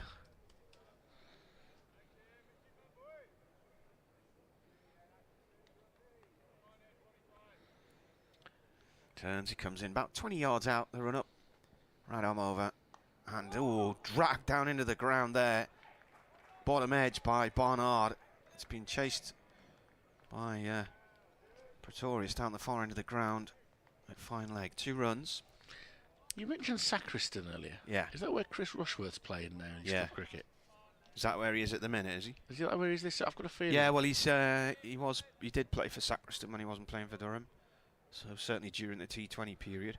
Yeah, I think when he got to the T20 season, the first weekend, he went back up and took a 5 for. Yeah. As you might imagine he might. Half volley, way outside the line of off stump, clattered through to that short boundary to the Raglan stand for 4. Yeah, full value there once you beat the infield. There's no doubt where it's going. Barnard has been extremely effective as an opening bat in this competition this year. He's really relished the opportunity. They weren't quite sure who's going to open with Yates at the start of it, and by all accounts he actually put his hand up and said, well, I'd love to have a go at it. And it's worked well. Cleaning again, and this is pulled out through deep mid-wicket now by Barnard for 2 towards Cow Corner down to our right. Mitchell's dad Neil left Durham in the winter, ending an association with the club which began when he was a schoolboy. He went on a pre-season tour of Zimbabwe when he was doing his O-levels in 1992. Then played for the club for years and joined the coaching team. Now part of the England setup. Carved away for 4, hard past point. Boundary there is no more than about 55 yards. I said Durham, although they've got 338 on the board, their highest score against Warwickshire in a one-dayer, bear in mind just how short that boundary is. Yeah. And that's going to take some defending. Barnard's found it twice in this second over. Yeah. He's on 13 from 6. 15 for none. That ball has Barnard going back into his crease and turning it off to square leg for a single. So 2 overs gone, 16 for none. The 2 flags flying at the far end of the ground have absolutely no relevance to this match whatsoever. The colours I don't even understand. Well, that one's certainly the Phoenix, isn't it? Because it's orange. The other one, which team? I can't remember which team wears that colour in the 100. Somebody does. Oval. Could be the Invincibles. Of course, aren't technically invincible. Yes. To put Barnard's run as an opener in context, so he's opened in the first 6 matches, 329 runs at 65.8, 3 half centuries and a high score of 94. So he's made a good fist of it. Pretorius comes in to bowl to him, just turns it into the vacant mid-wicket area for a single. 17 without loss. We're talking about Mitchell Colleen and his dad playing for Durham, and Neil's now one of the bowling coaches with England and is scouting around the grounds regularly, keeping an eye on the England plethora of bowlers for limited overs and tests and whatnot. But Phil Mustard's son Hayden's a wicketkeeper at Durham now as well. Got to keep it in the family. Again, just to make you feel old. Short ball, swing and a miss from Yates, who gets hit in the side just above his left hip, and that is sore. And He doesn't do that thing of gritting your teeth and not letting anybody show that it's hurt. He's been quite open and honest about it. That's all. Mentioned earlier today the trip up the River Weir I did the other day on the high tide with all the rain. We got up virtually the fringes of Chastity Street. In again. And it's a full toss, and he's got a top edge, and he should be in trouble here. Mid-off is coming in, and Yates is going to go, and he won't quite believe he's got out to that ball. It's a full toss. He tried to clip it over mid-wicket, and he's got a massive top edge and holes out to mid-off. Bedingham, and Warwickshire 17 for 1. Well, Bedingham could do no wrong. Pretorius gets the wicket. Yates gone for 2. Wasn't a very good ball, and it wasn't a very good shot. Mikhail Pretorius getting the wicket. They all count, though. It will not say in a few years' time in the scorecard caught off a full toss. Yeah, he can remember it and say, oh, I'm pretty sure I went to slip. First slip, I think. Pretorius will claim. 17 for 1. Durham were 1 for 1 after 5 balls. Will Rhodes, the Bears skipper, coming in, has also had a good tournament so far. Well, Rhodes lead to the middle. Anyway, Kevin Ramsey's been on. He said, you mentioned the trip up the river.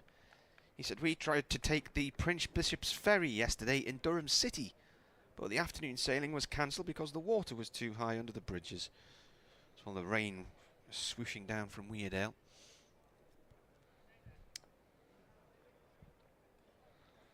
Yeah, I think quite a few rivers and things are a wee bit higher than they should be this year. Yeah, Yates out for just 2 there, by the way.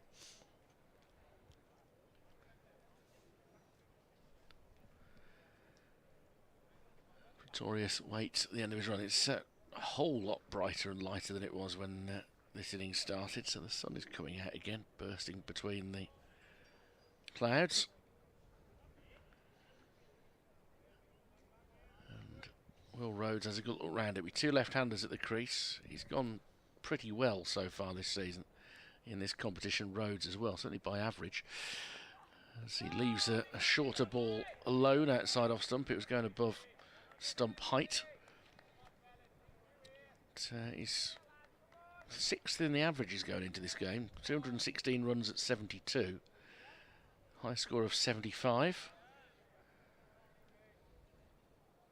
Look to try and continue that sort of form. It's not necessarily the deepest batting order at times for Warwickshire.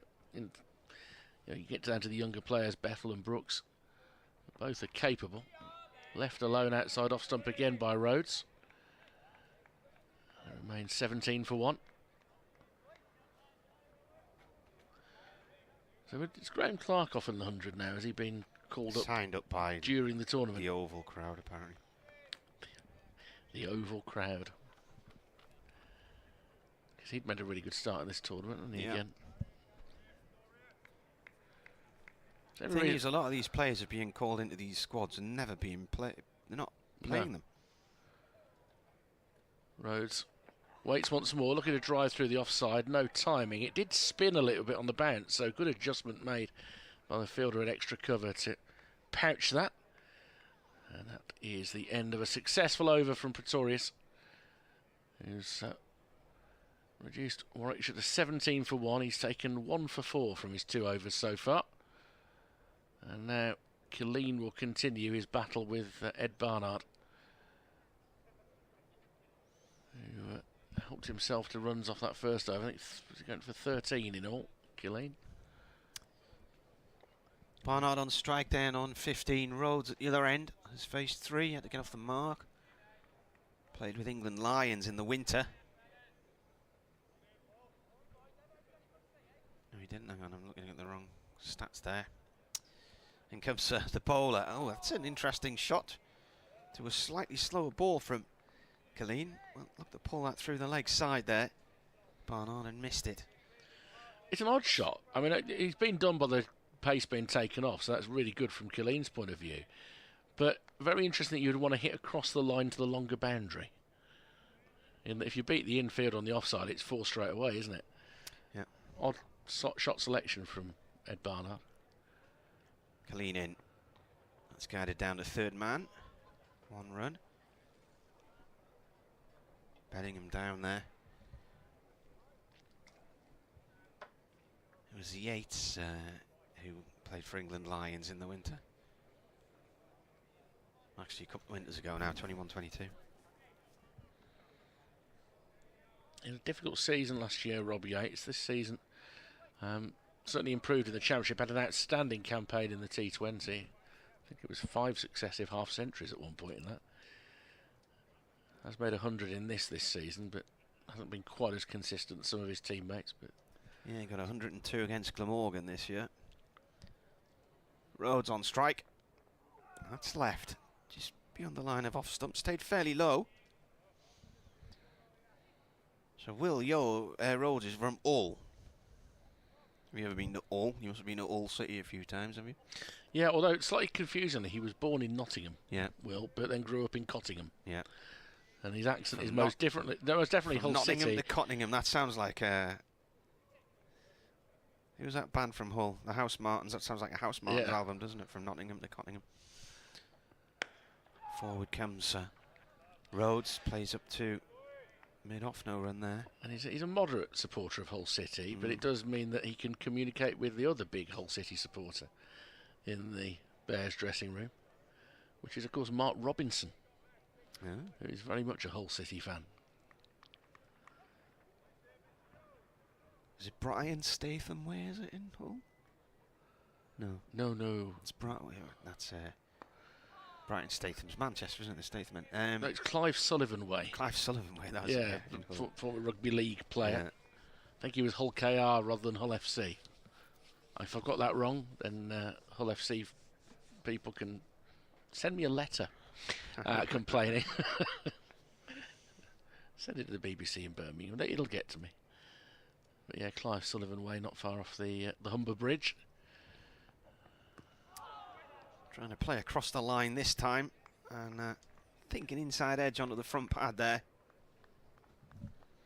Good comeback over that, isn't it? Just one off it, having conceded 13 from his first one. He's done really well there, Mitch Killeen. 18 for 1 Warwickshire. They need a further 321 to win this game from the remaining 46 overs. There's one big over they've had, but otherwise it's been very steady. Will Rhodes' favourite shot so far since replacing Rob Yates has been the leave. The aggressor has been Barnard, who's scored 16 off 10 balls. But he's going to face Miguel Pretorius, who's looked very good so far. Although, albeit he got the wicket with a full toss. They all count the same, as Martin was saying. This is diverted down towards point, where diving to his left. There's a good stop made by Show Us Your Shirt. Is it Bushnell who's made that stop? Or is it Travaskis? It's Bushnell. I knew it ended in a 0. Or was it Jones? No, it is Bushnell. They would have 3 ending in 0, wouldn't they? When you're trying to hedge your bets a bit. Should have trusted my instinct in the first place. Nice sunshine for people at the far end of the ground there. As Pretorius is guided very fine down towards third, but Glover has actually lined up quite fine. And therefore it's only a single to Barnard. 17 for him out of the score of 19 for 1.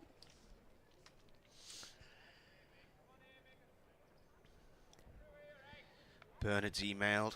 In a stop-start cricket season, it's good to hear you and your colleagues again in a competition trying to be neutralised by the ECB! Exclamation mark. Marginalised, maybe. Yeah. I think it's burst through like a weed through the stones. As this is full onto the pads of Rhodes. Turns it through mid-wicket for a couple to get himself off the mark. 21 for 1. It's the competition that doesn't want to die, Martin. The Japanese knotweed of cricket. Yeah. So that means it's going to be all over the place. Yeah. I mean, we're looking through the England squad the other day, picked for the 50-over World Cup. None of them play 50-over cricket anymore. Yeah, they don't see much of it, do they? No. It's amazing. Skills transfer, I suppose, as Rhodes dabs it out into the offside. to point and there's no run. I mean, the one thing you would say in response to that is that you don't doubt the quality of them and their ability to play 50 over cricket. But it has become marginalised. There's lots of talk about how they're going to come up with a solution to try and spread things out a little bit more in the future. We've had this ridiculous situation where you've had an Ashes summer condensed into a tiny window and ended by the end of July. Which can't make an enormous amount of sense. Pretorius to Rhodes. Can't really get much on that. He's got a bat on it, but it just then spins behind the stumps. Slightly uncertain start this from Rhodes. There were a couple of keyboard warriors were quick to announce on Twitter that this Ashes series was only 2 days shorter than quite a number of recent ones. Just very just placed early in the summer. Usually it ends in September. Rhodes looking to pull, doesn't time it, but does drag it into a gap between short fine and deep square. So there should be 2. Bushnell does the fielding, and another good over that from Pretorius. 23 for 1, Warwickshire after 5, 339 the target at Edgbaston. What you lost this year with the Ashes was the drama of them going off for bad light at the Oval in late September, and the cameras not being able to see if the bails were still in position or not. Bernard's also got another observation here. In a recent game affected by the weather, which was reduced in length, the team batting first scored 182, but after the DLS calculation, in the same number of deliveries as the previous innings, the target to win was 182, not 183. There's clean balls here to Barnard. It's counted down to third man for 1. I have tried studying mathematics to degree level, but I cannot work out how any total achieved batting first can be reduced in the second innings in the game can be as long as when that innings is as long as the first. It's because when the team batting first set out to bat, they presumed they would have 50 overs to bat and not just however many they did. This is guided away down to third man for 1 by Rhodes. The thing you've then got to take into account is how many wickets they'd lost, because where you lose your wickets is important. In the wickets is the stinger, isn't it? Because normally, as he's saying, you'd think, well, therefore the adjustment would be up because they didn't know they'd got fewer overs. But if there was an interruption, it's how many wickets they'd lost at the time of the interruption that becomes part of the equation. Happens quite often that it ends up being this one less. Yeah. This is played by Barnard to point, no run there. I think generally in one-day cricket, particularly 50 over cricket, if a team sets out in an innings and he's, say, sort of 30 overs in, like you say, double the score after, from 30 overs, if they survive and they have the 10 wickets intact, or some wickets intact. Clean again, balls, oh, nearly a nibble. Pushed there by Barnard to a ball outside the line of off stump, went through to the keeper. And there's an example of this a few years ago. Durham were doing quite nicely at Worcester, just about to accelerate. The rain came, and they only managed to bat 33 overs. And then, after what seemed like something like a 3 or 4 hour delay, Worcestershire were then given an absolute cracking run chase in comparative terms, and were able to throw a lot of wickets at not many runs. This is stopped at point by Travaskis, diving down to his right. I don't know what you do. There's no magic wand, is there, unfortunately? I think for those who've been watching the game for many, many years, the one thing I would say is that Duckworth Lewis Stern is considerably better than anything that preceded it. Yeah. Ball here played away towards square leg for 1. It came in after England won that semi-final against South Africa in Australia in '92. I think from memory, South Africa were on course for victory, and then after a rain delay it came out and they were told to chase a ridiculous amount of runs. Yeah, I mean, it used to just be done really as runs per over, and it never made an awful lot of sense. What they did was they started to input lots and lots of scorecards so that you come up with a calculation where if a team was in a 50-over game 130 for 2 after 25 overs, the computer system will work out where they were likely to end up, given... Yeah, based on previous performance. Yeah. As this is driven loftily, and he's lucky he gets it over point here, Barnard. He'll get 4 for it, but it was a loose shot outside off stump against Pretorius. Warwickshire 30 for 1, Barnard to 23. But it was something of a false shot. Got plenty of it and got it over his man, but that had a large element of risk to it. So yeah, and I mean, it does get updated every now and then to reflect the fact that teams are scoring more and more in the 50 overs and in the 20 overs, and presumably in the 100 balls. But that's the key, is they have to update it with the times. As up on his toes is Barnard to steer the ball down to third, and they're going to take a quick 2, and they made their minds up early there, and despite what was a good piece of fielding and a fine throw from Brandon Glover, they are comfortably back. Barnard 25, 32 for 1. Chris Tyndall has sent a picture. A very pleasant Sunday afternoon in progress in Gateshead. So he's got the cricket on the TV on the wall. A grandchild, or maybe a child, eating what looks like a salad. Plenty of big cucumbers there. Pushing forward in defence is Barnard. Sage, I love the Sage at Gateshead. It's a fine building, that. Mm.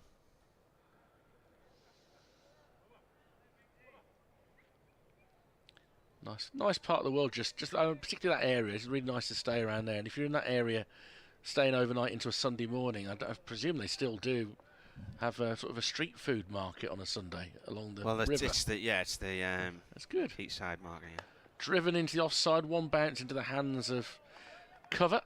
It was never about street food when I was a kid. It was all about swag. Okay. And then it's a mixture. I think the only street food you would have got then would have been a botulars and burger or something. No, I mean, there are all sorts of things, sort of artisan stuff and everything. But I remember being up a few years ago for a 50-over game when Jonathan Trott and Ian Bell both made hundreds against Durham up at Chester Street and stayed up for the weekend. And Sunday morning was lovely along the riverbank. Just back of a length, it angles into Barnard and hits him on the body out into the offside. Only been about 5 or 6 years ago, was it, when Trott got 3 centuries that year against Durham? I think he got 3 centuries in a month against them or something, didn't he? Quite possibly. Got one in the One Day Cup, one in the... It may well have been his final season. He ended on a bit of a high. I mean, to see Trott and Bell back together as they did that day at Chester Street, last really big stand they had together was a little bit special. The last dance. It was. Driven by Barnard, can't find the gap again. It's a slight misfield, but given it's on a very scuffed up part of the surface, we can allow that. It's George Drissell who's done it. He rubs his elbow now, but that's a good stop. 32 for 1 after 7 are Warwickshire. Barnard on 25 and Rhodes on 5. They need a further 307 in 43 overs. It's looked good, Pretorius, so far. Very steady spell, 1 for 15 from his 4. After 7 overs, Durham were 20 for 1. So slightly ahead on that side of things. Gitleen from this pavilion end, the south stand. Ball cut down into the ground and off to point, no run there. No Paul Coughlin in the Durham squad today. His bowling and fielding wasn't the best on Thursday at South North, and 1 or 2 people questioning what was going on the field. So Mitchell Colleen, one of the players who's come in, along with Miguel Pretorius and Brandon Glover today. This one is flicked away towards mid-wicket for 1. The good thing for the players that have come in, they've been given a really good target to defend, haven't they? Yeah. So, a real opportunity.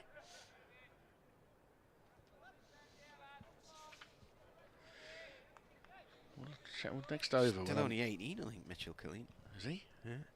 I think he's bounced back so well from that first over when he was getting carted. Comes in again. Played off the back foot. Oh, and Jones has missed it. He slid in and it's gone over his thigh for 4. Poor fielding that. Barnard gets a 4 that he shouldn't have had there. Jones on the discs. the covers on that offside.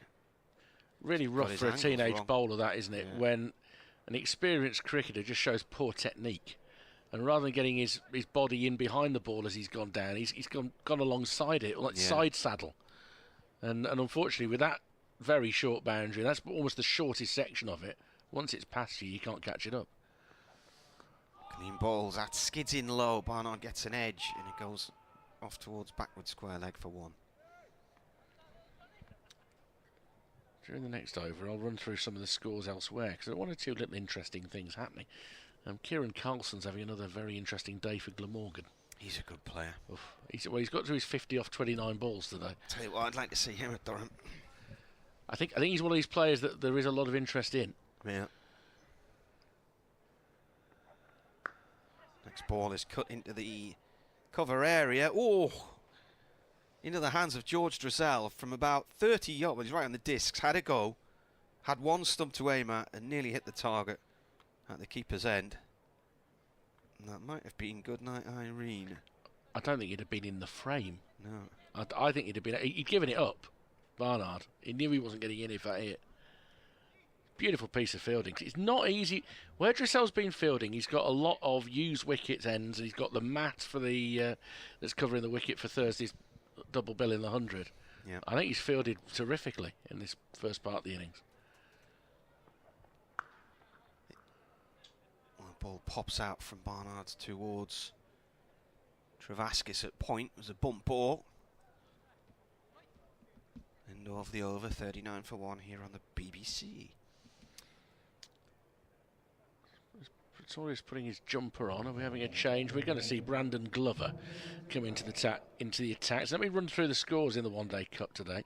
Kent have posted 287 for 8 against Essex. One of the day's Centurions, Jack Leaning, 137 not out off 127 balls. 3 wickets for Bo Webster. Essex 54 for 2 after 10. Cushy is 27 not out. Yorkshire 184 all out against Leicestershire, which was something of a recovery from 91 for 8. Code 45 and Best 40 rescued him. 3 wickets each for Salisbury and Wright. Leicestershire 31 for 2 after 9, so anything could happen in that one, to be fair. Lancashire 303 for 7 against Middlesex. 72 for Lavelle, half centuries for Bohannon and Hurst. As Glover bowls his first ball of the day, driven into the offside by Rhodes. There's a chase on there in front of the groundsman's hut, and that's a really good piece of fielding to keep them down to 2. Takes the score to 41 for 1, or they've got them up as they ran them. Yeah, 41 for 1, Rhodes to 9. Middlesex 46 for 1 in the 8th. They've just lost Cracknell for 33. Surrey bowled out for 203 by Hampshire, and Holland took 5. 5 for 35, 3 for Curry. I had an editor called Ian Holland. Guided down towards 3rd man by Rhodes for a single. I think he feels he missed out there. Ryan Patel made 78. Hampshire are flying in reply. They're going to be in the knockout stages there. 78 without loss. Fletcher Middleton 50 not out. Weatherly with him on 24. They've only had 17 overs. Northants 201 all out against Derbyshire. 3 wickets each for Sam Connors and Alex Thompson. Nobody reached 50 in that innings. Derbyshire 47 for 1 in the 15th. Lewis Rees 24 now. He's in fine form. Barnard, full delivery, guides it up wide of mid-on. Who's able to chase after it and capture. Keeps it down to a single. 43 for 1. Somerset 298 for 7 in their 50 overs against Glamorgan. Andy Umi in his 2nd century of the tournament made 116. 3 wickets for Kellaway, who's had a good tournament. Glamorgan, though, in the 14th over, already 116 for 2. Carlson 53 not out off 33. Byram 50 off 38. So they're flying. This is driven off the bounce by Rhodes, and he's got enough of that. It's going to beat the infield and go for 4. Takes Will Rhodes to 14. 47 for 1. And a slightly uncomfortable entry into the attack here for Brandon Glover. Just leaves Worcestershire and Sussex. Worcestershire are coasting, you would think. Sussex 190 all out. Ibrahim made 51. 3 wickets for Baker. Worcestershire are 94 for 1 in the 20th over. Azhar Ali is 38 not out, so they're in really good shape there. Rhodes waits again, a swing and a miss, and he looks into the sky in frustration with himself. If you're waiting for the Glasgow flight, at Birmingham. It's just about to land. Well, we just double checked it. Yeah. There's Interesting. another one going above us to Charles de Gaulle. Interesting livery for a Glasgow flight. Yeah, EasyJet. Oh, okay. Didn't you use Birmingham Airport for my holes this year? I've never flown from Birmingham. Didn't do it this time. Is Glover to Rhodes. That's well outside off stump, far enough to be a wide. Yeah, that was well wide. I'm doing East Midlands Airport on Wednesday. Never flown from there. That's before. all right. No, it's all right. It's good. Yeah. It's quite a quiet airport. Compared to some, yeah. Security queues can be a bit much. Yeah, but, Bristol was an absolute nightmare earlier this year. Nearly missed the flight. For the first time ever, we did Stansted. I've flown in there years ago. Yeah, it's a very busy airport now. You have to go on a little train to get to your gate. Yeah. Love it. To Rhodes, steered in front of square on the leg side for another single. 15 to Rhodes. Yeah, I think that was 10 off that over from Glover. 49 for 1 after 9 are Warwickshire. 339 the target. These two starting to gather a bit of momentum. They've now added 32 in 6.5 overs. Who's trotting onto the field there? Is that a 12th man wearing number 3? Is it Scrimshaw? Harry Crawshaw? I presume it's Colleen who's nipped off, because his spell has ended, and Johnny Bushnell is going to come on to bowl. Who will want to get his innings out of his mind, because it didn't trouble the scorers earlier. As any scorer will tell you, a first baller troubles them more than anything else. I knew you'd do that. I knew you would. I've not had to say that this year because I've never heard anybody use that phrase this season. We're going to have an argument at some point over the word ever, but that hasn't come up yet today. I'm trying to avoid it. Bushnell. Pavilion end, short one, pulled to short mid-wicket, and Borthwick has a fire at the stumps, misses, they get another throw. Yeah, it was a really sharp piece of fielding until the moment it missed the stumps, when it then became a bit of a problem because with the best one in the world, there wasn't an awful lot of opportunity for Jones to back that up. And that brings up the Warwickshire 50, so the 50 comes up off 55 deliveries. Rhodes now up to 16. Barnard with 31. And they're trying to get as much cover as they can on the leg side for that short boundary. The Bears haven't tried to hit it aerially over that way yet. Next one down towards third man. Off Barnard's bat 4-1.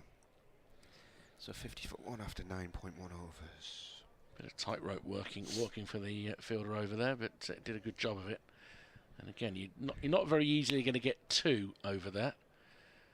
So, gosh, it's a bit of a red letter day for one half of Birmingham football-wise. Is it? Aston Villa have just gone 4 up against Everton. Cut shot, nicely played by Rhodes. It's going towards the Hollies boundary and might not make it. Oh, Colleen dives in. That's not Colleen, it's Glover. And he manages to stop it right next to the rope. Good fielding. That was, I think in a televised game we might discover that was 4. I thought there was a round of applause because he did so well to stop it. There was some chance of 4, and the second fielder arriving put his hands out as if to say, I'm not sure, rather than saying, no, it wasn't. So I wonder whether... well, he definitely got a hand on it before it hit the rope, but, I mean, surely anyone else turning up would be able to see if the ball's on the rope or not. Bushnell bowls. It's a length ball, played short extra cover to Borthwick. There's quite a bit of dust coming up underneath Borthwick's spikes as he fields that one. This was the track they used the other night against Northants, but they only had 20 overs on it. Yeah. David Beddingham would want to take this one around the circuit with him the way that he batted on it. I just thought it was really sensible the way he paced his innings. Immaculate, really. Bushnell in again. Defended this time by Barnard, who's on 32. 54 for 1, so another 285 needed to win. So it's what the 50-over game gives you that the 20-over game doesn't. You know, you've got to see off a bit of movement with a new ball. And the 16.4 doesn't there? Well. Do you ever have to come and cover these 16.4 things? No. Came down and did a couple of interviews before it started. Partly because it was interesting to talk to the people involved and have a chat with Kane Richardson. No complaint about that. Ball lobbed out over the leg side, down towards long leg.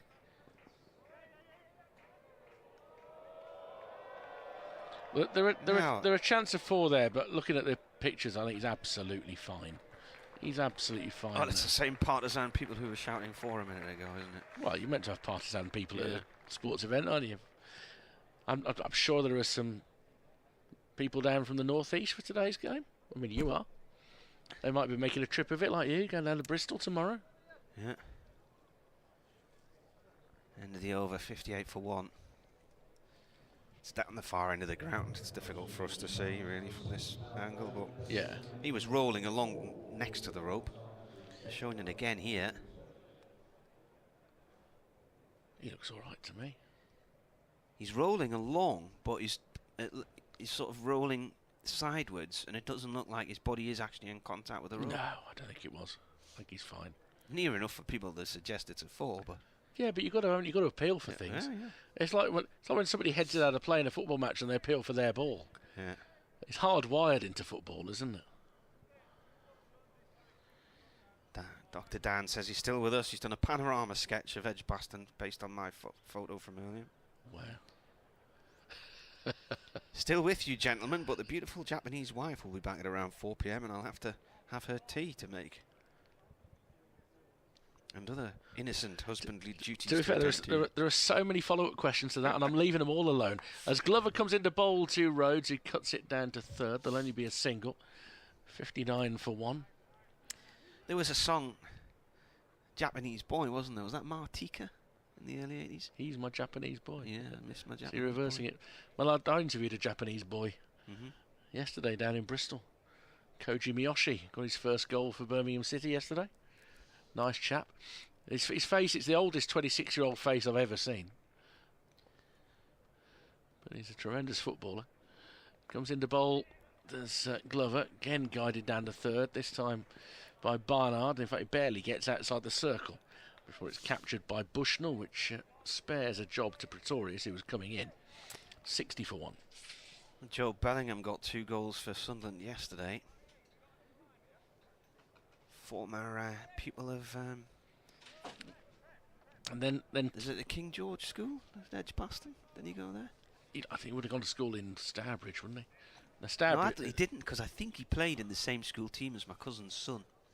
So, I don't- in a, well, sc- well, in a well, school well, around here somewhere. if I help you, there isn't a King George School in Birmingham. Well, what's the one next to the uni? Well, they don't play football there. He didn't go there. Is there an Edgbaston school? No, I don't think he went there either. Edgbaston High School. I think he went to King Edward Stourbridge. Anyway, Glover round the wicket, way outside off stump. That has gone right along the white line of the return crease from Glover, who didn't quite get his angle right. Unless they played against each other rather than in the same team. 61 for 1, the score. Well, 3 hours after Job scored twice for Sunderland, Jude scored twice for Real Madrid. This is driven by Rhodes, but he hasn't got enough timing to beat the field. Scooped up by Borthwick in the covers, and there's no run. Fuller's returned from the museum. I may make way for him around 4 o'clock. Once I've got my report done.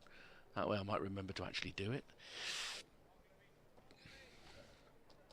I was surprised by them leaping up at me at 2:03. They were in the right, to be fair. Rhodes this time drives it wide of the fielder, and it's a game chase along the rope, but it's not one that was ever going to be won. And that's 4 more to Rhodes. He's timed that very nicely. He's up to 24, 65 for 1. Glover over pitching and paying the penalty.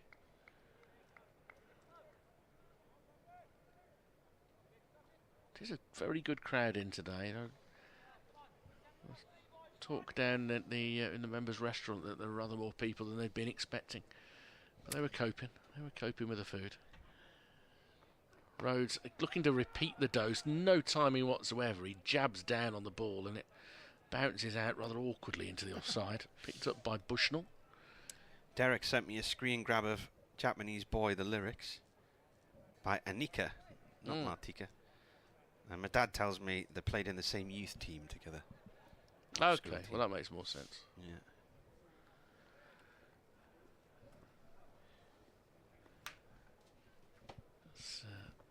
Rhodes awaits, stabs it down. Wicketkeeper parries it, but they'll come through for a single. 8 off the over, 11 gone, 66 for 1 at the end of that over, is it? Did you have any visitors, Phil? Did you have any visitors? 120? 120. It's a ticketed event these days. The museum. It isn't It isn't. Before anybody, I don't want people not to go because I've just said it. I'm regretting saying it was a ticket. It's not a ticketed event, but they do like to count the numbers as they come in and out. They do. Yeah. They do. You have to know for fire regs. For insurance purposes. It's all sorts. I hope it's not as bad as my visit to the Millennium Dome when this steward kept trying to move me and my wife along and said, "Come on, move along, there's nothing to see here." And I said, "The better be, you've just charged us 25 quid to get in." Was that just to look round? The Millennium Dome, you had to buy a ticket, yeah. Just to look round the Millennium Dome? Yeah, it was absolutely pants. Whereas the same week we went on the Millennium Wheel, which was definitely Oh, that's all right, yeah. back in the day. I've done that a couple of times. They renamed the dome, didn't they, for the Olympics? I went there for the Olympics for the gymnastics. Yeah. A long time ago now, isn't it? 11 years. It's had a bit of a checkered history because James Bond landed on the roof one time. Then the roof got ripped in a storm. Yeah. Cable cars go over there now. Not get me on one of those. Not willingly. Not without Not a been on a sedative. cable car? I have been, but I don't like cable cars. Here's Bushnell, 66 for 1. Start of a new over from the pavilion end. Playing a miss here from Rhodes, who's on 25. This partnership is now worth 49 from 52 balls. Durham had 55 partnership for the second wicket, 67 for the third, 116 for the sixth. Bushnell in again. Ball played to Borthwick. It spins awkwardly as it bounces across some used tracks towards him on that short leg side, but he manages to stop it. The wickets at the far end of the square look like they've already been scarified, don't they? Quite possibly have been. I mean, they're ones that they use for pre-season, and then they used as warm-up wickets for a substantial part of the campaign. Square cut here, brings up the 50 partnership. Travascus dives on it, stops it way out in the deep on the cover boundary. They're going to run 3. Good running from Barnard. The ball is actually intercepted on its way back towards the wicketkeeper by Michael Jones, who then directs it down towards the bowler's end instead, but they run 3. 50 partnership comes up in 53 balls. Fumble in the outfield cost an extra run there. He's dived but not picked it up cleanly, Travascus. There's the additional ripple for those who needed confirmation on the scoreboard for the 50 partnership. A few had latched onto it already. 54 balls it was in the end. Bushnell in. Barnard drives up to Lees at mid-off, no run. So you've got a second night staying in Birmingham tonight then? Yeah. So you like your hotels, that's all right. You like that, it's all right.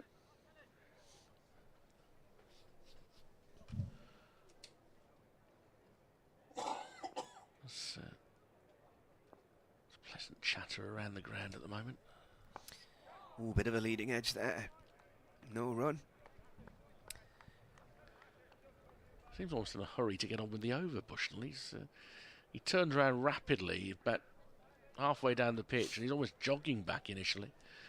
I don't think they're under any remote time pressure at this point in the innings, but maybe keeps him in rhythm. Just over a run of ball so far off Bushnell. He comes. This is off towards mid-wicket for 1 run. For Barnard, he keeps strike as well, does he? Is that the end of the over? Yes, it is. So Barnard is on 38, Rhodes on 28, 70 for 1 here on the BBC. Seems to be a concerted effort here from Warwickshire not to think too much about that short boundary, and that towards the tail end of this chase, if they're in contention, it could become very handy. But There's always that danger of getting hypnotised by it and taking it on too often and getting yourself into trouble. But they've really not gone the aerial route too much at all here, and have accumulated runs steadily in the process. However, still 269 needed off 38 overs. It's a lot. It's 7.1 over that they require. They're going at just below 6. So acceleration will have to come. Barnard will get 4 here because it was very full onto his toes. A long half volley, if you like, and he's clipped it into a vacant area to that short mid-wicket boundary.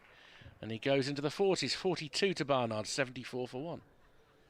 Paul Wilson says Japanese Boy was an 80s hit for the Scottish singer Anika, released in July 1981.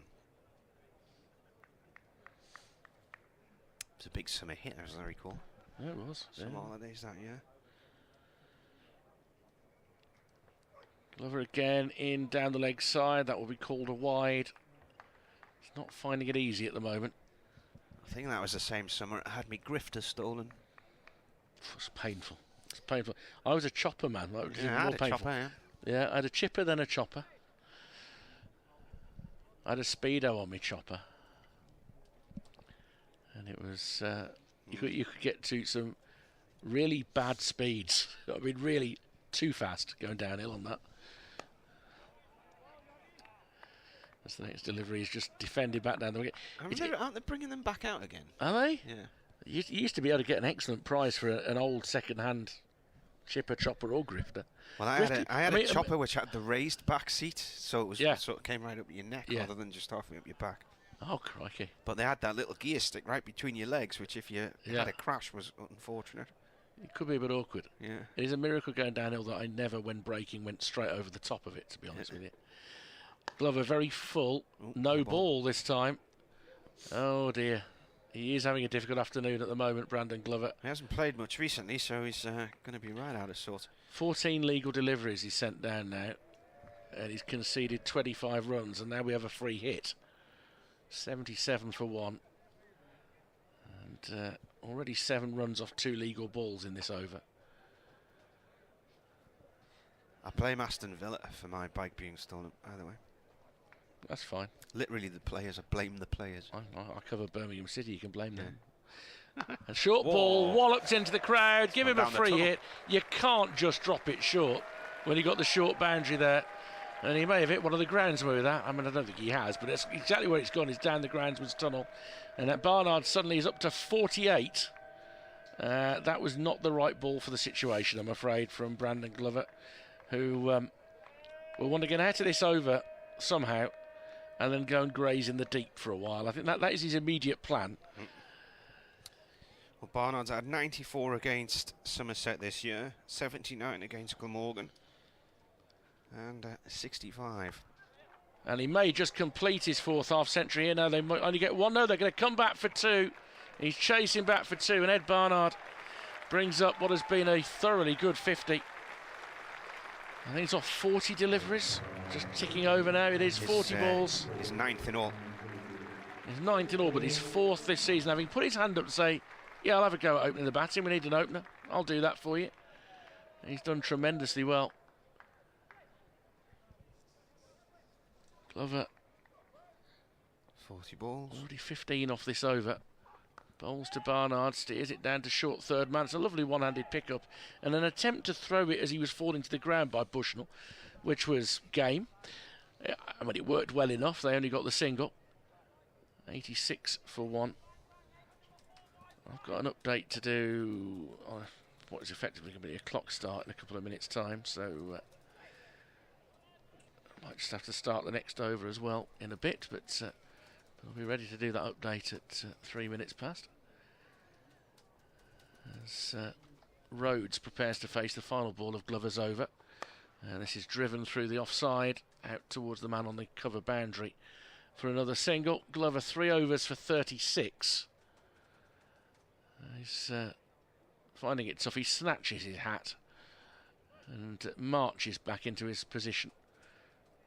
But it'd be interesting to see whether he's given the call a bit later by Alex Lees to have another go. But I'm sure he'll look to make a change. It looks like he waved to Liam Travaskis there. 87 for 1. After I've got my report done, we'll get Phil back into the chair. Bushnell is getting ready for his third over. The sun is now glinting off the scoreboard on the far side to make it slightly harder to read. Did say the weather was going to get better and better as it's gone on. It's beautifully bright now. Bushnell begins the over bowling to Rhodes. Defended the ball on middle and off. And Bushnell again turns and starts jogging back and then slows down. Busy about his work. The stand now worth 70. And it is sort of first base on the mountain of trying to chase this target. Bushnell in once more to Rhodes, driven into the offside, picked up on the bounce though. Close in there by Dressel. No run again.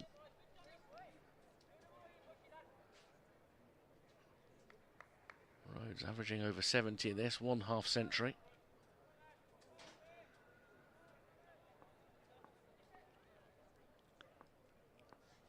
Limbering up going on from Borthwick as well. Whether he might come into the attack as this is guided down to third man by Rhodes.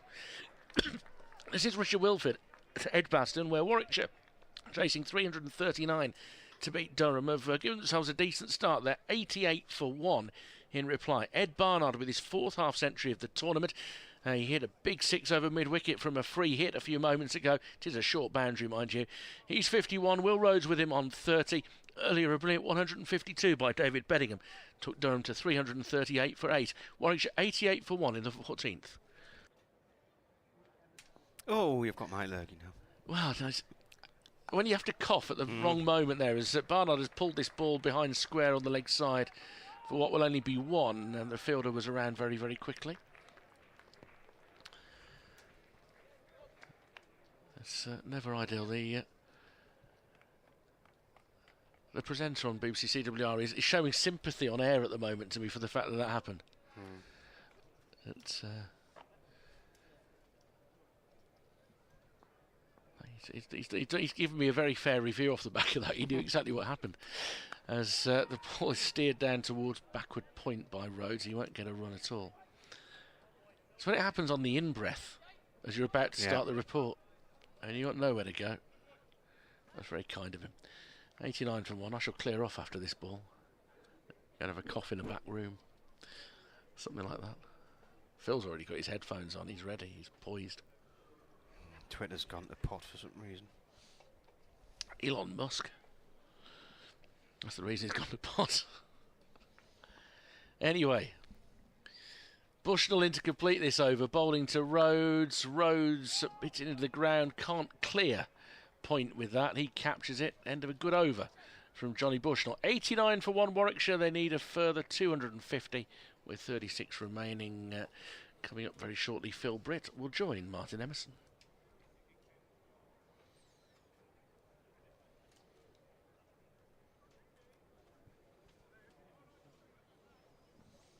So eventually let me tweet the Barnard stats after 5 attempts and closing the app down and turning it back on again. Sunny afternoon here in Birmingham, in the second city. Towels and drinks have been brought out for the batsmen and fresh gloves.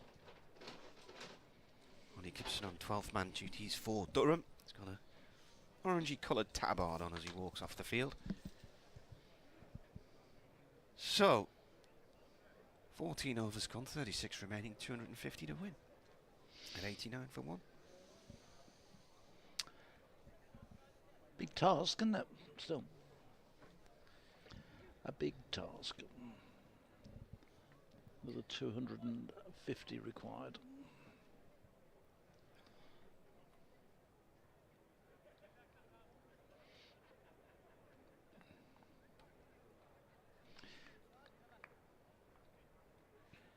Travaskis to ball.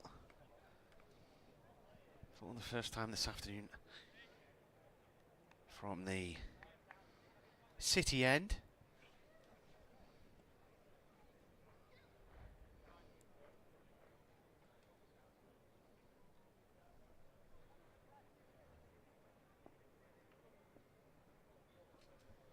comes in. A sweep, and that's 4. Picked up around about. Off stump by Barnard, and he turned that nicely to the short fine leg boundary for 4. We've got a fielder down there, but he's on the discs, and the moment that left the bat, it was heading to the boundary. It's David Bedingham who's down there. You haven't got a lot of space there to play with, have they? So if you don't, not in line, you're not going to really get round to it. Travaskis in again. Barnard off the back foot, cuts that out through the cover area for 1.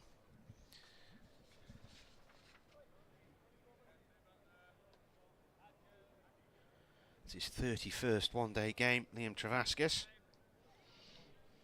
24 years old.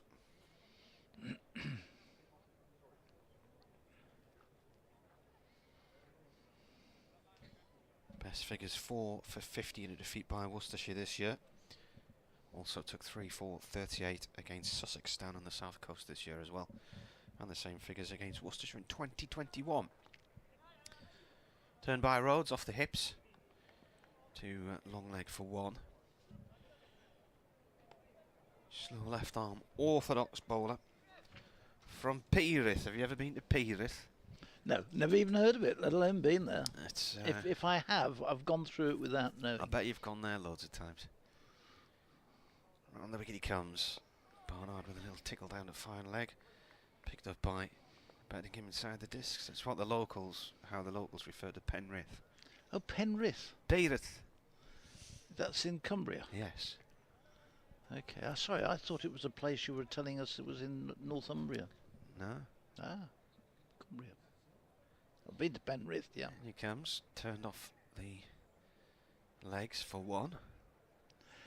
Last time I was driving through there was we came up Hartside Moor, is it Harts?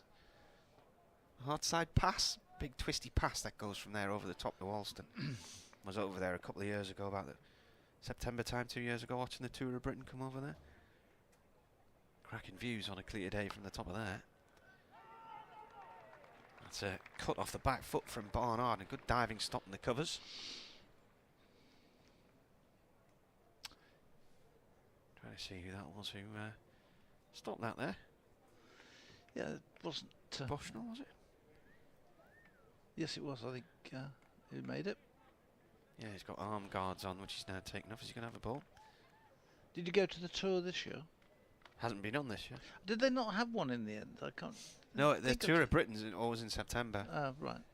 So, last year I couldn't get to it because the day it was in Sunderland, I was commentating in Derby.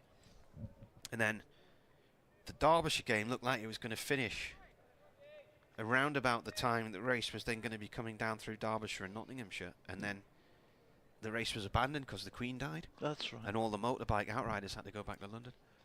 Bushnell starts a new over. Ian, he's driven and he gets one hand to it and left as he falls through on his follow through. Takes all the pace off it and the ball deflects out to mid on, but not before Rhodes scampers through for a single. 98 for 1. Rhodes on 33. Barnard is on 58 off just 46 balls.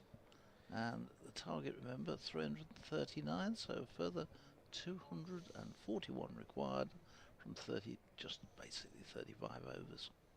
Here's Bushnell in, bowls, and more runs, turn this one just off his hip to a deep backward square leg for another single. Barnard takes him on to 59.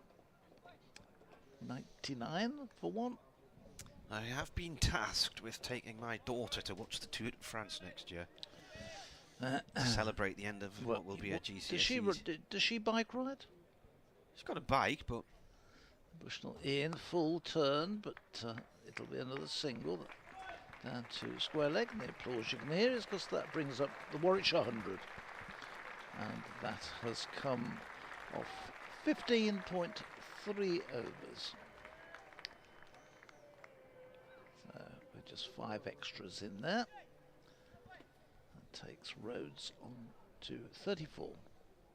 Barnard on strike as Bush comes charging in. This is run away into the offside. Rhodes wants the single, but Barnard sends him back. As it's just played out to cover point, and there's no run. What I was going to say, if you go, take your bikes and pre-ride the stage. That's the thing to do. Yeah. You're a fit man. Well, apart from that Pre-ride cough some and of that the red stage. chest. Bushnell in, bowls. Oh, that's a beauty. Goes right through Barnard and through to the keeper, and that was a snorter. I've got a nice road bike which I've had for about 10 or 12 years and modernised it a little bit, put some new wheels on it. Got A mountain bike. a third wheel. Yeah, stabilisers. But a couple of years ago, for my 50th birthday, I bought myself a little foldy up bike that I can stick in the back of the car and bring away to away games, and it's really good fun riding that. Bushnell in. It's going to be run away down to third man. There's a man down there on the fence. One more to Barnard. So 101 for one in another over. So just the 4 singles of that over. Warwickshire need to score at about 7.5 and over if they're going to get to this target. I thought you were going to say the foldy up. It's good fun because you can keep it. And it's never come out the back of the car. No, it's good fun. It's like being a kid again, and it's sitting on an upright bike, quite an upright stance. We were just talking about grifters and choppers a few minutes ago, and it's nice. I like whizzing around, going around the shops on it and running little errands on it. It's just good fun. Travaskis left arm round from the city end. And Barnard gives himself a bit of space as he moves back into the crease and then cuts that down to third man for 4. Nice shot. Really nicely played. He looks the part, doesn't he, Ed Barnard, these days? Yes, he does. He was already a decent cricketer at Worcestershire. He has definitely matured in this competition. This has been terrific for him because he's been okay in the championship. He's had some decent scores, but he's not perhaps got the weight of runs he would have hoped for. This is a little dab back towards the ball. I think he's got a century against Durham in the championship for Worcestershire. Yeah, he hasn't got one for Warwickshire yet in the championship, and he's have to say this role of opening he does seem to have taken to pretty well. Travaskis in again. Oh, that's a bit of a false shot there. Played out in the offside. Not done much against Durham in the one-day cup. 38 runs in 3 innings against Durham ahead of today. He's on 64 now. Ball played out through mid-wicket for 1. Shout of catch it. I don't think it ever left the ground. Who and where was that going to be? I don't. Unless it was a snail shouting catch I'm it. going to say there's nobody near it.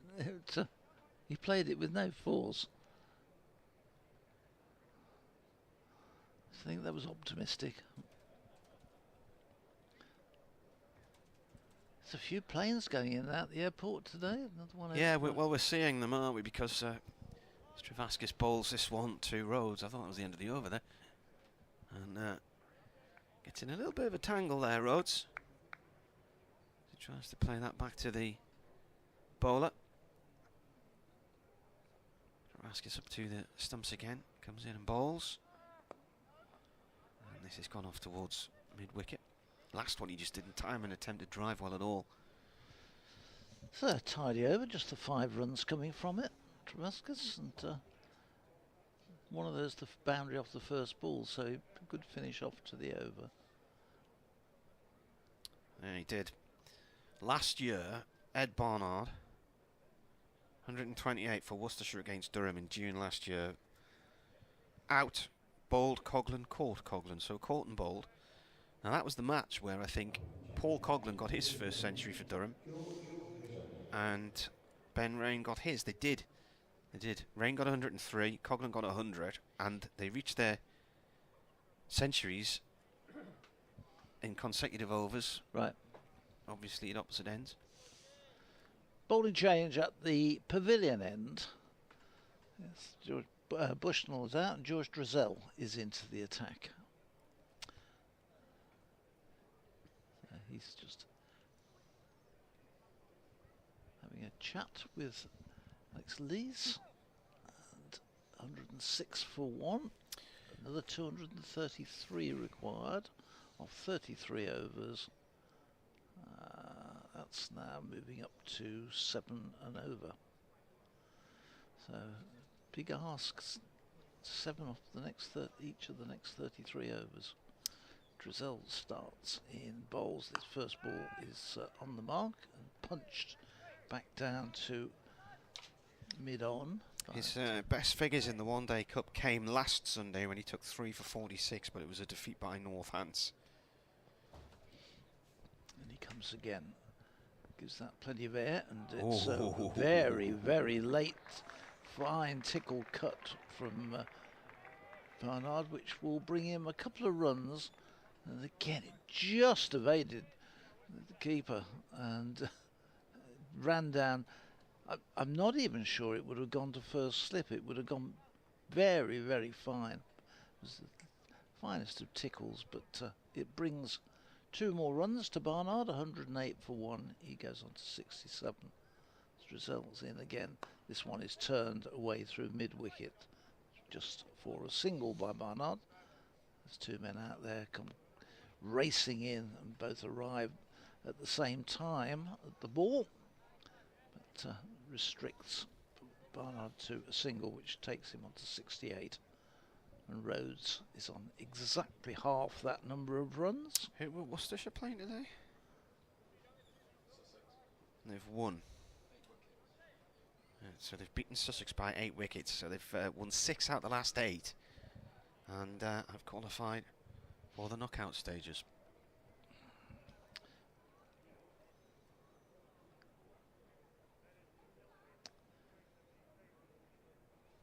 So they've got 12 points now, the same as Warwickshire. Yes, 12, yeah. Drizel in. Finished their matches though. Yep. And this one is just run down to mid-on for a single. Nice, easy single. Gloucestershire have 1 game left on Tuesday against Durham. Oh, that's down at Bristol, isn't it? Yeah. Yep. Where's Warwickshire's final match? Down at Sussex. Oh yeah, Tuesday. Hove on Tuesday. This is punched down to long on for 1. Just scoring in singles at the moment. That's nice. Well, Bernard says this game is far from over, and if only one player copies Beddingham for just 10 overs of the game, it will feel different very quickly. Some explosive finish though, wasn't it, from Beddingham? This one is punched away. That's a nice looking shot, which is just going to fetch him a single, because it was that.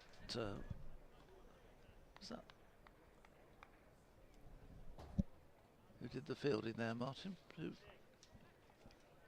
I'm sorry, I was busy having a drink. Oh, don't worry. It was anyway restricted to a single, and at the end of that over, Warwickshire are 112 for 1. We've had 18 overs. Barnard's got 69 and Rhodes 36. So that rate creeping up all the time. So Durham were 143 for 4, was it, after 30, did we say? 153 for 4 after 30, and ended up making 328. That last 7 or 8 overs fetched some runs though, didn't it? Travaskis ball here to Rhodes. Rhodes back into the crease. Flicks the ball off towards square leg for 1. When I went over to the museum, which I think was about 40 overs, I think Durham were only about 230. They really, in that last 10 overs. Well, I remember saying that Ben Stokes' 150 against Warwickshire was fine because Beddingham was going to run out of time, and then he had 25 runs in 1 over. Well, I heard this 100 when I was in the museum, and then literally within a few minutes they were saying he got 150. Yeah. In comes Travaskis again. The last ball was a dot ball. This one's played up to long off for 1. Partnership's nearly at 100 now. 3 more needed from that. And isn't it funny, because time normally stands still in a museum, but it obviously flew by then. From 100 to 150 in no time. That time doesn't stand still in a museum. does. It's an stored active in- live museum. It's not some old It's stuffy. stored in antiquity forever, isn't it? Yeah, you've got to keep it active and lively. Single off towards the covers there, so Do Morris dancing in the break as well, Do you? things like that. two yeah. needed for the 100 partnership. Durham had 100 partnership for the 6th wicket. Vasquez round the wicket here to Barnard, who's on 70. He plays up to mid-off, dot ball. What has been Stopped by good this year Bushnell. is the number of children we've had visiting the ground and coming into the museum. It's really, like today, a lot of children today here. Barnard cuts. Drizzell comes across to point to field that. Richard's coughing a lot now. I'm a bit worried after Have you it. passed that on to Well, poor Richard? It shouldn't have done because So I've had it mine for a next. month. Yeah, well, Martin Emerson's final parting. I think I got it from some kitty wakes in Scarborough. Did you have bad weather in Scarborough? It this was year? very damp and hoyed it down for most of the match. The last 2 days were washed out. There were flash floods one afternoon when there wasn't any rain forecast at all. It's a bit bleak there when it is nasty, isn't it? We did that. We had 1 year there where it was dreadful. A few years ago. Drizzell starts his second over from the pavilion end, and Barnard tries to force it away, but can really time it and ends up flicking it out towards mid-wicket. He was looking to whip it away, but timing quite right. Drizzell in again, bowls. Barnard turns this one off his hip, square on the onside, but won't again get any more than one. The boundary's definitely dried up here. As Warwickshire, that rate, It's a nice tune. the required rate There's your now. 100 partnership, by the way. It's come off what? 102 two balls. balls? Yep. So well done to these two. Required rate now up to 7.24. As this one is swept hard by Rhodes, but straight out to backward square leg. This is the highest second wicket partnership of the season for Warwickshire. The previous was 78 versus Somerset. Thanks to Aaron.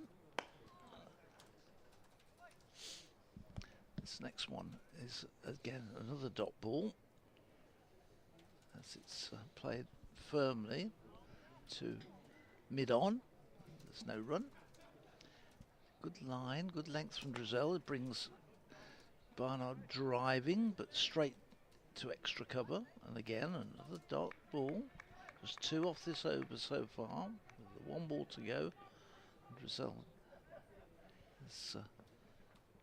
This one is run away down to third man, but there's a man on the edge of the fielding circle who does the fielding, just restricts Barnard to a single. Just 3 more runs off that, so Drizzell's 2 overs so far, just cost 9 runs.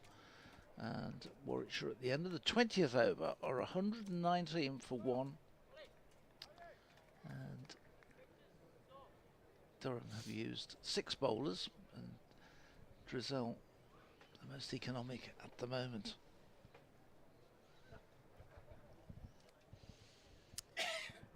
Sun is shining here in Birmingham. Always does in Birmingham. It does not. What is that noise? That sounds like my phone at the back there. Oh, your which is- phone. Yeah. It's Somebody tell them they're not in. yeah. Just ask.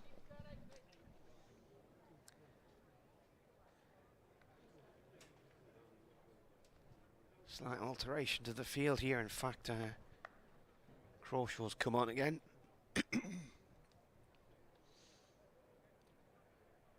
Travaskis to bowl. To Barnard from the city end. Left arm round. Dot ball played into the covers. Bushnell collects. Crawshaw, who is at square leg on that shortish boundary.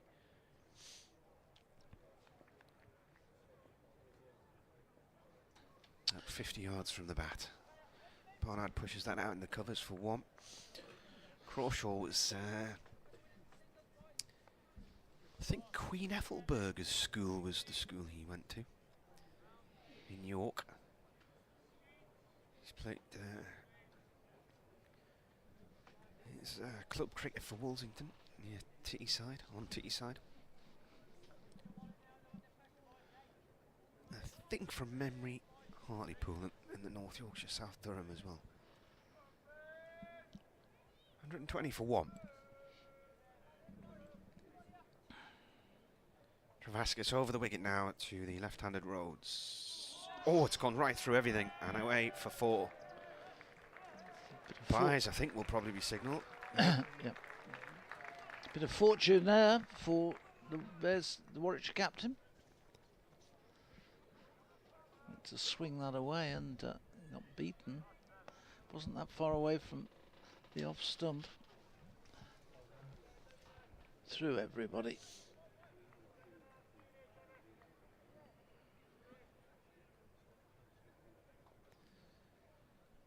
$124 for 1. Askesin swept. Gone for 4. Michael Pretorius couldn't get across to that one. It went flying past him. He was down near the boundary.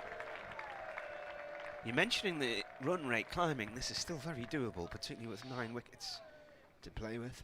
Yeah, it's just a tad over 7 and over. So that's that is the thing. They've got wickets in hand.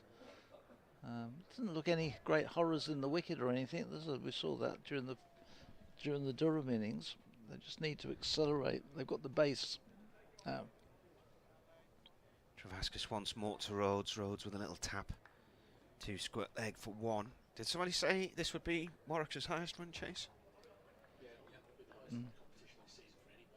All right, in the competition this season.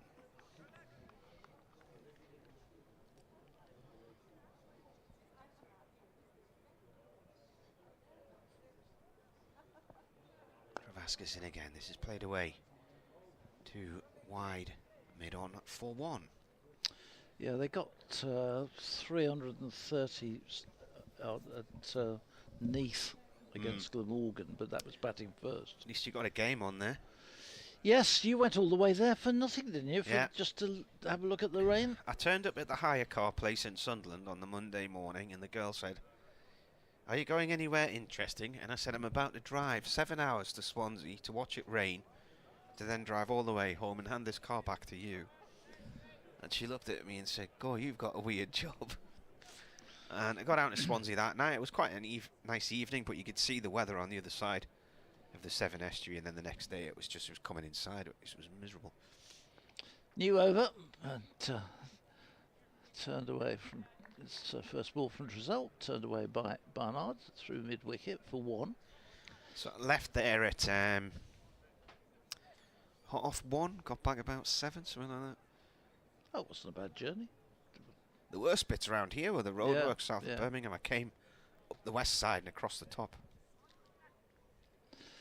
There's Rhodes. He's on 44. He's facing as Drizel comes into him, bowls, and Rhodes has lifted that over, straight over the top of deep backward square leg. There's a man exactly where he hit it, and it's gone all the way up for 6 to bring up Will Rhodes' 7th career list A50. So, 7th one of his career. Congratulations to him. Nice clean pickup. For a moment it looked as though it was going to be an opportunity for a spectacular high catch, but in the end it travelled very quickly and high on the fielder. This next one is launched back to the same fielder, but all along the floor. And that fielder out there, Martin, is... is that Scrimshaw? Sorry, Crawshaw. I keep saying Scrimshaw. Crawshaw. It's George Scrimshaw, isn't it? George Who does he play Scrimshaw. for? He plays for Derbyshire at the moment. Yeah. He's going to Northampton next season. Yeah. They've signed him. Next one sees Barnard turning it behind square on the onside for a single, so 9 off the first 4 balls of the over. Right, I'll dip out and bring Ricardo You stay back on in. for a second Yeah. while I We're doing the musical chairs do thing the again. musical chairs. Yeah.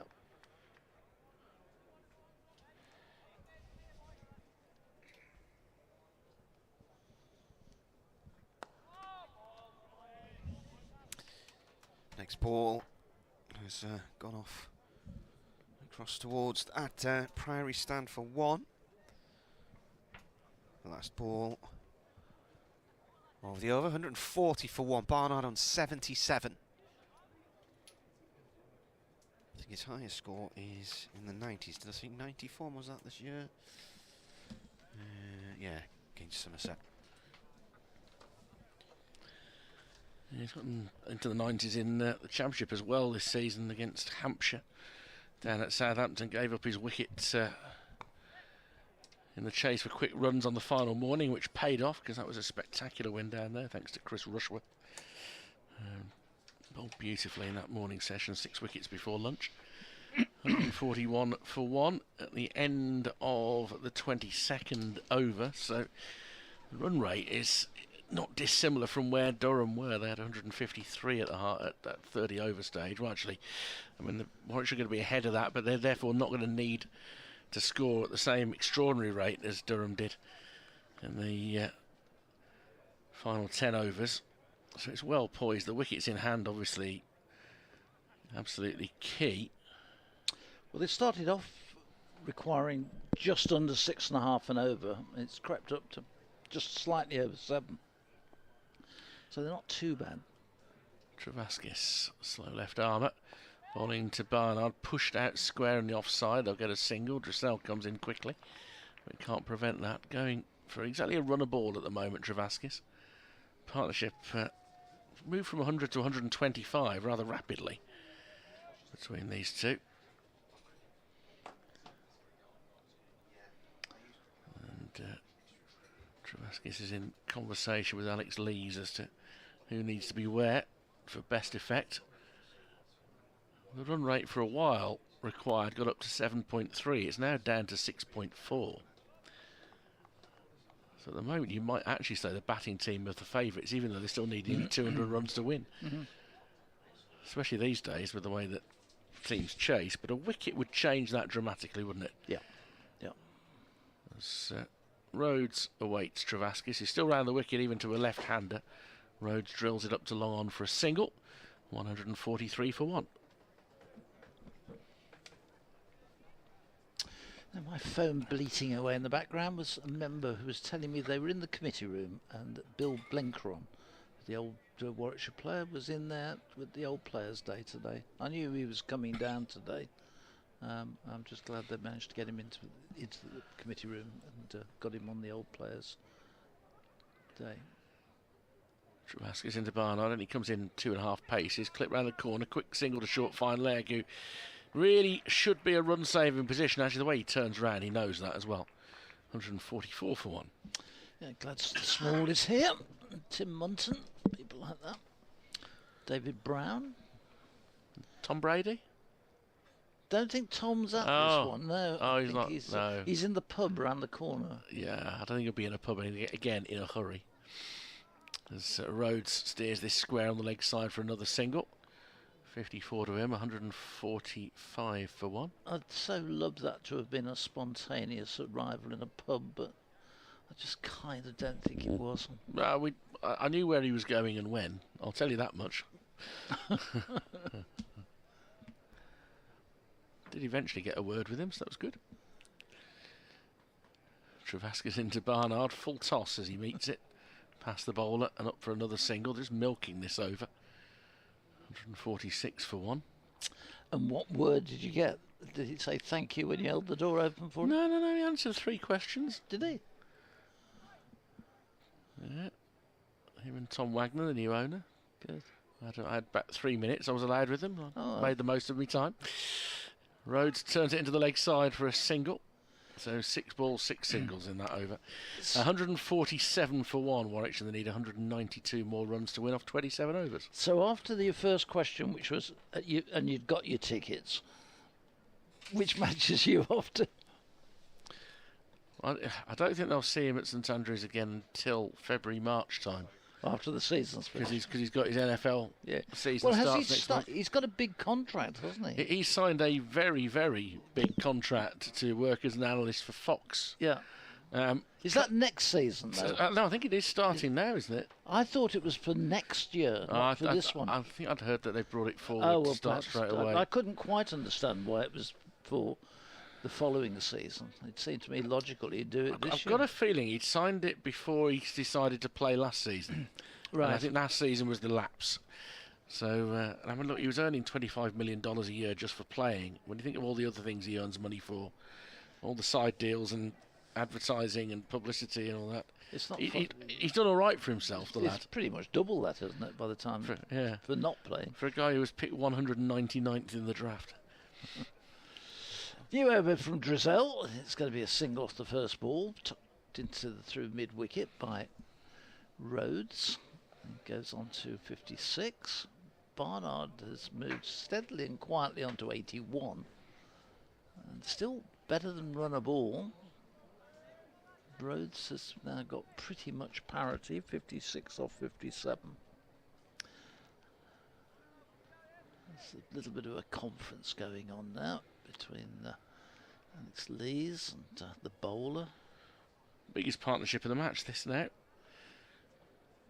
It's, beating the 116, that excellent stand between Beddingham and McIntosh. McIntosh, who was very cautious early on and then just came into himself for his maiden half-century for the first team.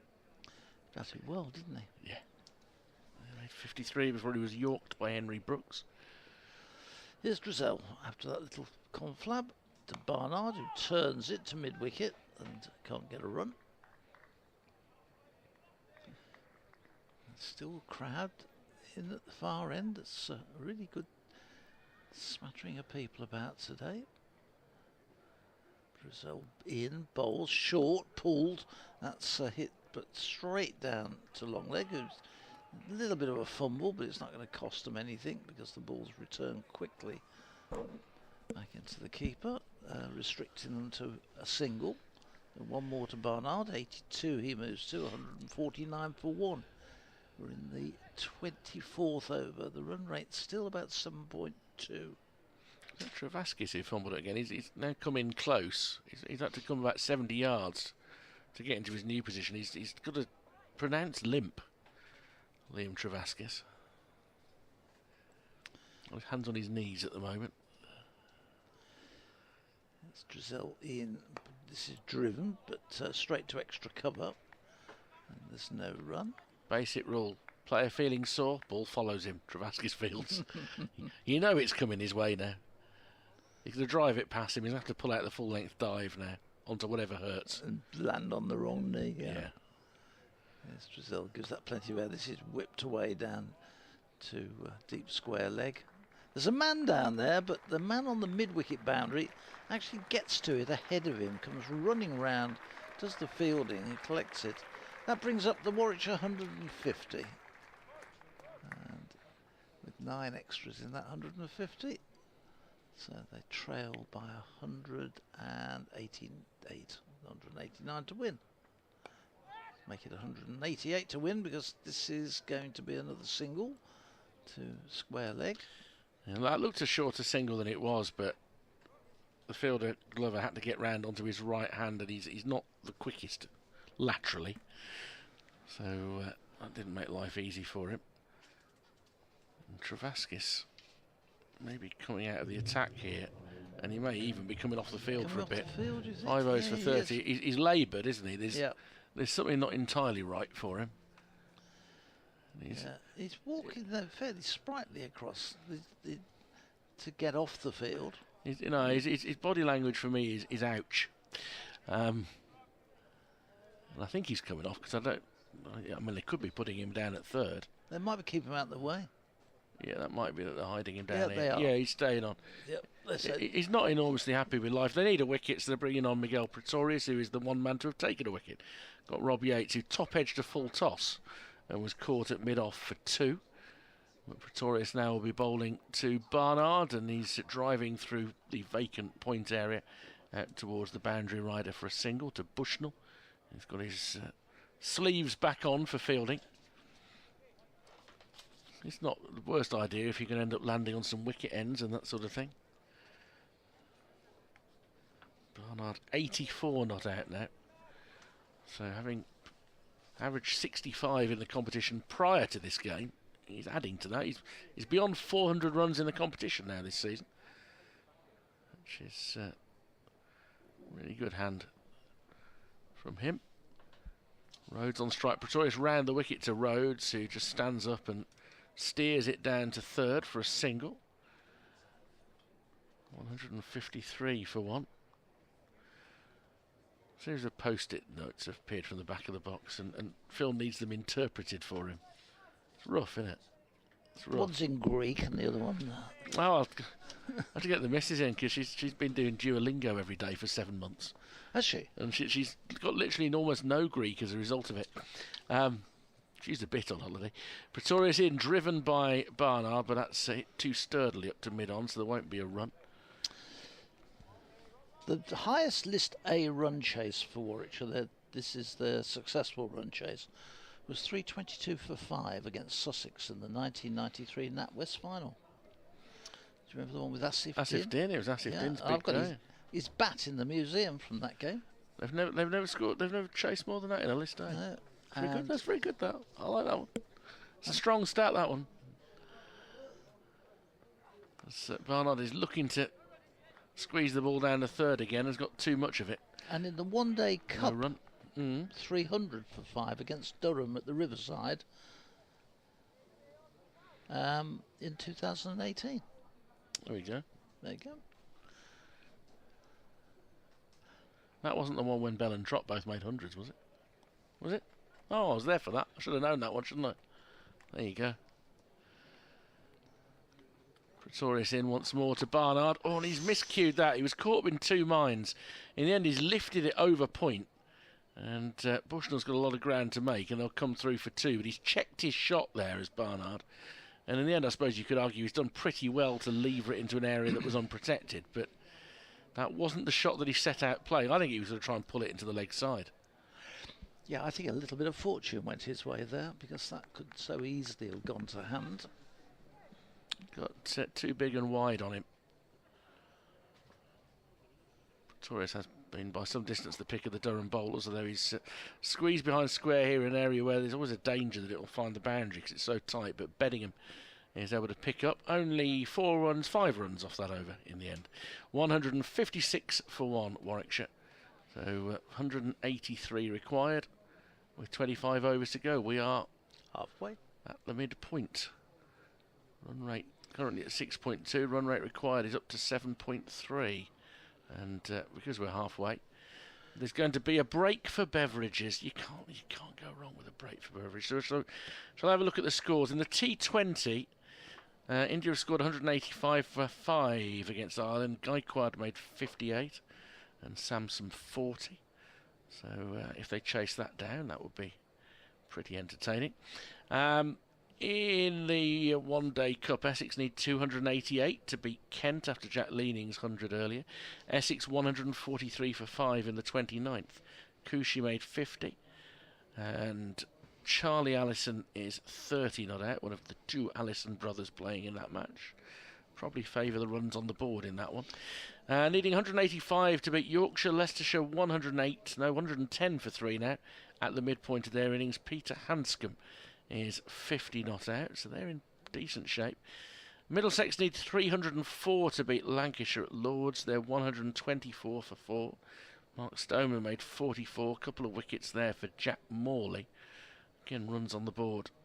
Probably looks the more likely victor there.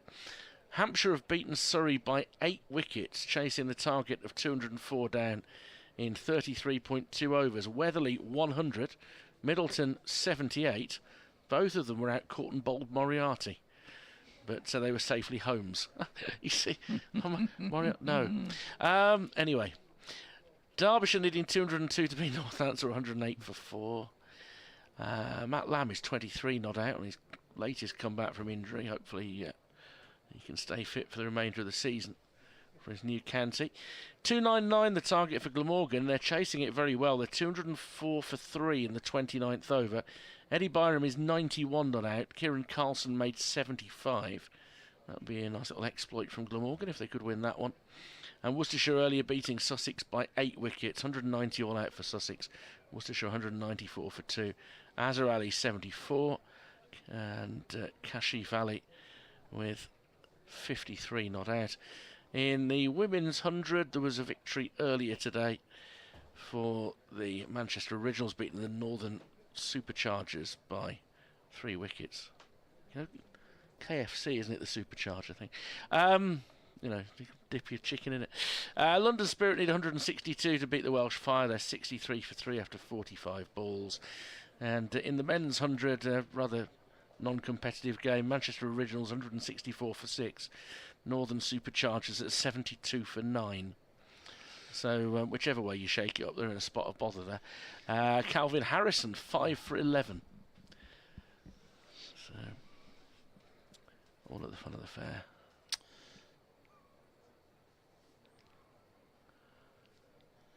Why are the scores so much lower? I know there's 20 balls less, but they're disproportionately lower than they are in the T20. I'll give you a long answer, but it's probably not good for the health of either of us. What I'm more interested in is after you've had a after you've had a 5-minute break for drinks, why does it then require 3 men to discuss the tactics for the next delivery? That's my question, because it's more pertinent to this game. But eventually, we're waiting for one man to walk all the way out to. Yeah, I mean, down to to long leg. Still, God, he's now it's a nice Sunday afternoon. The sun's out. People are enjoying some cricket, and Martin Emerson hasn't got to drive home tonight. So are we staying up in Birmingham? This is the first ball after that long break from George Dressel at the pavilion end, and the first ball, Ed Barnard cuts away down to the deep point boundary just for a single. I think he was hoping you'd take him to a local hostelry. I'd love to. I wish I'd known he was staying up, because I could have arranged something, especially last night, because my wife was away camping. Was she? He asked. I didn't realise things had got like that between you. Yeah. Drizzle, Ian and Bowles cut away to cover, to extra cover. Yeah, she would only stay for 3 nights, but she's coming back today. It's going to be emotional. No. Drizzle in, and this one is driven hard and straight down the ground by Rhodes for 4. He's nearly killed Ed Barnard. Barnard, who is laid out on his back, and Rhodes comes down and sort of says, sorry. He went down like he'd been taken out by a sniper, Ed Barnard. But he was fairly wide. I thought he was wider than where the ball went. Oh, no, the ball was very close. Actually, just look at the replay. Nearly took his head up. The ball really was close to him. Will Rhodes apologised. And he went to slightly to his right, but I don't think he was actually looking at the ball. Anyway, he went down, but he's okay.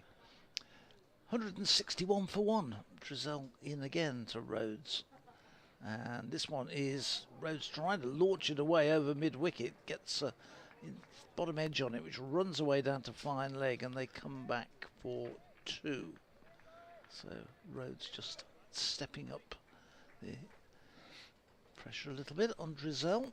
That's the 7 Warwickshire need off the over. I reckon there's a lot of work going on behind us on second wicket partnerships in List A for Warwick. I could sense scribbling was going on behind us then. He's writing a novel, I think. on post-it notes, no. But he's got a book full of post-it notes. This one is run away down to third man for 2 by Rhodes. So I'm actually doing him a disservice saying that it's post-it notes. It actually isn't. No. They're not post-it. What they actually are is a good old school thing that you put by your phone, isn't it? Because you've got the hole for the pen. Yep. It's a phone pad that he's using. Yeah, he's nodding. There you go. It's good to see the pads being used. Oh, this is launched high. Could well be out here. This one is out, and that is the end of Rhodes, who smacks the bat. Drizzle gets his man. Rhodes has accelerated. He's already taken 9 off that over. And that's the highest second wicket partnership for Warwickshire and List A against Durham. Thank you very much indeed. Ends up at 148. And second wicket falls on 165. So that drink looked as though it was doing Warwickshire good, but in the end it gets a wicket. So the second wicket falls, and it's the captain Rhodes, and it was Alex Lees, the Durham captain, who ran round to take the catch, and Brazil gets his wicket. Well, it's the breakthrough they needed. It was an excellent partnership between the two of them, but Will Rhodes will feel rather like his opposite number, Alex Lees, that on 66 he should have gone on, because they're both out for 66. He should have gone on to make three figures there. There was 100 there for the taking. Alex Davis, who, as we've established, is playing his first List A game since January 2019, is coming to the wicket now. Yeah, there's modern cricket in a nutshell for you. Yeah. The last 3 years he's been away on duty at the 100, and could have been used, very useful. And yeah. Mind you, in fairness, he has played the previous 2 years. He played quite a lot of cricket in the 100. Yeah, but this year he hasn't. He's had largely a cheerleading role. Yeah. 31 previous games in this form of the game, 911 runs at 36.44. So there you go. So comes the latest note. It's very exciting. It's like being on Test Match Special, this is. You know what I mean? You don't get this level of excitement normally. You know, it's been serviced. We'll give him credit towards the end of the game. We'll sing his praises a bit more. Who's Stato? It's inevitable. Are you an Aaron or an Aaron? You're an Aaron. It's Aaron at the back who's been doing all this for us. He works for the Bears during the T20 on the coverage of that, and he's a very cheerful individual, which is always good as well in the back of the box, isn't he? Very old. Whereas the legend Bill Frindle, I don't think anybody accused him of being cheerful. Hey, do you know, I knew Bill fairly well, and I always found him very pleasant and very friendly. Pretorius in, driven through the offside by Barnard for a single. Mainly, there was a reason that at the time that we had the old pavilion, there was only one loo in that pavilion, and they weren't allowed to. The commentators weren't allowed to use the staff toilet, and I used to open the door for him and let Bill use it when he needed to go. So he became quite chummy because of the help we used to give him. I think Marty's putting out the largest stand against Durham is 175 opening stand. Well, that was a second wicket stand of 148 we've just had, wasn't it? But it was Alex Davis. Oh, okay. He's played into the deck and it's fielded one-handed, and there's no run. So Davis and Keaton Jennings, 175. Margin of defeat, 192 runs. There we go. He needs some more printer ink, is the one observation I'd make about that. Yeah, no, That printer ink has been awful since I got it. he's oh dear. I looked like a John Bull printing set to See, me. this is the danger when you buy the cheaper ink that isn't necessarily the designated one for the printer that you bought. Pretorius is in, very full. It's a no ball. And they come through for a quick single, and Barnard would have been tight there. So they get one, plus a couple for the no ball, and a free hit to come for Ed Barnard, who last time he had a free hit scattered the ground staff in their dugout area. 169 for two. Pretorius is checking where he put his front foot and is just digging it out. I don't think he's showing dissent at the decision. And then straddles the stumps as he turns back to his marks. He was standing rather close to them. He's no relation to the Pretorius who played for Warwickshire, is he? Dual Pretorius. Oh, he's going to make me look that up now. Come on. Duald was only briefly here, wasn't he, I think? Yeah, he was here in about 2003, something like that. Meanwhile, he's got to work out what to do. They can change the field because the batsman has changed. But it is a free hit. And Barnard drills it low, and the bowler gets a hand on it and takes the pace off it. But there was only ever going to be a single anyway because mid-off was very, very straight. They'd almost got two mid-offs for that. And there's no run. I don't think he's related to anybody else in cricket necessarily. Okay. There's nothing on the world's most famous and well-loved platform for such things. Yeah, You know, the sort of encyclopedia type thing. As Pretorius comes into bowl to Davis, who slashes wildly outside off stump and misses. 170 for 2. Looks like he may be a bit tad short of cricket the way he's coming out. I was going to say, it's a while since Davis has played, judging by that as well. Pretorius has been putting it in the right sort of areas. It was a sound decision by Alex Lees to bring him back. And as it turned out, it was at the other end that the wicket came. Pretorius is short. He's going to be pulled to the square leg boundary for 6. It's such a short boundary. And that is very much meat and drink for Alex Davis. Just a tad short in towards his pads, and with that boundary, it rattles into the the metal fence. Glass would be unwise. The metal gate between the advertising hoardings. 6 runs, 176 for 2. One of his favourite shots for Alex Davis, and Pretorius, well, not to feed it. Another shorter ball. He tries the uppercut, Davis, gets nothing on it. Goes through, end of the over, 176 for 2 after 27. 23 overs to go. 339 the target. Davis on 7 and Barnard 90. Not sure which of the 100 sides Davis has been released from. One of them. Yeah, one of the 8. Southern Brave? Southern... I don't know. I don't know. I know it's not the Birmingham Phoenix. I think there's a few wanting to get released from that side at the moment, the way they've played this year. Thing is, I can remember who some of them played for last year, but a lot of them not playing for the same people this year as they were last year. So I'll get confused.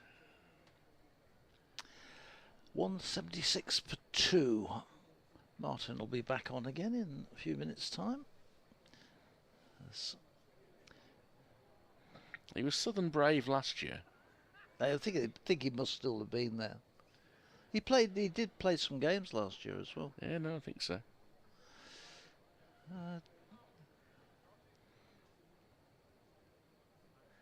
Travaskis is back into the attack.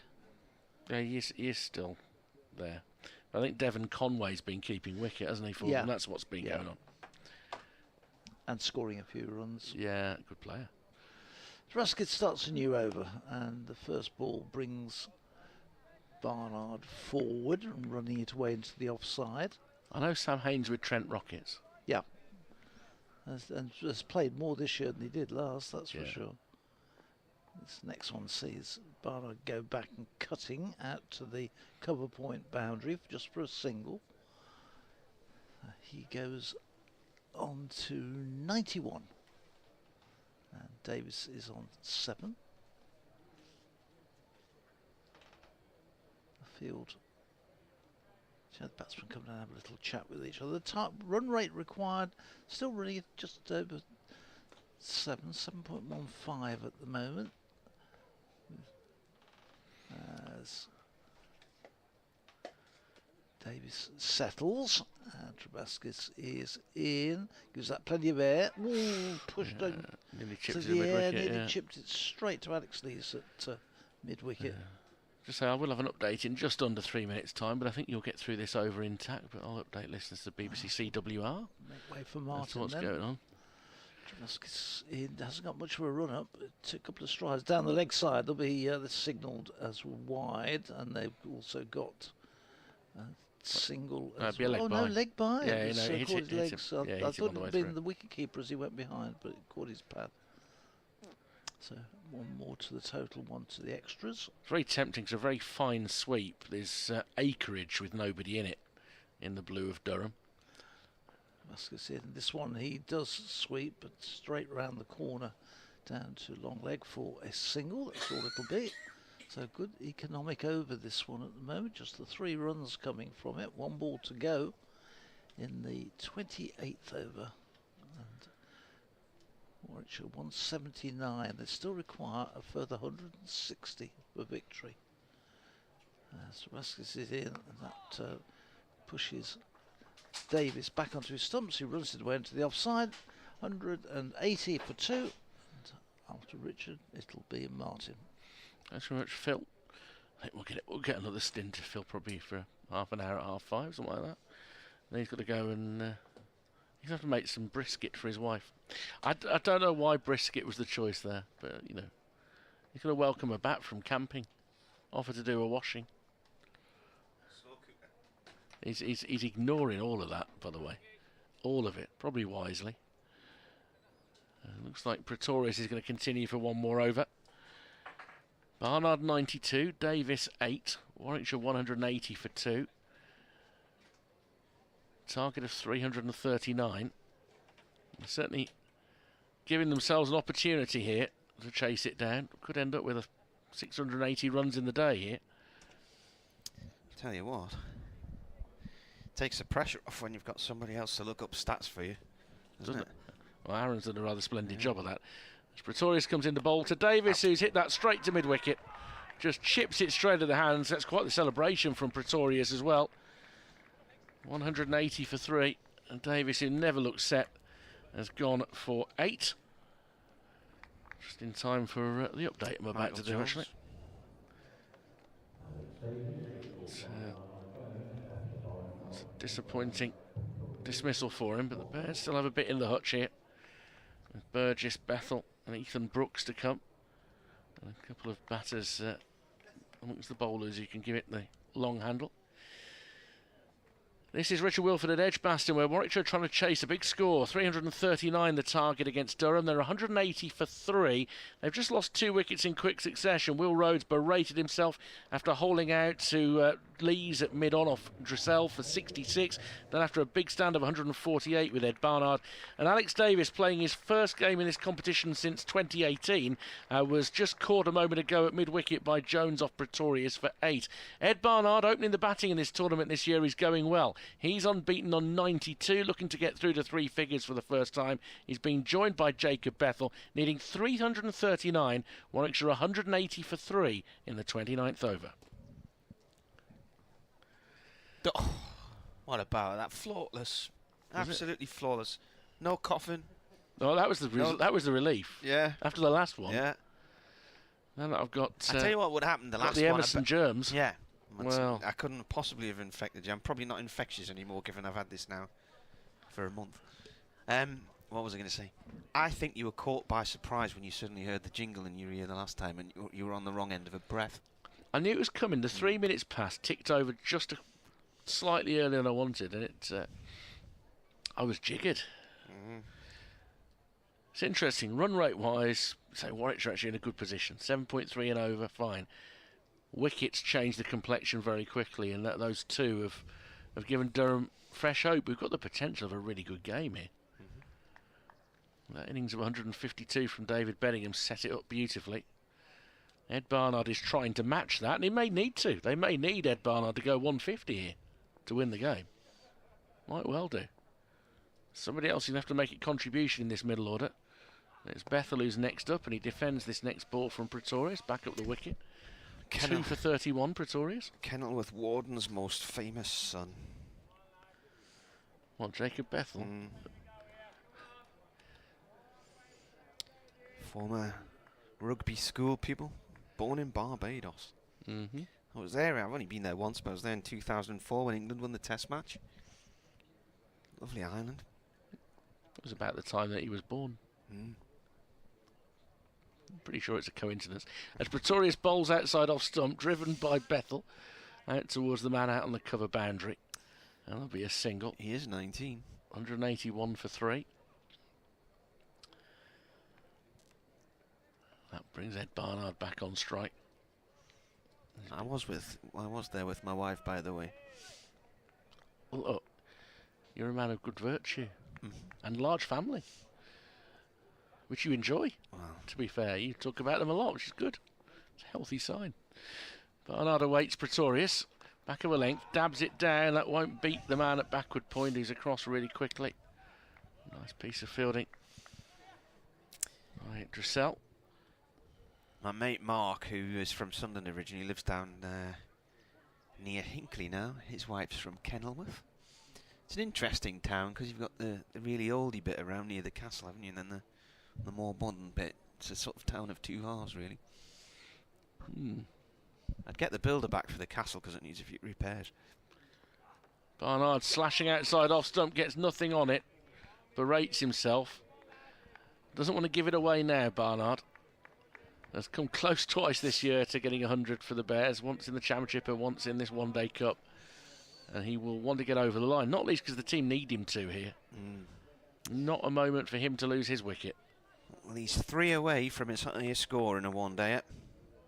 Does have a century against Durham in the county championship from last year for Worcestershire in Chesley Street.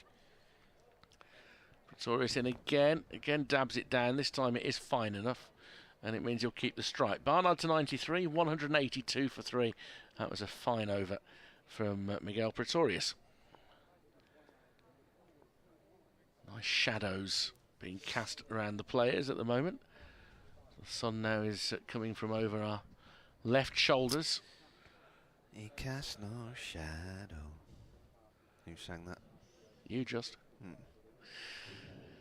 I don't know. I don't recognise it. Wasn't it Oasis? He cast no shadow. Okay. This could be. Yeah. I'm aware of their work, but not the... Manchester's second most famous band. What, are you going as New Order #1? Yeah, of course, of course. So I did want to call that one right. You did, yeah, you did. You knew where I was going with that. I redeemed myself there. Yeah. You could have gone Stone Roses, though. I wouldn't have thought any less of you. Yeah, I've seen them. At Heaton Park, do you want to buy some tickets to see the Stone Roses?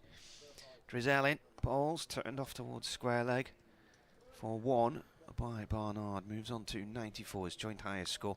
It was full of men in their 50s who were reliving the youth they shouldn't have had. To clarify that for all listeners, Martin was just doing a Manchester accent, everybody. Yeah. That was a Manchester accent.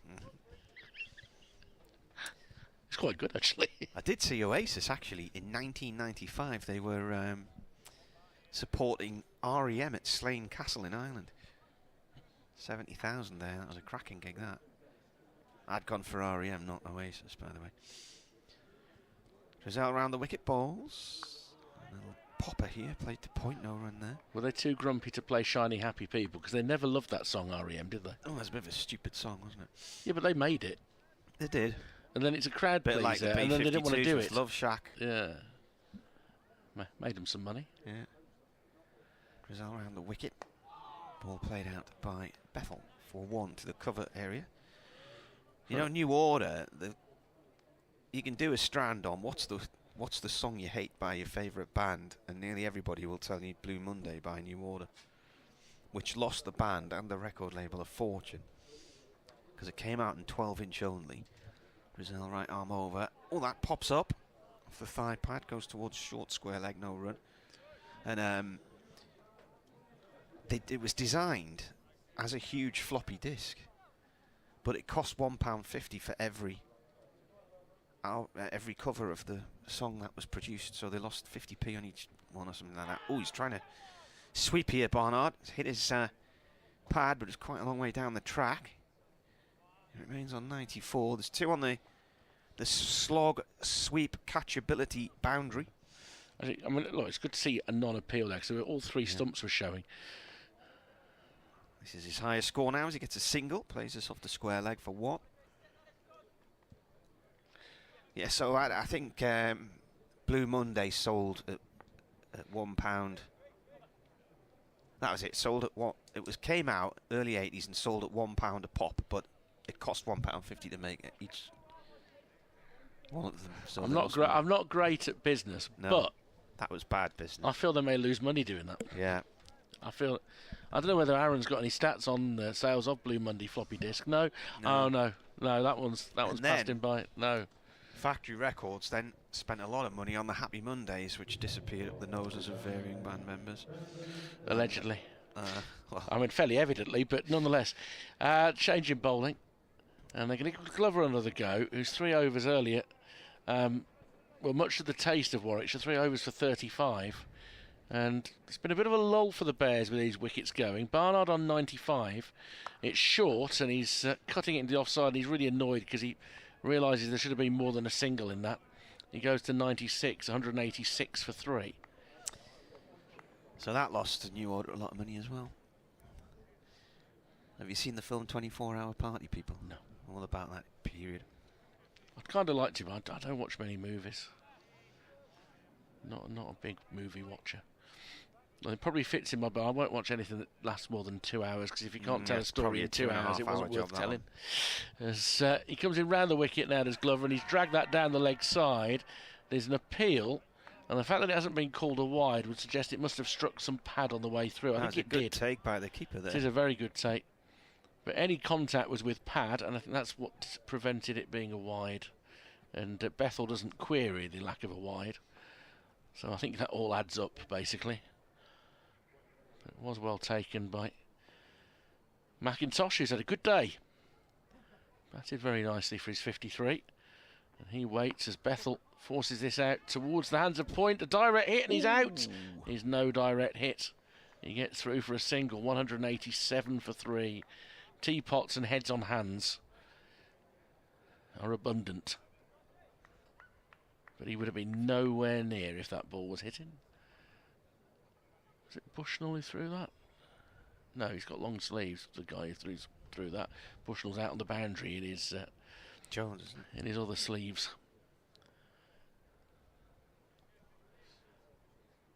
Might have been Borthwick, actually. Glover in, short of a length off the back foot, trying to slap it through for 4 was Barnard. I think he's a bit edgy because he's a boundary away from 100 here.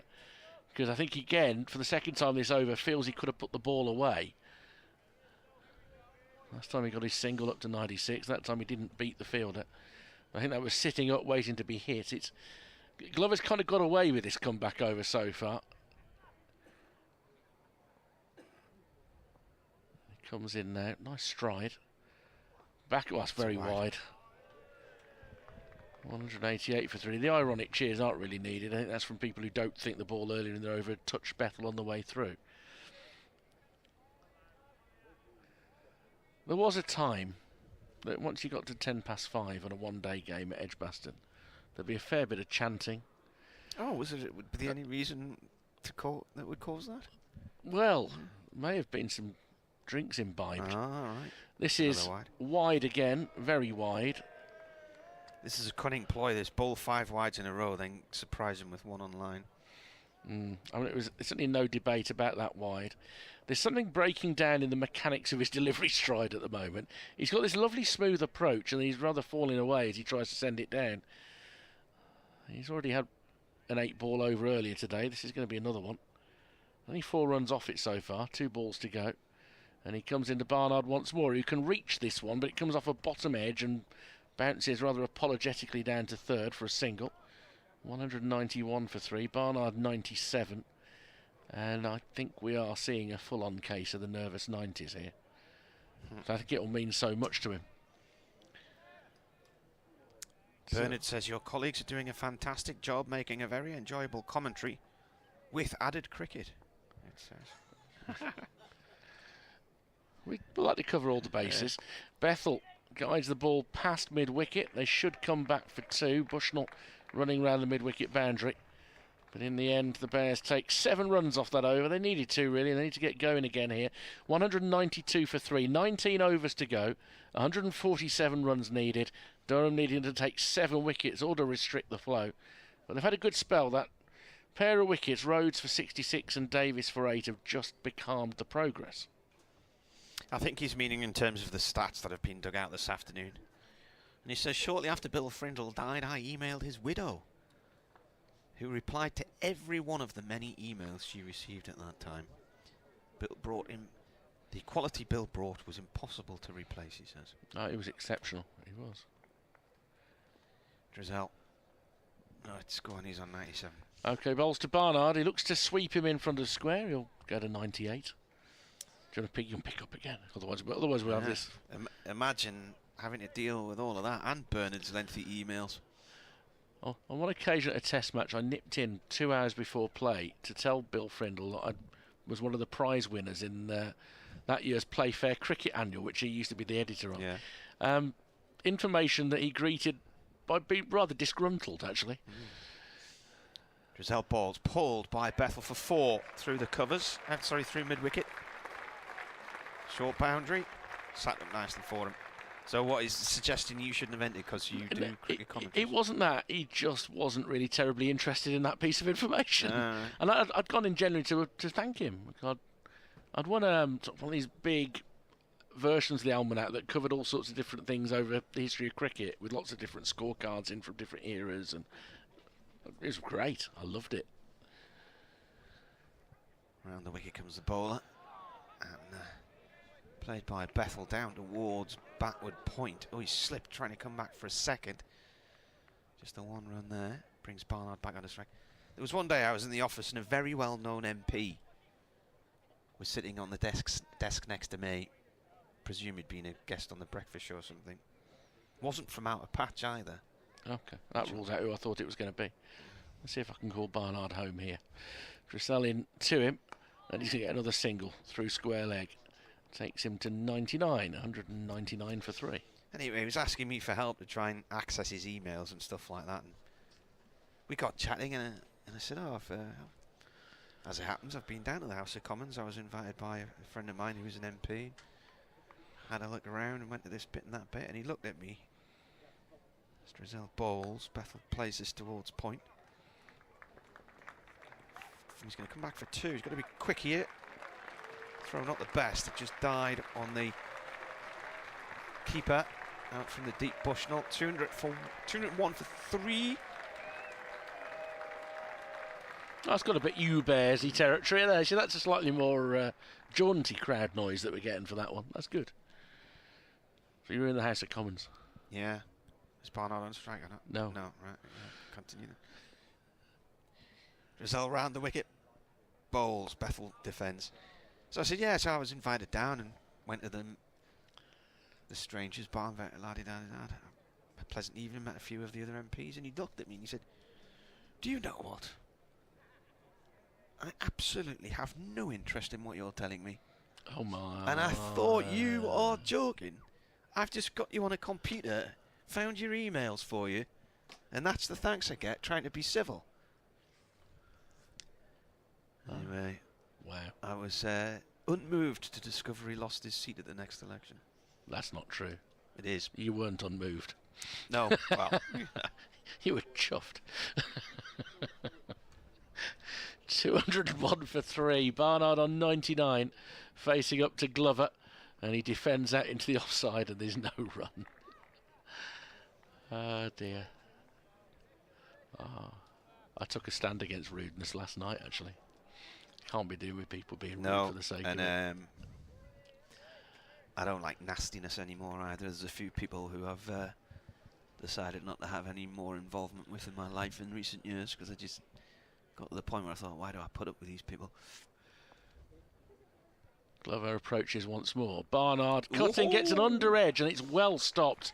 That would have rattled to the fence for 4, but great reactions from McIntosh. He was wrong-footed by that under edge, and he's done ever so well to lay his left hand on that. Barnard's looking at him saying, why couldn't you just let that go? I think he always literally is. You could have let that one go through. They're grinning at each other. That's really sporting within the game within the game. Barnard and McIntosh finding something to laugh about. Barnard swinging and missing outside off stump. You know my theory that I felt he was in the nervous 90s? Yeah. He's played a series of strokes that he wouldn't have done until he got to 94. Yeah. He's going to get himself out here, isn't he? He really could. See that ball, if he just relaxed and guided it down to third man, which is the shot he's played constantly to the pace that's been coming from the Birmingham end, he'd have been at 3 figures. Instead, he's trying to whack it. Glover in once more. Barnard will get 2 or 3 figures. It's probably a thick outside edge. It squirts away to backward point, and he'll come back for 2. A first List A century in the career of Ed Barnard in his first season at Edgbaston. He put his hand up to say he wanted to open the batting in this competition because they were short of options. And off the back of having made 4 half-centuries, he now makes 100. Now, one of the Durham fielders, as they go to celebrate the 100, has rolled the ball onto the stumps, and I think actually kind of has put his arms out in semi-appeal, Liam Travaskis. I think the umpires have decided that the ball was dead, as they clearly had stopped running. Travaskis has still got his arms out, and he's asking Alex Lees whether he wants the appeal to stand. And I think Alex Lees might be saying not. Well, Travaskis is still pointing to the stumps. But play is going to continue. So Bethel will remain out there on 12. And Glover comes in to bowl to Barnard down the leg side. That will be a wide. 203, 204 for 3. So I'm on my way back from Bristol last night. Rung Mrs. W. Decided we'd get some fish and chips. And went into a chip shop I go to occasionally. And said, 2 cod, 1 bag of chips, large curry sauce. And the girl says, "That's put it in the till, put it on the thing, on the computer." Glover comes in, cut into the offside for a single by Barnard, 205 for 3. She says, "Is that a small curry sauce?" I said, no, it's a large curry sauce. She says, £12.75. And before that, she's kind of run through it, but there's a screen and it's loud, and she's running through the order and finishes by saying £12.75. I said, no, it's 2 cod, because I know it can't be 2 cod for £12.75. And she just goes, "Well, I've just read it back to you, haven't I?" She said. At which point I said, "I tell you what, I'll go and spend my money somewhere else, shall I? I've just read it back to you, haven't I?" And with that teenage smirk on her face, which I get at home. Low around the wicket, driven by Bethel. Has he got enough of that? There's going to be a chase up towards the boundary. It's a good chase as well. And it's going to be captured, and they'll come back for 3. Bethel up to 15. And it's 208 for 3. So the acceleration on a little bit now that Barnard has got over that tricky hurdle. Glover's 5 overs have cost him 49. He has come back with a better second spell. 131 more runs required off 17 overs. And from the Durham point of view, it's all about wickets. That's an amazing story, that. So this teenage girl who is serving you last night at the chippy also comes round your house to give you cheek there as well? No, just happened to have another teenager available for giving cheek. I was about to say, what are the odds? You know the type of teenager that gets really pally and friendly with you, and you realise that means that she needs a lift. That sort of teenager. Right. She's a good kid, really, but tough age, 16. Yeah. Well, our oldest is about to start the GCSEs next year. Well, she will be doing them next year. She just had her mocks. We have a 13 and an 8-year-old as well. Ooh. All women. Well, see, this will be a difficult week mood-wise, because the results are this week for GCSEs. Oh, are they? Right. Bushnell back into the attack. Up in the air it comes. It's spliced, and that is out. Barnard has gone for... No, it's not. It's Bethel, sorry. Bethel has gone for 15.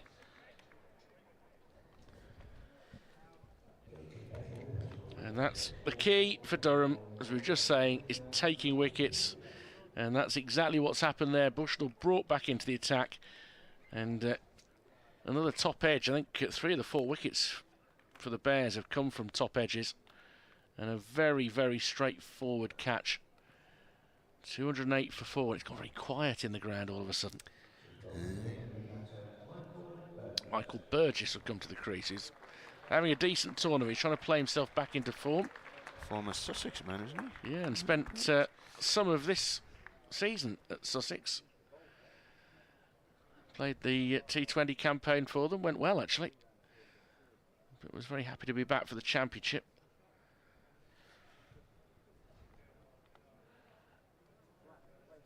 Well, it's one of these things. They've been at a pace to chase this down, but they still need 131 runs, and they're down to 6 wickets now. Borthwick with the catch there off the bowling of Bushnell.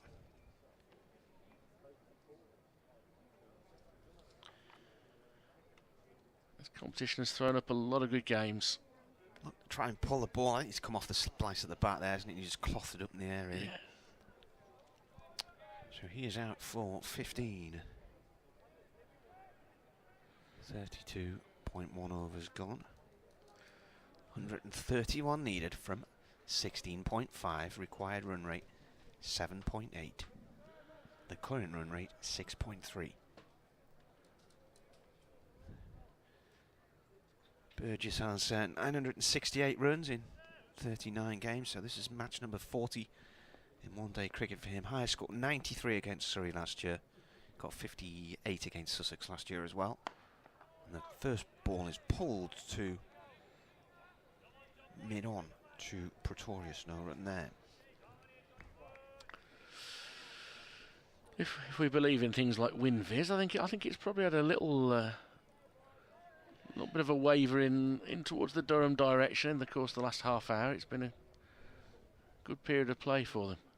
Bushnell hit, and the ball goes short on the leg side. Actually goes a bit further than I thought it was going to go. It's gone off towards deep mid-wicket, 4-2. Burgess' highest score this year was 46 against Derbyshire. Began his cricket with Surrey's Academy and then had a spell with Leicestershire in 2016, then Sussex for 5 years. Club cricket at Cheam. He's also played for Reigate in the Surrey Premier League. Bushnell bowls. It's a straight drive up to Lee's mid-off. He's timing the ball very well in his first 3 deliveries, isn't he? He just looks in good order. Burgess, I'm not trying to put the kiss of death on him, clearly, but that was a sturdy strike down the ground, that last delivery. Albeit straight to a fielder, but...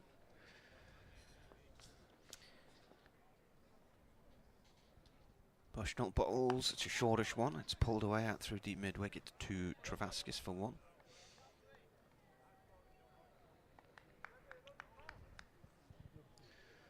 Puts a lot of the responsibility of this on Barnard, doesn't it? The wicket's falling at the other end.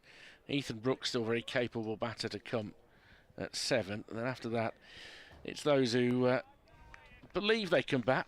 Henry Brooks actually will develop into an all-rounder. Oh, playing a miss there. Ball just outside the line of off stump. Mervin's been back on. Not impressed with the signing of Glover this year. And what he's achieved. There might be a twist yet, of course. Yeah, he might come back and take 2 wickets in an over. Who knows? His second spell has been better than the first, and he's going to get another over. He's going for nearly 10s.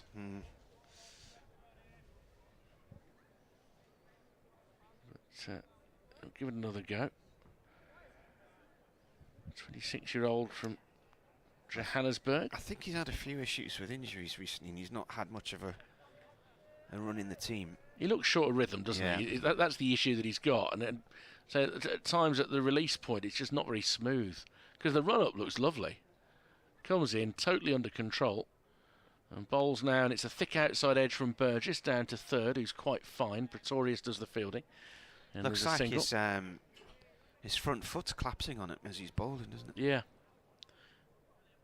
It's in the delivery stride that it's going wrong, because everything looks right until then. I'll give Phil warning that at the end of this over I'll get Phil in for a half hour before he goes down to see Jeremy Clarkson in the Cotswolds. Full delivery onto the pads of Barnard. Wicket-keepers around to field. I mean, I don't think he socialises with Jeremy Clarkson. Or David Cameron. That village is that's actually where Dave Townsend's from. Oh, he's back there, isn't he now? Isn't he back living in that area? He's staying with his sister at the minute, near there, yeah. Yeah. There's a Chipping Camden where David Cameron was the MP. Chipping North. Chipping something. Barnard drives nicely, but that's a good pick-up in his follow-through from Glover. He's got a bit stuck here, Barnard. His run rate is going down. Whether he's a bit weary. And he's resolutely, apart from the free hit, he's resolutely attempted to ignore the short boundary, which is on his leg side at the moment, on the Priory side, which is now gradually being cast in shadow. But he may have to open his mind up to it a little bit more. This shorter ball, he steers behind point. There should be a comfortable 2 there. And he's running well enough. So whether he's mentally a little bit tired. He's to 104, 214 for 4. A couple of balls left in this over from Glover. It's been a better one. It's good that Alex Lees has shown faith in Glover. Giving him another chance.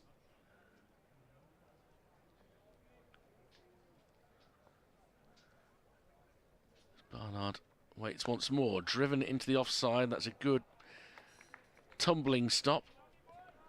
And in the offside from Travaskis. An extra cover. Prevents any single. It's only 3 off the over with 1 ball to come. This will be Glover's tidiest, I think, of the day. None for 52 at the moment.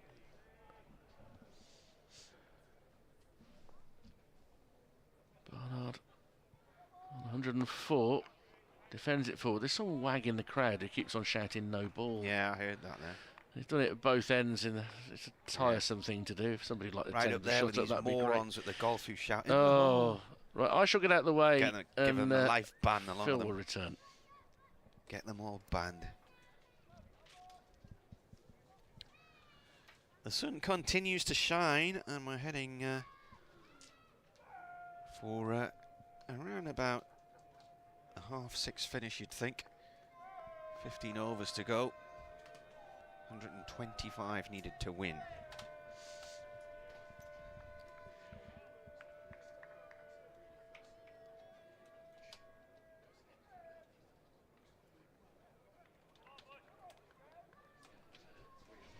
Bushnell bowling to Burgess, who's on 4. Right, I'm over from the pavilion end. Played up to Lees at mid-off for 1. Lees slides in on 1 knee, throws the ball back, the keeper's in and falls backwards and is now sitting down.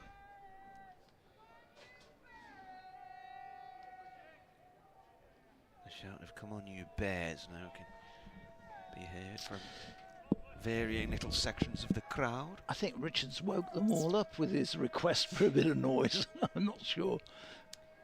Bushnell in, driven towards the point boundary, and I think that's hit the rope. Crawshaw dived in, bounced off him, and from this angle it looked like it was running along the rope, but well, one of the umpires, Naeem Ashraf's over there. He's very close to him, and he hasn't signalled the 4, so. Well, the crowd don't like it, but then they weren't ever going to, were they? Barnard pulls this one from Bushnell out towards deep mid-wicket for 1. Picked up by Travaskis.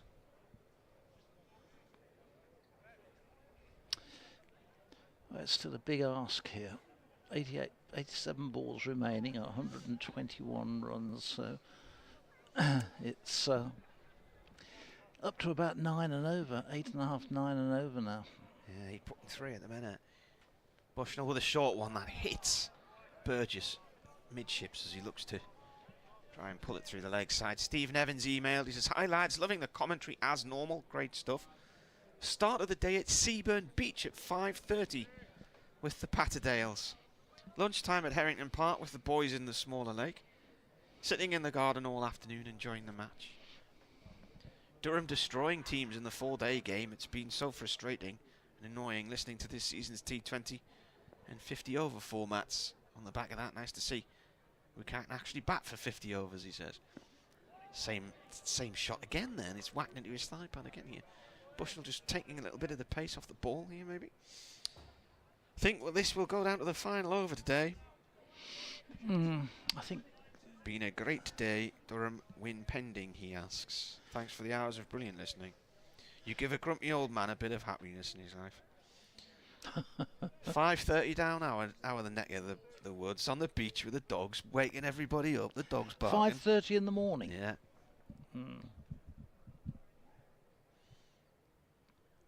Comes Bushnell. It's gone down the leg side. It's a wide. It must be just barely light, isn't it?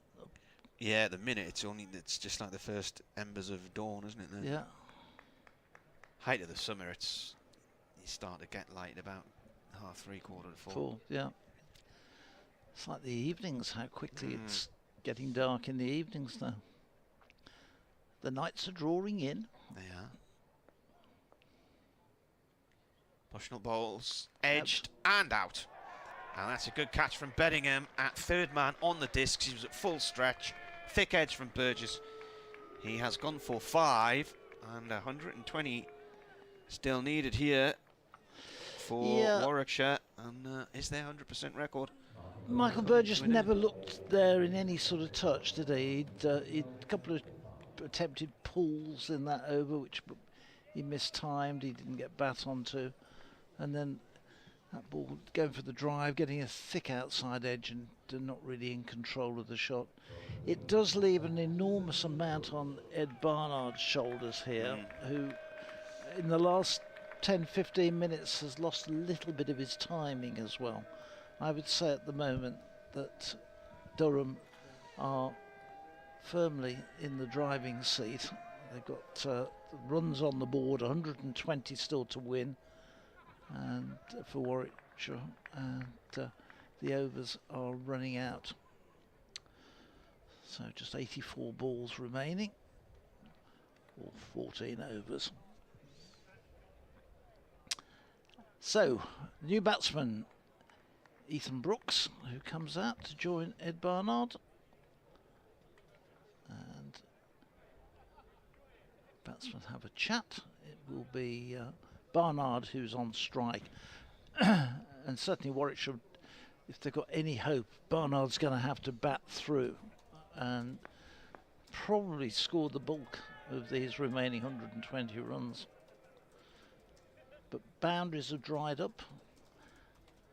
And the Durham bowlers in the last half an hour, I think, have got a much better line and length.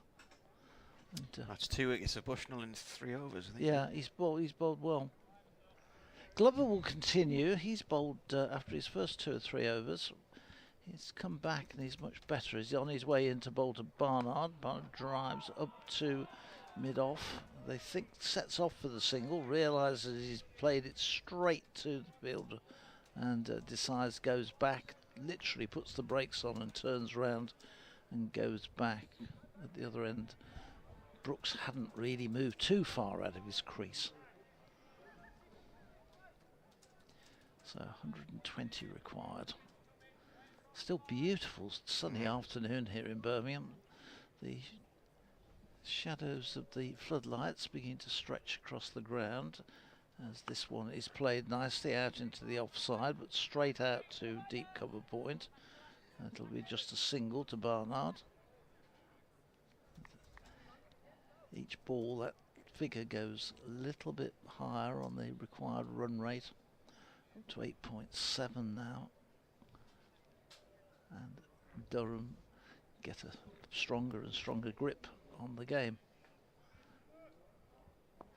Glover turns at the Birmingham end, comes racing in to bowl to Ethan Brooks, who plays out into the offside, but straight to extra cover, and there's no run.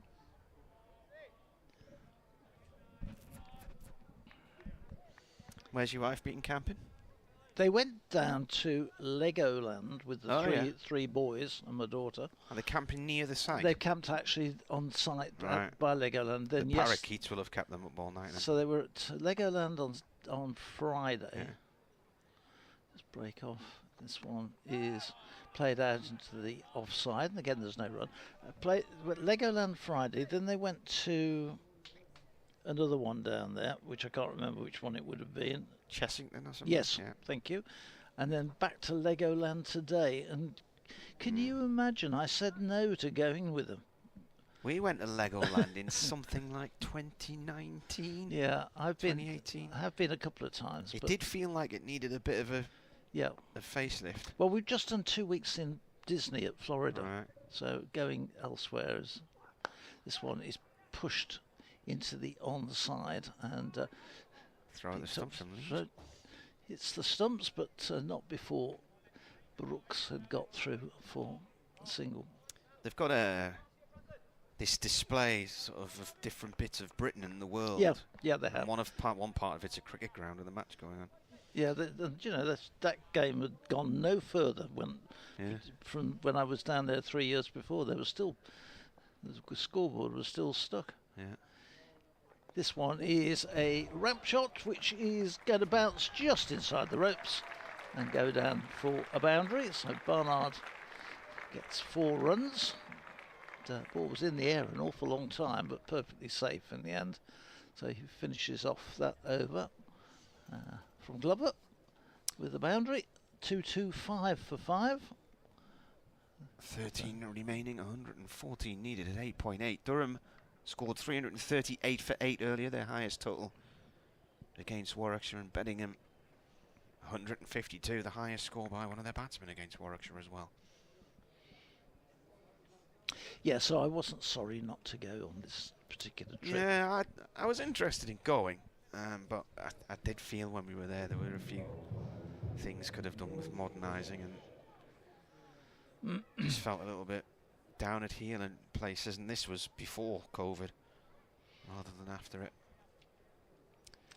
Big site to maintain though. Oh yeah. And all those bricks. Were they in a Lego tent? No, they were. Yeah. They took one of our own. Imagine having to erect your own Lego tent. That would take you weeks, wouldn't it? It was done brick by brick. Drizel replaces Bushnell from the south stand end of the ground, our end. First ball is swept to square leg, no run. By Brooks, Ethan Brooks, who's on 1. Yeah, we got a trip in 2 weeks' time, so camping again in 2 weeks' time. Tries to paddle one round the corner. He's outside the line of off stump there, surely. They're appealing, but not given. They're trying to force this a little bit, and it's not quite coming off at the moment for Warwickshire. They're really chasing now this game. Rate up to 9 now. 9 and over. Drizel in. Ball pushed to Borthwick, short mid-wicket, no run. We went down to Tring. We stayed at my cousin's house at Tring and drove down from there. And I was driving down this long road that I'd never been down before, but you know when you think, you sort of think you've been somewhere, but you know you haven't. And as we got a bit further down this road, I spotted this old water tower.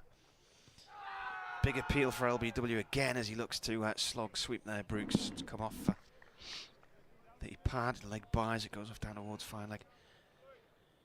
And a few months earlier there'd been a repeat of that house where, that show where they build these super houses, what do you call it, on Channel 4? Grand Designs. And I'm driving down this road and I said to my wife, you know what? I'm sure we're about to pass a place that was on Grand Designs. I said, I recognise this road. Somewhere down here there's an old water tower. Got around the bend and there it was. And I said, the guy ran out of money because there was so much steel that he had to move from inside this water tower. It cost him a fortune. And they'd gone back to revisit him years later. Drizel bowls to Barnard. Barnard with a little flick out through the leg side for 1. And I said, it cost him so much he still had the car that he had when they did it all. And so he's driving around in this eggshell blue Mercedes 190E. And as we pass the gate, there he is coming out in the car, still in the Mercedes. Drizel bowls. It's gone up towards Lees off the back foot here from Brooks. 1 run. Oh, big gouge out the ground there from Lees. That divot's going to have to be replaced. Gosh, it is a big chunk, isn't it? So that was down somewhere near High Wycombe, that water tower conversion. But the journey took you down sort of past High Wycombe, then down through Slough. Slough. Yeah, under the motorway and out in Windsor. And Slough and Windsor are complete opposites of each other, aren't they? Just either side of the M4.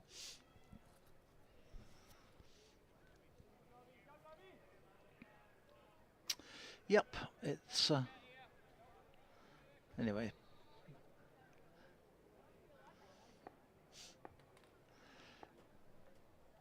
Here's Glover starting a new over from the Birmingham end. He's in bowls. This is lifted hard, high and out of the ground. Just straight out of the ground. I think they'll have to have the box of balls to get that this one. Yes, that was picked up beautifully by Brooks. And 6 runs without any, whether that been the little boundary or the big boundary, that wouldn't have made any difference. He got hold of that perfectly. 111 to win at the start of this over, so that was 111 from 12. This was around about the period in the Durham innings when Beddingham started to have a go, wasn't it? Yep. Yeah, the last sort of 10 overs, and he lifted it, the rate up. So just well, I don't quite know why one of the players is looking at this, because isn't the choice now supposed to be made entirely by the umpire for the ball? Well, Otherwise, England would never have got that ball in the test match in the last test. Oh, mind your hand, you'll get your hand trapped. So, ball's been returned. Did it go in the car park or not? yeah, I think it did. I think well, at the back there, so it can't be in great shape. Oh, they're going to use it. So after all that, ball's found, retrieved, and Glover will continue. So 6 off the first delivery. And Warwickshire really could do with 2 or 3 more of these during the over to get them up to bring the rate down a bit. Here's Glover comes charging in. Brooks comes down the wicket, drives up to mid-on. There's a pick-up and shy. The stumps are really good. Pick-up and shy. But, Ethan Brooks was well home. He was past the stumps when the ball hit them. So 1 more to the total. 2-3-5 for 5. But plenty of runs today, Martin. Whatever the result. Yeah, we'll be looking at aggregate score territory again, won't we? 600 runs approaching. It's about 560, 570 at the moment.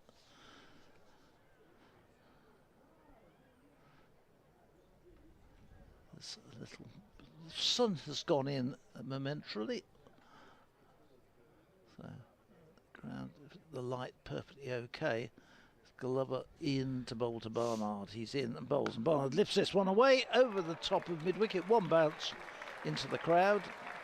And 4 more go to the total. So Glover just been picked up, ball picked up from outside off stump and whipped away. Perfectly safe. It was it hit into empty territory. So 4 more. Barnard moves on to 117. And Warwickshire on to 239 for 5. In he comes again and bowls. And this is going to be more runs down to 3rd man. It will just be a single this time. That's all it will be. Barnard goes on to 118, 240 for 5. It's a more expensive over this time from Glover. That's 12 off it. It's just dropped the rate just slightly below 9. As Brooks waits. He's in, Glover's in. Brooks a slower ball, which Brooks just waits for, reads and turns square on the onside. They amble through for the single. 241 for 5. Brooks moves to 9. The highest unsuccessful run chase against Durham was Somerset with 333 last year. So the target today 339. If they were to get the 339, it would be the 6th highest score against Durham in a 1-day game.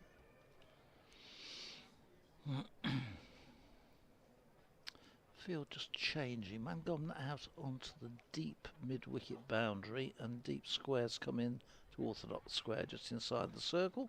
As this one is played gently by Barnard into the gap, and they just amble through to take a single. So 14 off that over from Glover, and Warwickshire require a further 97 to win from 66 deliveries. Durham scored 361 for 8 against Gloucestershire at home last year and lost by 6 runs. They made 367 for 8. That is the highest aggregate for a Durham game of 728, and I think in Gloucestershire's terms it's their 2nd or 3rd highest. I've just been looking at those stats earlier with one eye on the match down in Bristol on Tuesday. So 97 to win from 11. So you're staying in Birmingham tonight, then down to Bristol tomorrow? Yeah. And then driving home on Wednesday? No. Well, yeah, in theory. And this is Drizel bowling here to Barnard. Playing out towards deep mid-wicket. He's going to get run out, I think. Is he? He's dived in. The umpire says he's in. Good fielding from Travascus. He was taking on his left arm. And good work all around from Durham there. Stump's broken. Full stretch dive from Barnard. Must have been very, very close, that one. Naeem Ashraf said he was in. Yeah. Russell Warren is the umpire at this end. I think just getting the benefit of the doubt. Be interested to see if they show the side on for that one. Do they may have a not side do on? it. It may be that the technician controllers may decide not to show that one. Anyway, it's 2 in the book. So Drizzell in again. Barnard with a little flick up towards Pretorius at mid on 1 run. Yeah, I'm going to head off to France. Oh, of course, yes. So. Yep. Was down here last year when I realised Durham were going nowhere, and I suddenly hatched a plan to head off to Menorca and flew over and surprised the kids. This is a reverse sweep stopped by fielder on the boundary, on that short point boundary. Crawshaw, we think it is. I got out there and my wife came and picked me up in the airport, and I hid in the back of the car among some shopping, and when the kids came to get the shopping out of the car, there was me. So you wrecked their holiday? Yeah, I did. I wrecked it. Couldn't proper. They were having a nice time till I got there. Drizzell bowls. Barnard pushing things along here. He's hoping for 2 there, but he's only going to get the 1 in the end, off towards square leg. This is certainly not over by any stretch of the imagination yet, because they've still got 5 wickets. It's putting the owners, they've got to get a boundary. It's all right getting the 2s and the 1s. They do need a boundary each over, at least 1 per over. It's up in the air. Going to be safe. 2 runs for Ethan Brooks. He launched that up over the covers. Crawshaw couldn't quite get around to it. That ball was in the air an awful long time onto the for the short boundary as well. Considering you've got that short boundary, that not one of them could get underneath it. But, this is what will happen where you're having to do it. So 90 required off 61 balls. Drizzell in to Brooks. Pushes this through the leg side, up towards mid on. They probably could have got a second there. The bowler's actually gone and retrieved that 1 run. Into the over, 254.5. So 250 has come up with the final ball of the 40th over. And Warwickshire require 89 more from the last 10. I think I can work that out. I reckon it's 8.9 and over.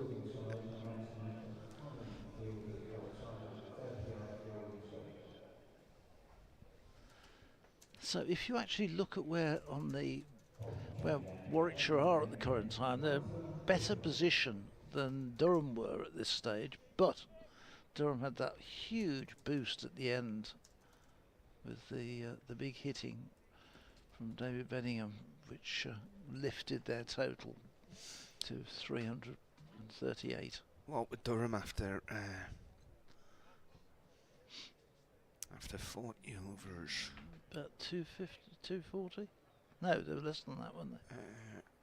They were 215 for 5. 215.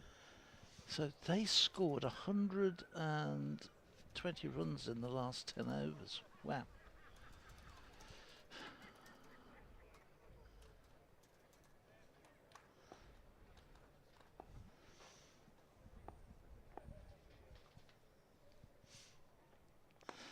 This ball, first ball, which Brooks faces, is flicked away into the onside for a single.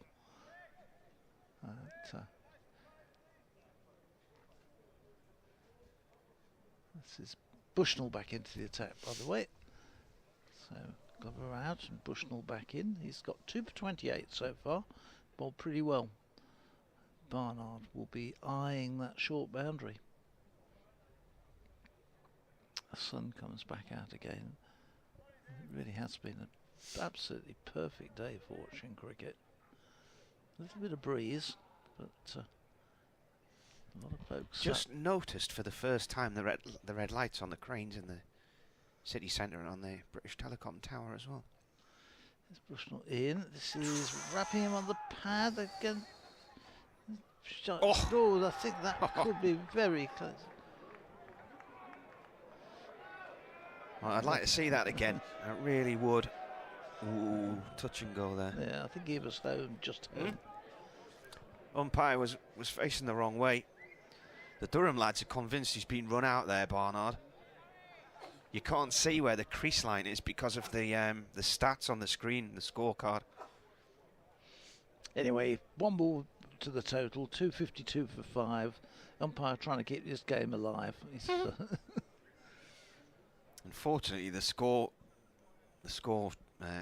ticker tape, what do you call it? The Aston's gone right through the middle of the crease line there.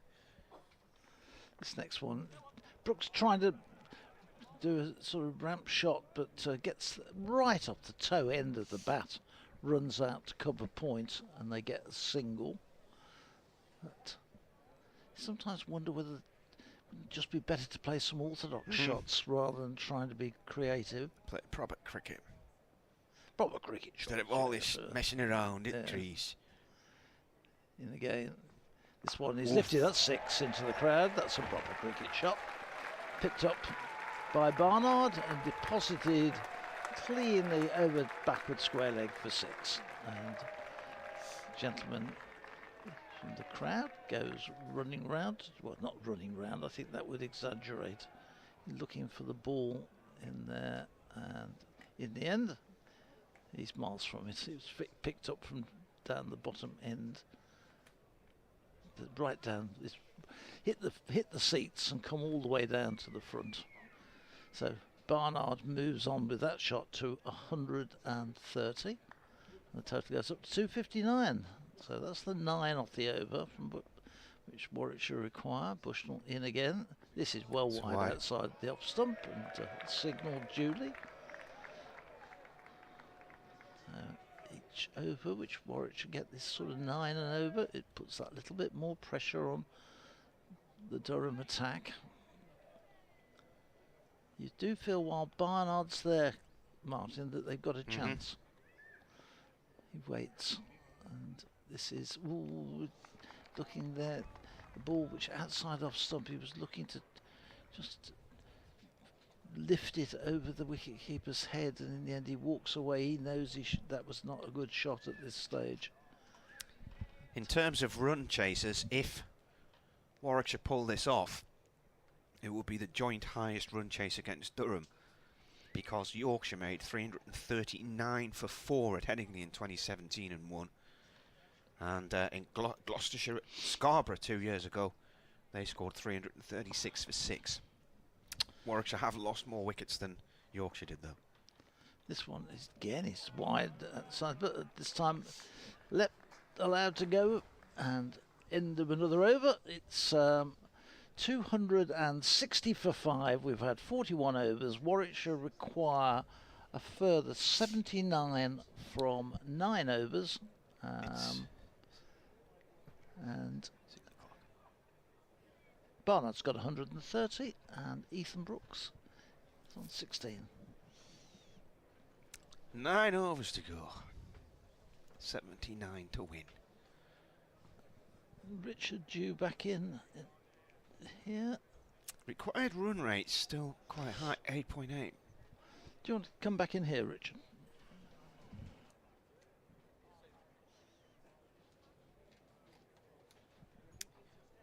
Thanks to Phil, who's got that brisket to go and sort out at some point. Was it? Or is it lemon chicken tonight?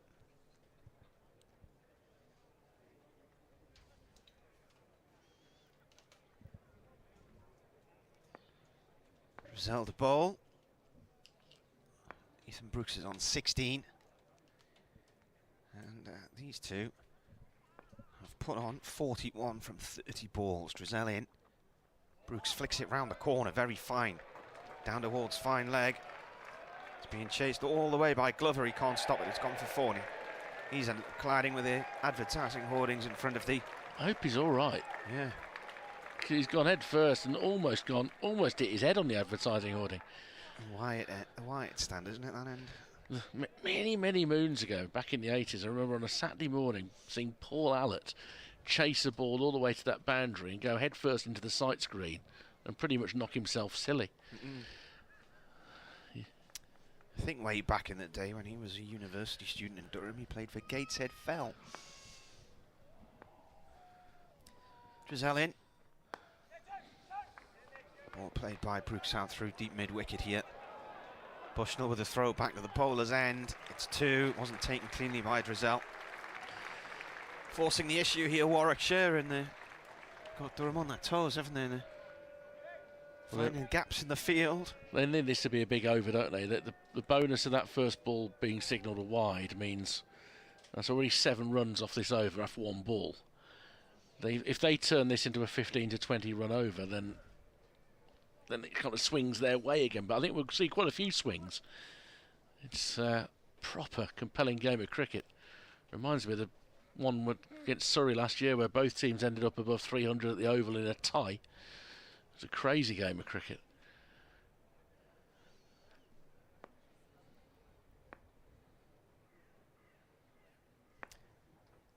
In the air, safely away.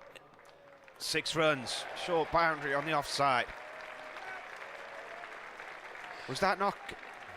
So I thought he'd hit that one for the first ball. No, signalled as wide. Right, I was busy watching the fielder smack into the 54 partnership, these two. It's come reasonably briskly, about half a dozen overs for it. 36 balls, yeah. He tried to play that shot about 10 minutes ago when it only just cleared the fielder.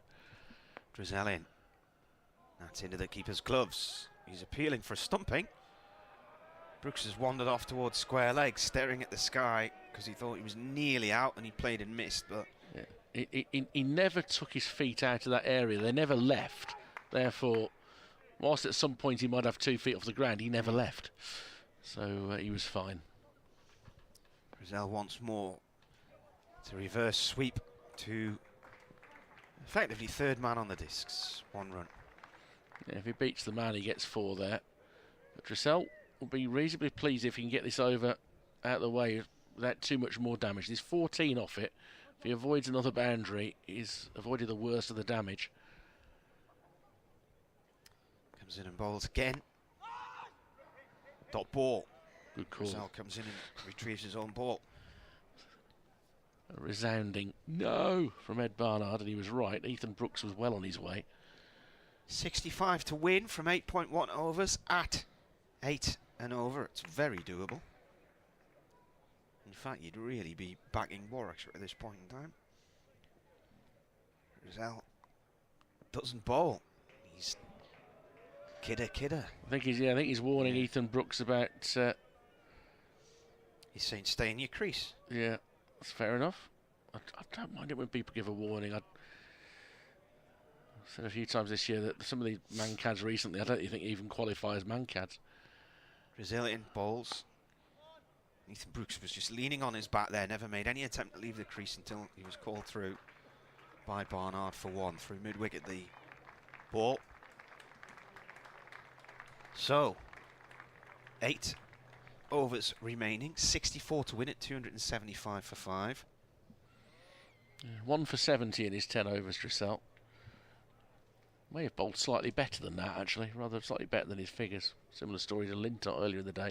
Bushnell's just double-checking with Alex Lees that he wants him to continue, and he does. 2 for 37 he's been. Last over was a little expensive. A bit of drama with run-outs, one where the umpire was, not to put too fine a point on it, not looking in the right direction because he'd slightly stumbled as he was backing away from the stumps and found himself looking at the Holly scoreboard. Mitchell Colleen only bowled 4 overs earlier, none for 24, economy rate of 6 and over. Mikhail Pretorius 4.7 and over. Bushnell 5.29. He's bowled 7 overs too. Pretorius is 7 as well. Glover's bowled 8, but he's gone at 9 and over, so risky business to bring him back in, maybe. So Bushnell bowling and a big swipe outside off stump and no contact from Barnard. Who again hasn't particularly targeted the short boundary on the leg side. Just that one hit behind square a couple of overs ago. It's been some innings, isn't it? 131 not out. Drizzell is he's gone at 7 and over. Travascus 5.5 and over. Bushnell 5.2. The rate required just above 8 now. That's a good full ball outside off stump. It's inside that little blue line. So another dot ball. The pressure grows on Ed Barnard in this over. He's 131 off 132 balls. Ethan Brooks with him has 25. After this, it's the all-rounders who fancy they can bat a bit. Brooks and Lintop. That's Henry Brooks and Jake Lintop. Fairly interchangeable. Then Miles, then Hannon Dolby. Trying to play the ramp. Misses again. 3 dot balls in a row for Bushnell. This is a great over so far. And Ethan Brooks, who is, to all intents and purposes, the junior batter of the two at the crease at the moment, has come down to make sure that Ed Barnard just keeps his head in the game here. Don't throw away the position that you've got yourself into. And this full toss, he's going to squirt through third man. There's going to be a chase for Pretorius. Pulls out the dive a little bit too late. That goes for 4. It relieves a little bit of the pressure, but they need another boundary this over to get up to parity. Barnard 135, 279 for 5, 60 required off a further 44 balls. That Ian Bell score you were talking about earlier at Chastity Street in, when was that? 2018, yep. 145 not out. That's the highest score by a Warwickshire player against Durham. So Barnard's got that in his sights now at 135.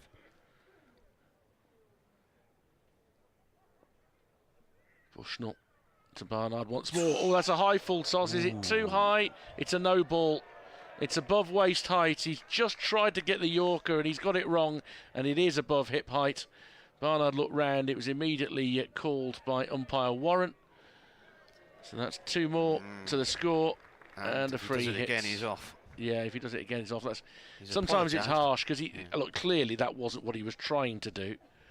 281 for 5. Now, can Ed Barnard, as he did earlier, put a free hit into the Priory stand? Yeah, Bushnell, of course, was quick to apologise. No malice intended. He comes into bowl, and it's a good Yorker. It's dug out for a single out towards mid-wicket, but that's a tremendous response from Bushnell. Produces the perfect follow-up ball.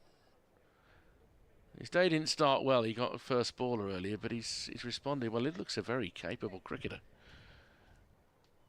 And this tournament has unearthed them various counties when teams have mixed and matched a bit. It's quite a healthy thing for the game. Maybe accidental, but it's worked out quite well. Final ball of the over is steered towards mid-wicket by Brooks. It means they've got the 8 they wanted off it. 283 for 5 at the end of it. 7 overs to go. 56 runs required. 5 wickets standing. You're listening via the BBC Cricket homepage or the Warwickshire and Durham websites, YouTube, if you're with us there. And the potential of a really good finish. Martin Emerson alongside Richard Wilford to bring it to the close. Thanks to Phil Britt for all he's done again today. And Aaron, our statistician at the back, he was looking at, I asked him to look up List A games in which both teams had a batsman scoring 150. Obviously Beddingham's made 152 brilliantly for Durham. Barnard's on 136, and the first one he's dug out was the 2006 ODI in Johannesburg when South Africa and Australia both scored 400 plus, didn't they? Herschel Gibbs and Ricky Ponting both made 150s in that game. Whether we know of any others, have you found any more? He's still... I mean, that could even be the only time in history in List A cricket. It's hard to tell because it would be rare that 2 players got 150 in the same game. Travascus is going to return. I just wonder whether they're going to be able to trust the young lad, Killeen, and put so much pressure on his shoulders towards the end here, Martin. As this is guided out into the offside by Brooks for a single through extra cover. 284 for 5. Well, he wasn't too expensive, was he, Mitchell Collini? He only went for 20 and 4 overs. Yeah, something like that. Down the wicket and straight, and that's going to be all the way from Barnard. 6 more. He goes to 142, 290 for 5. The straight hit has been full value today. Although actually the other thing about Killeen, was he the player who went off for Crawshaw to come on? Right, he's been off for ages. I've got a feeling he's not even out there. Hurt his arm, didn't he? Yeah. He recovered from a difficult first over. So it has limited their options a bit. Whether he would have wanted to bring Travaskis back at this point is a moot point. Barnard getting full value there. 49 more required from 40 deliveries. 5 wickets standing. And Barnard awaits once more. This time backs away and pushes it out into the offside to the man on the cover boundary for a single. 291 for 5. This one is going to keep us guessing, this match, I fancy. Couldn't ask for much more. Starts to look quite evening-y now. Just a little bit of the brightness has gone now. Leading edge, and it's going to drop short of the fielder and then bounces over him. It's a brave effort. I think it's Miguel Pretorius. Yeah. He was at third man on the discs. He came launching forward and trying to grab the ball one-handed, but missed it. He may have got enough of a fingertip on that to prevent a second run. I'm going to give him some credit, 'cause I thought he did really well to scramble as close to that ball as he did. The single takes Brooks to 28. Now Barnard comes down the wicket, lifts it for 6 more over extra cover. He's timed his assault well here, Barnard. He's up to 149, and it's 298 for 5. And he has waited and waited for the... Barnard's got the highest score in a head-to-head for... RBS for beating Ian Bell. So, yeah, he's waited and waited before targeting that short boundary. And he really has picked his moment. 2 sixes in this over, the first straight, the second over extra cover. And they will just steer the ball up to long on to bring up a 150. So anything that David Beddingham can do, Ed Barnard can match. 150 not out off 141 balls. Is that 4 sixes and 11 fours? I'm trying to read that in the distance. It is 4 and yeah. It'd be a lot easier if I looked at my computer, because it's written on there as well. Strike rate of 106. His first, well, it was his first century, so it's definitely his first 150. And that rarity that we're trying to learn more about of 2 150s in the same game. 299 for 5 at the end of the over. 40 needed off the last 6. Oh, double century to 150. Ben Duncan, Tim Payne. That was in the same innings. And Kawaja and Hartley. Well, Kawaja a double 100. Oh, blimey. It's 2 centuries, a 150 and a 140 in a List A game.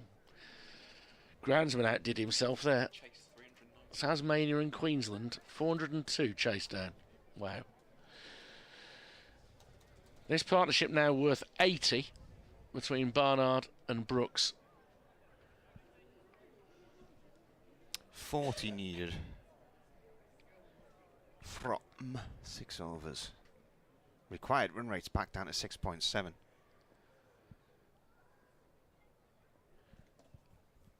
Barnard on strike.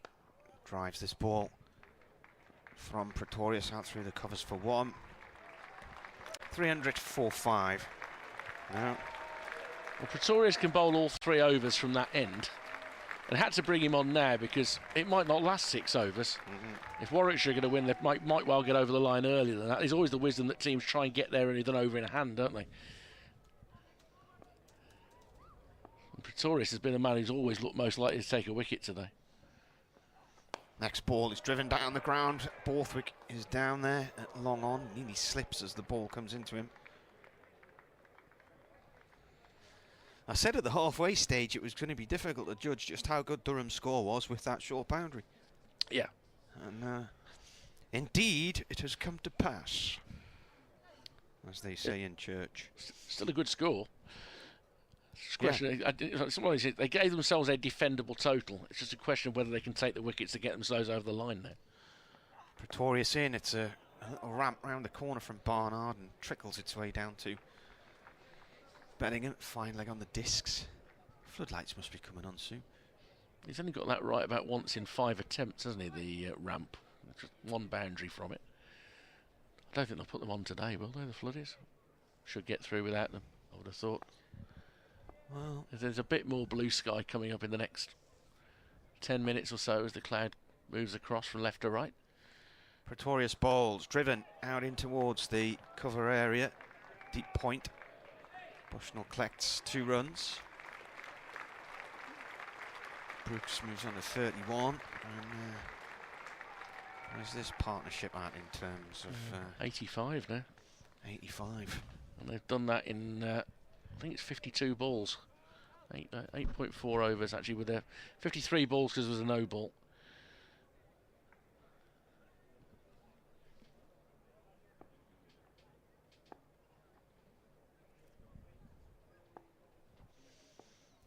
Pretorius to Brooks. Brooks goes down on one knee and slaps it to deep mid-wicket and is caught by Jones. And he is out for 31.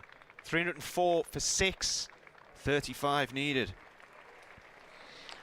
Well, again, that immediately changes the complexion because you're getting into the bowlers. He can bat a bit now. Jones just knew that was coming straight to him, held his nerve and held the catch. And Pretorius, again, is the man who gets the breakthrough. Ethan Brooks would have been very keen to get the side over the line in what is likely to be his penultimate game at Edgbaston as a Warwickshire player. In that, whatever they get, some sort of semi-final will be his last. And he has some advice for Jake Lintott, who comes out late. Lintott, who made a 70-odd in the Championship at Chelmsford, which was quite a revelation earlier in the summer, and then played a wonderful match-winning innings at Trent Bridge in the T20 when they recovered from being 7 for 4 in the first over. And I've seen some first overs in my time, but 7 for 4 was a little unusual. He comes out now. He's capable, but it's a different dynamic now. And like Ed Barnard needed any more pressure put on him. He'll feel like he's done his work at 152. He's got exactly half the score on the board, but he's still got more to do. After this, Henry Brooks, Craig Miles, Ollie Hannon-Dolby to come. 35 needed in 5.1 overs.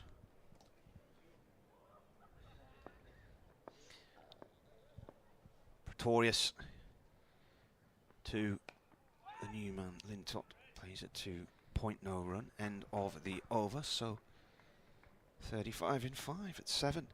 Highest scores against Durham. Johnny Bairstow for Yorkshire when he made 174 in that highest run chase, 339 for 4. They scored in 2017. Tom Kohler-Cadmore, a year later for Yorkshire in Chesley Street, hit 164. And then Ben Green for Somerset last year down at Taunton in a losing cause, smashed 157 when the game looked dead and buried. And half 5, most of the Somerset supporters had gone home thinking they were going to lose, and then they nearly got there. They narrowly lost. Final ball of the game.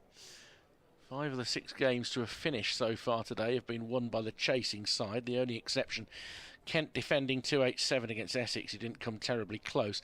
That said, you'd fancy Lancashire are going to beat Middlesex, but they need 42 off the last 23 deliveries to Middlesex, with Anderson on 26 and Dakaris on 10. So they've got good batters at the crease, considering it's numbers 7 and 9. So that game could yet be a tight finish at Lord's. And Middlesex only win games which are their second favourite in this year, it seems. Glover is going to be restored to the attack. Barnard is on strike. He comes in from the pavilion end, and Barnard guides him down to short third for a single. 305 for 6. He has to trust in Lintott. After all, Lintott's in at 8 here.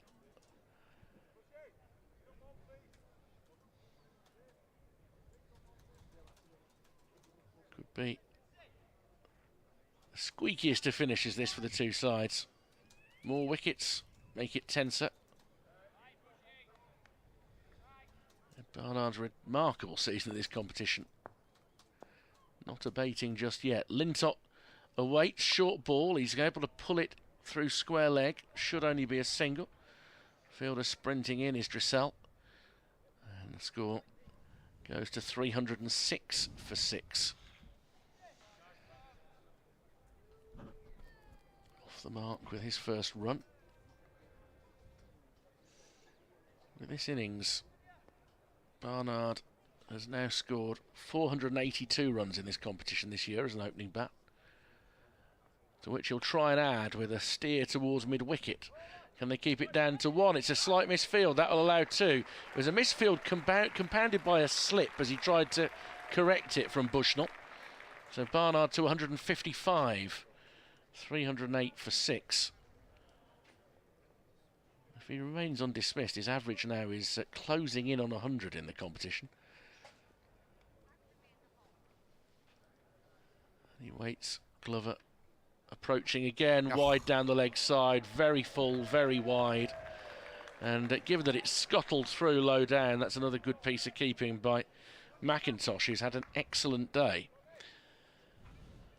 But the injury to Mitch Killeen has really forced Alex Lee's hand a bit here, hasn't it? In terms of Glover, who's having a rough day, having to come back on. 8.3 overs, none for 77. But he could still do his team a big turn. Slower ball, lashed towards the deep square leg fielder for a single. 310 for 6, 29 required off 26 balls. You fancy, Marty, that they've got to take the wickets here, Durham, to win it? Mm-hmm. I don't think that... Certainly if Ed Barnard's still there at the end, Warwickshire are probably maintaining their 100% record. Carrying his bat as well. Lintott's down the leg side, it's a wide. This will be his third 8-ball over. Brandon Glover, former Northamptonshire man.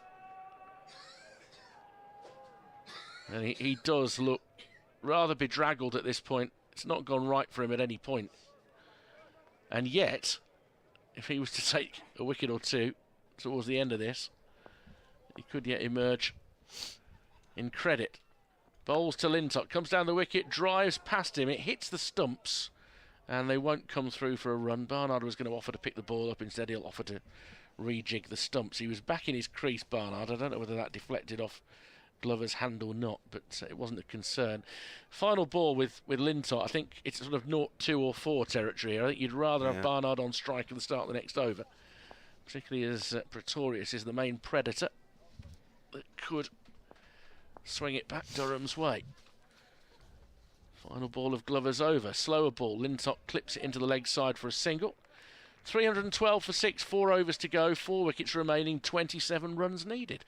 Listening to BBC cricket coverage, maybe via the BBC Sport website, maybe via Warwickshire or Durham websites, or indeed on YouTube. Find myself sitting at home watching the tight finishes wherever they're happening. 650 the aggregate score now.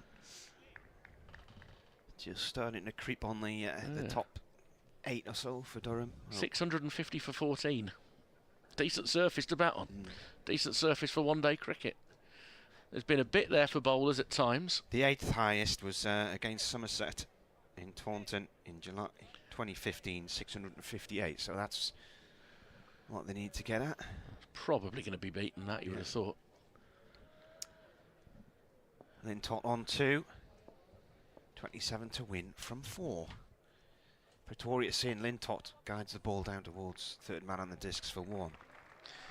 What Lintott is, he's an experienced guy. He's 30 years of age. He may have been late to playing List A and a little bit of first class, not a lot of first class cricket, but he is quite savvy. He's smart. He is a coach, having coached at a school in Taunton for some years, and he won't be fazed by this situation. He certainly fancies himself as a batter. Makes a lot of runs when he plays club cricket. Well, he went right through Somerset's academy as a player, didn't he, in all the age groups through school. Dear Marty says, Bernard, this game is for Warwickshire to lose now. A hard game for Durham to win from here. Pretorius to Barnard, who's on 156. He bowls to Yorker, just wide of off stump, goes through to the keeper. To play devil's advocate to that, of course, if Ed Barnard gets out in the next couple of deliveries, you're at the bits and pieces end of the batting order. And it's not as easy, even if it's barely a run a ball. Is that the Dave Clark 5? It is. Bits and pieces. Sometimes I forget your age, and then you just remind me, which is nice. So that was when Phil used to go to the disco. back in the day. Did you? You saw them? Well, this is a bit fortuitous in terms of a pre-ordained shot from Barnard, because he looked a ramp, it came off the toe of the bat, ran away down towards third man for 2. Good fielding from Travaskis. He did adjust though, didn't he? He saw the ramp wasn't on and just put his bat there to hope to steer it down towards third. But the fielding was, I mean, it's so difficult. Immediately in front of the pavilion. It's one of the hardest spots to deal with the boundary. And Travaskis has done remarkably well there. 24 to win from 3.3. Pretorius bowls, driven by Barnard. Bushnell is out on the cover boundary. Throw back towards the bowler's end. Is missed by Pretorius, but 2 more runs. I mean, the total commitment to running 2 the moment the ball was struck often makes a difference, doesn't it? If you're going hard, you're going to get 2.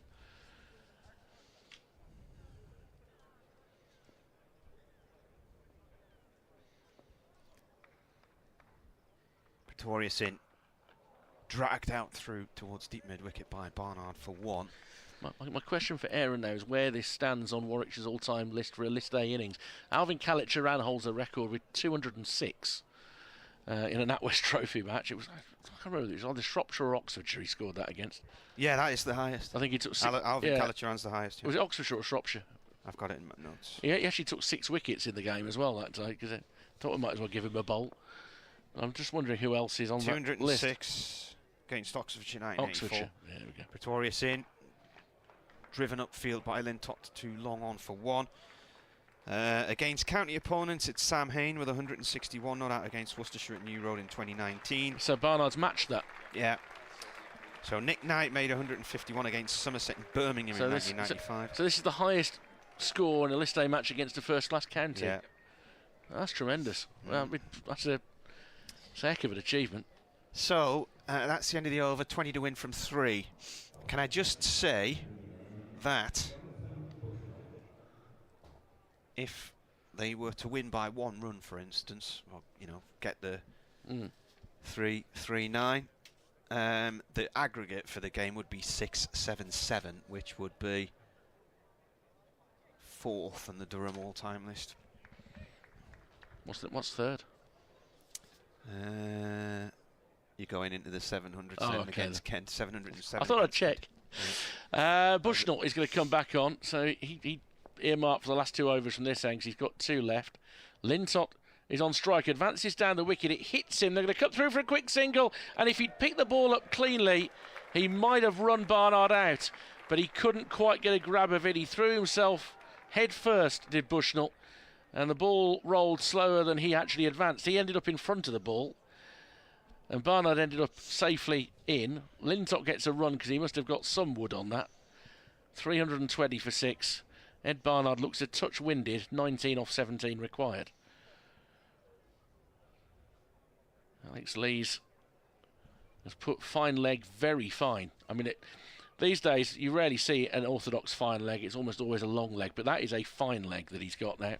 Backward square and deep mid-wicket on the leg side. Everybody else, is it? No, there's a long on as well. The rest are on the offside. He comes in to bowl to Barnard, and I don't know what that hits. It's a great piece of wicket keeping. He throws at Lintott's end. That's not out. All day, so they're not going to get that. They come through for a leg by. It would have been close, but I suspect he's in.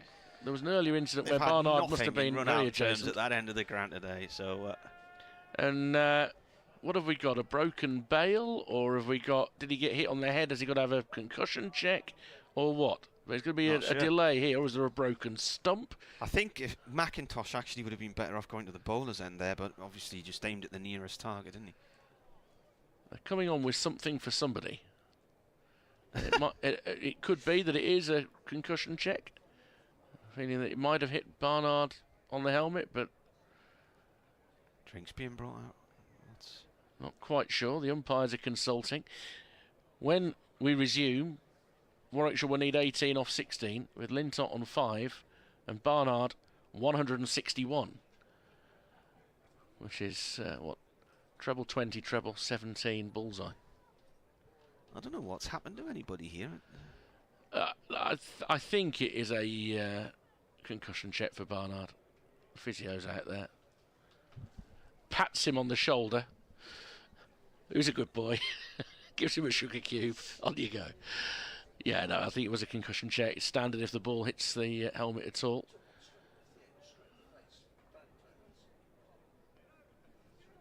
$321 for 6. It's been fun and games. There have been some interesting run-out shouts. They've all been at the same end.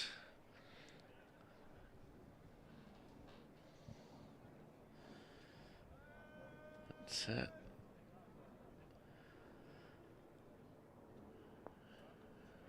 Bushnell prepares to come in again. Third ball of the over.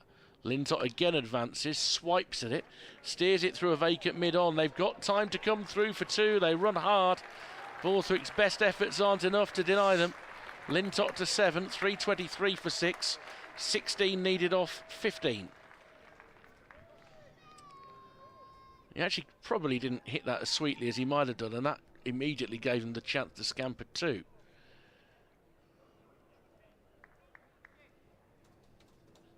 I think Bushnell's bowled well in this game.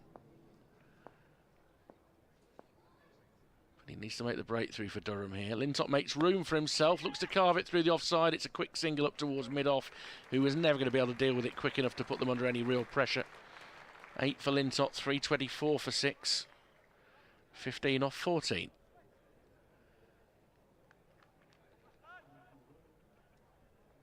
Not a lot that Michael Jones could have done about that. Mid-off. Barnard back on strike. How much Durham would like to prize him out, but he lashes this and he goes get out. He has lashed it to Lees at extra cover. And another twist in the game. It's 324 for 7. And Ed Barnard can't quite see it home. He's gone for 161. Lees does well to take a sharp catch. And a wicket for Bushnell, his third. 15 runs required, 3 wickets standing, and you're into the tail enders.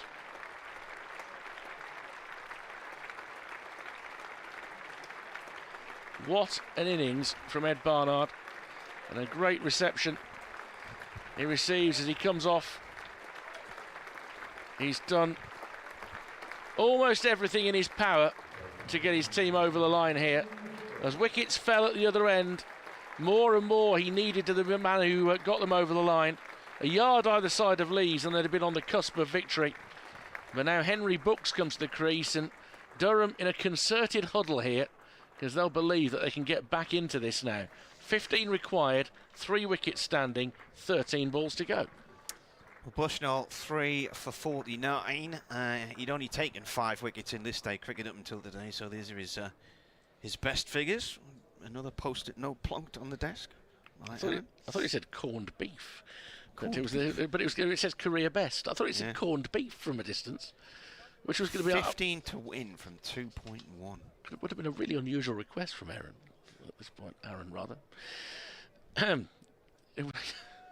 But no. Could easily have accidentally given us the shopping list, given that he's brought his Nan's phone notepad. Bushnell in to complete the over. Henry Brooks, the new man on strike, guides it into the leg side for a single. They'll think about 2, but Bushnell chased well, and that actually gave the opportunity for Borthwick to close in on it. End of the over. Brooks has won, 325 for 7. 2 overs left in this, 14 runs required, 3 wickets remaining.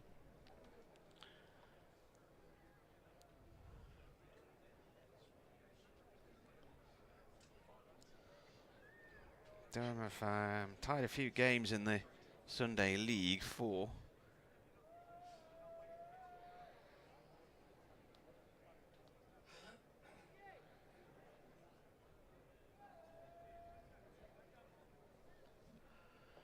Pretorius, the other man with 3 wickets, he's bowled extremely well. Henry Brooks on strike. Big hitter of the ball, potentially. Here he comes. It's gone 2.2 result, no run there. 14 off 11. Just makes it look a bit steeper. Puts the need for a boundary to the forefront of Brooks' mind. Does he want to take on that short boundary? will Pretorius try and hide it outside off stump? Warwickshire have had 8 ties in Sunday League matches. As Pretorius comes in here and bowls. That's in the air, but it's going to be safe. It's way out into deep extra cover for 2. Which brings it down to 12 off 10. He's picked a sensible spot to get the ball airborne. Once he cleared Alex Lees, it was safe for a couple. It's a big boundary out there, a lot of ground to cover for Bushnell, who, as well as bowling quite well, has put in a real shift out in the deep in front of the Hollies stand. Pretorius 3 for 47. This is driven out towards the covers for 1. 11 off 9 required. Bushnell covering more ground out there. Lintott on strike.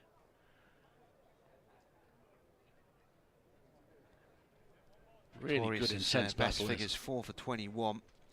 Free State against KwaZulu Natal last year. He took 4 for 56 against Derbyshire this year.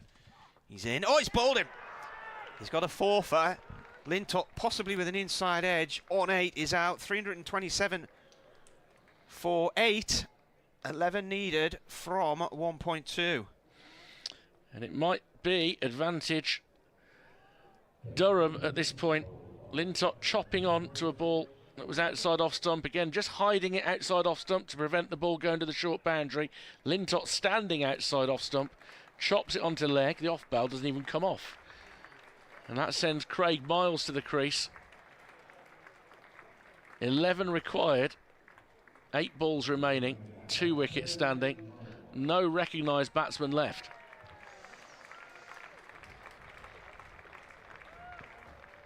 A tremendous game of cricket we've seen today. Had that little bit of everything.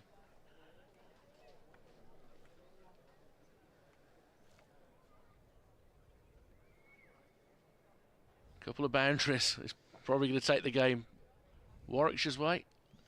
But Miles and Henry Brooks, not the most tried and tested pairing in this stage of a game. Brooks has played some good innings over the course of the season. He actually a few very good cameos in the T20 Blast this year. It's Miles who'll be facing. Comes in and bowls. Miles cuts down to Travascus at 3rd man for 1. And 1 ball left. 10 to win from 1.1. Feels like it needs to be a boundary ball here from Warwickshire's point of view. And obviously Pretorius wants to give Bushnell as many runs to protect as he can. A single would be a decent enough result for Durham. A wicket would be the dream and bring Alan Dolby to the crease.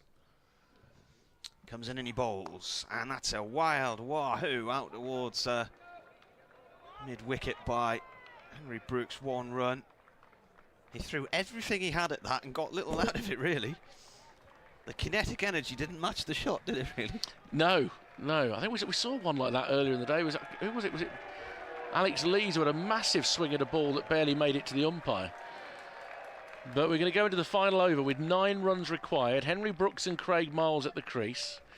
Johnny Bushnell to bowl, having taken 3 wickets. Pretorius finishes, by the way, with an excellent 4 for 50. I think he's bowled very well in all 3 spells. And took overs 45, 47 and 49. But it could be that Henry Brooks is the key here. His brother Ethan scored 31 earlier. And can he see his team over the line? From Durham's point of view, worth noting, these two are both right-hand batsmen. The short boundary on the Priory side is on their offside. But of course, you can't hide the ball down the leg side, so there is going to be a risk. I'm a little surprised that it may be that he's going to bowl short here, Bushnell. I'm surprised he hasn't got more protection on the offside, and it's a swing and a miss, and it's through to the wicket-keeper. So, yeah, it looks like they're going to bowl short, knowing that if Henry Brooks has got to pull the ball, he's got to hit it a massive distance. You almost have to play the tennis forehand if you're going to get any value. Straight. 9 needed off 5.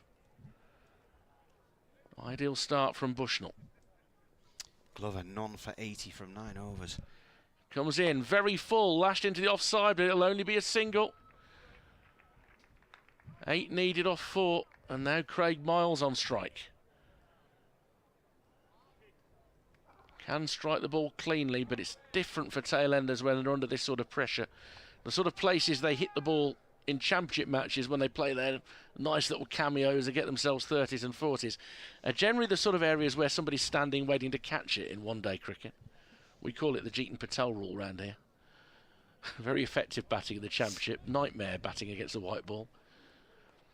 Jeetan Patel with his 4 wickets in the 2014 final against Durham at Lords. In the mist and the gloom. Bushnell to Miles. Miles, swing, miss, hits him on the pad. They'll come through for a leg bye. 7 needed off 3. It's been an excellent over so far from Bushnell. From the Bears' point of view, they'll now feel they've probably got the better man at the batting end. And one way or another, unless 2 wickets fall in the next 2 balls, this is going all the way, you'd think, this game now. Should be in doubt going into the final ball. Match that started at 11, we're at 20-7. It's gone the full distance.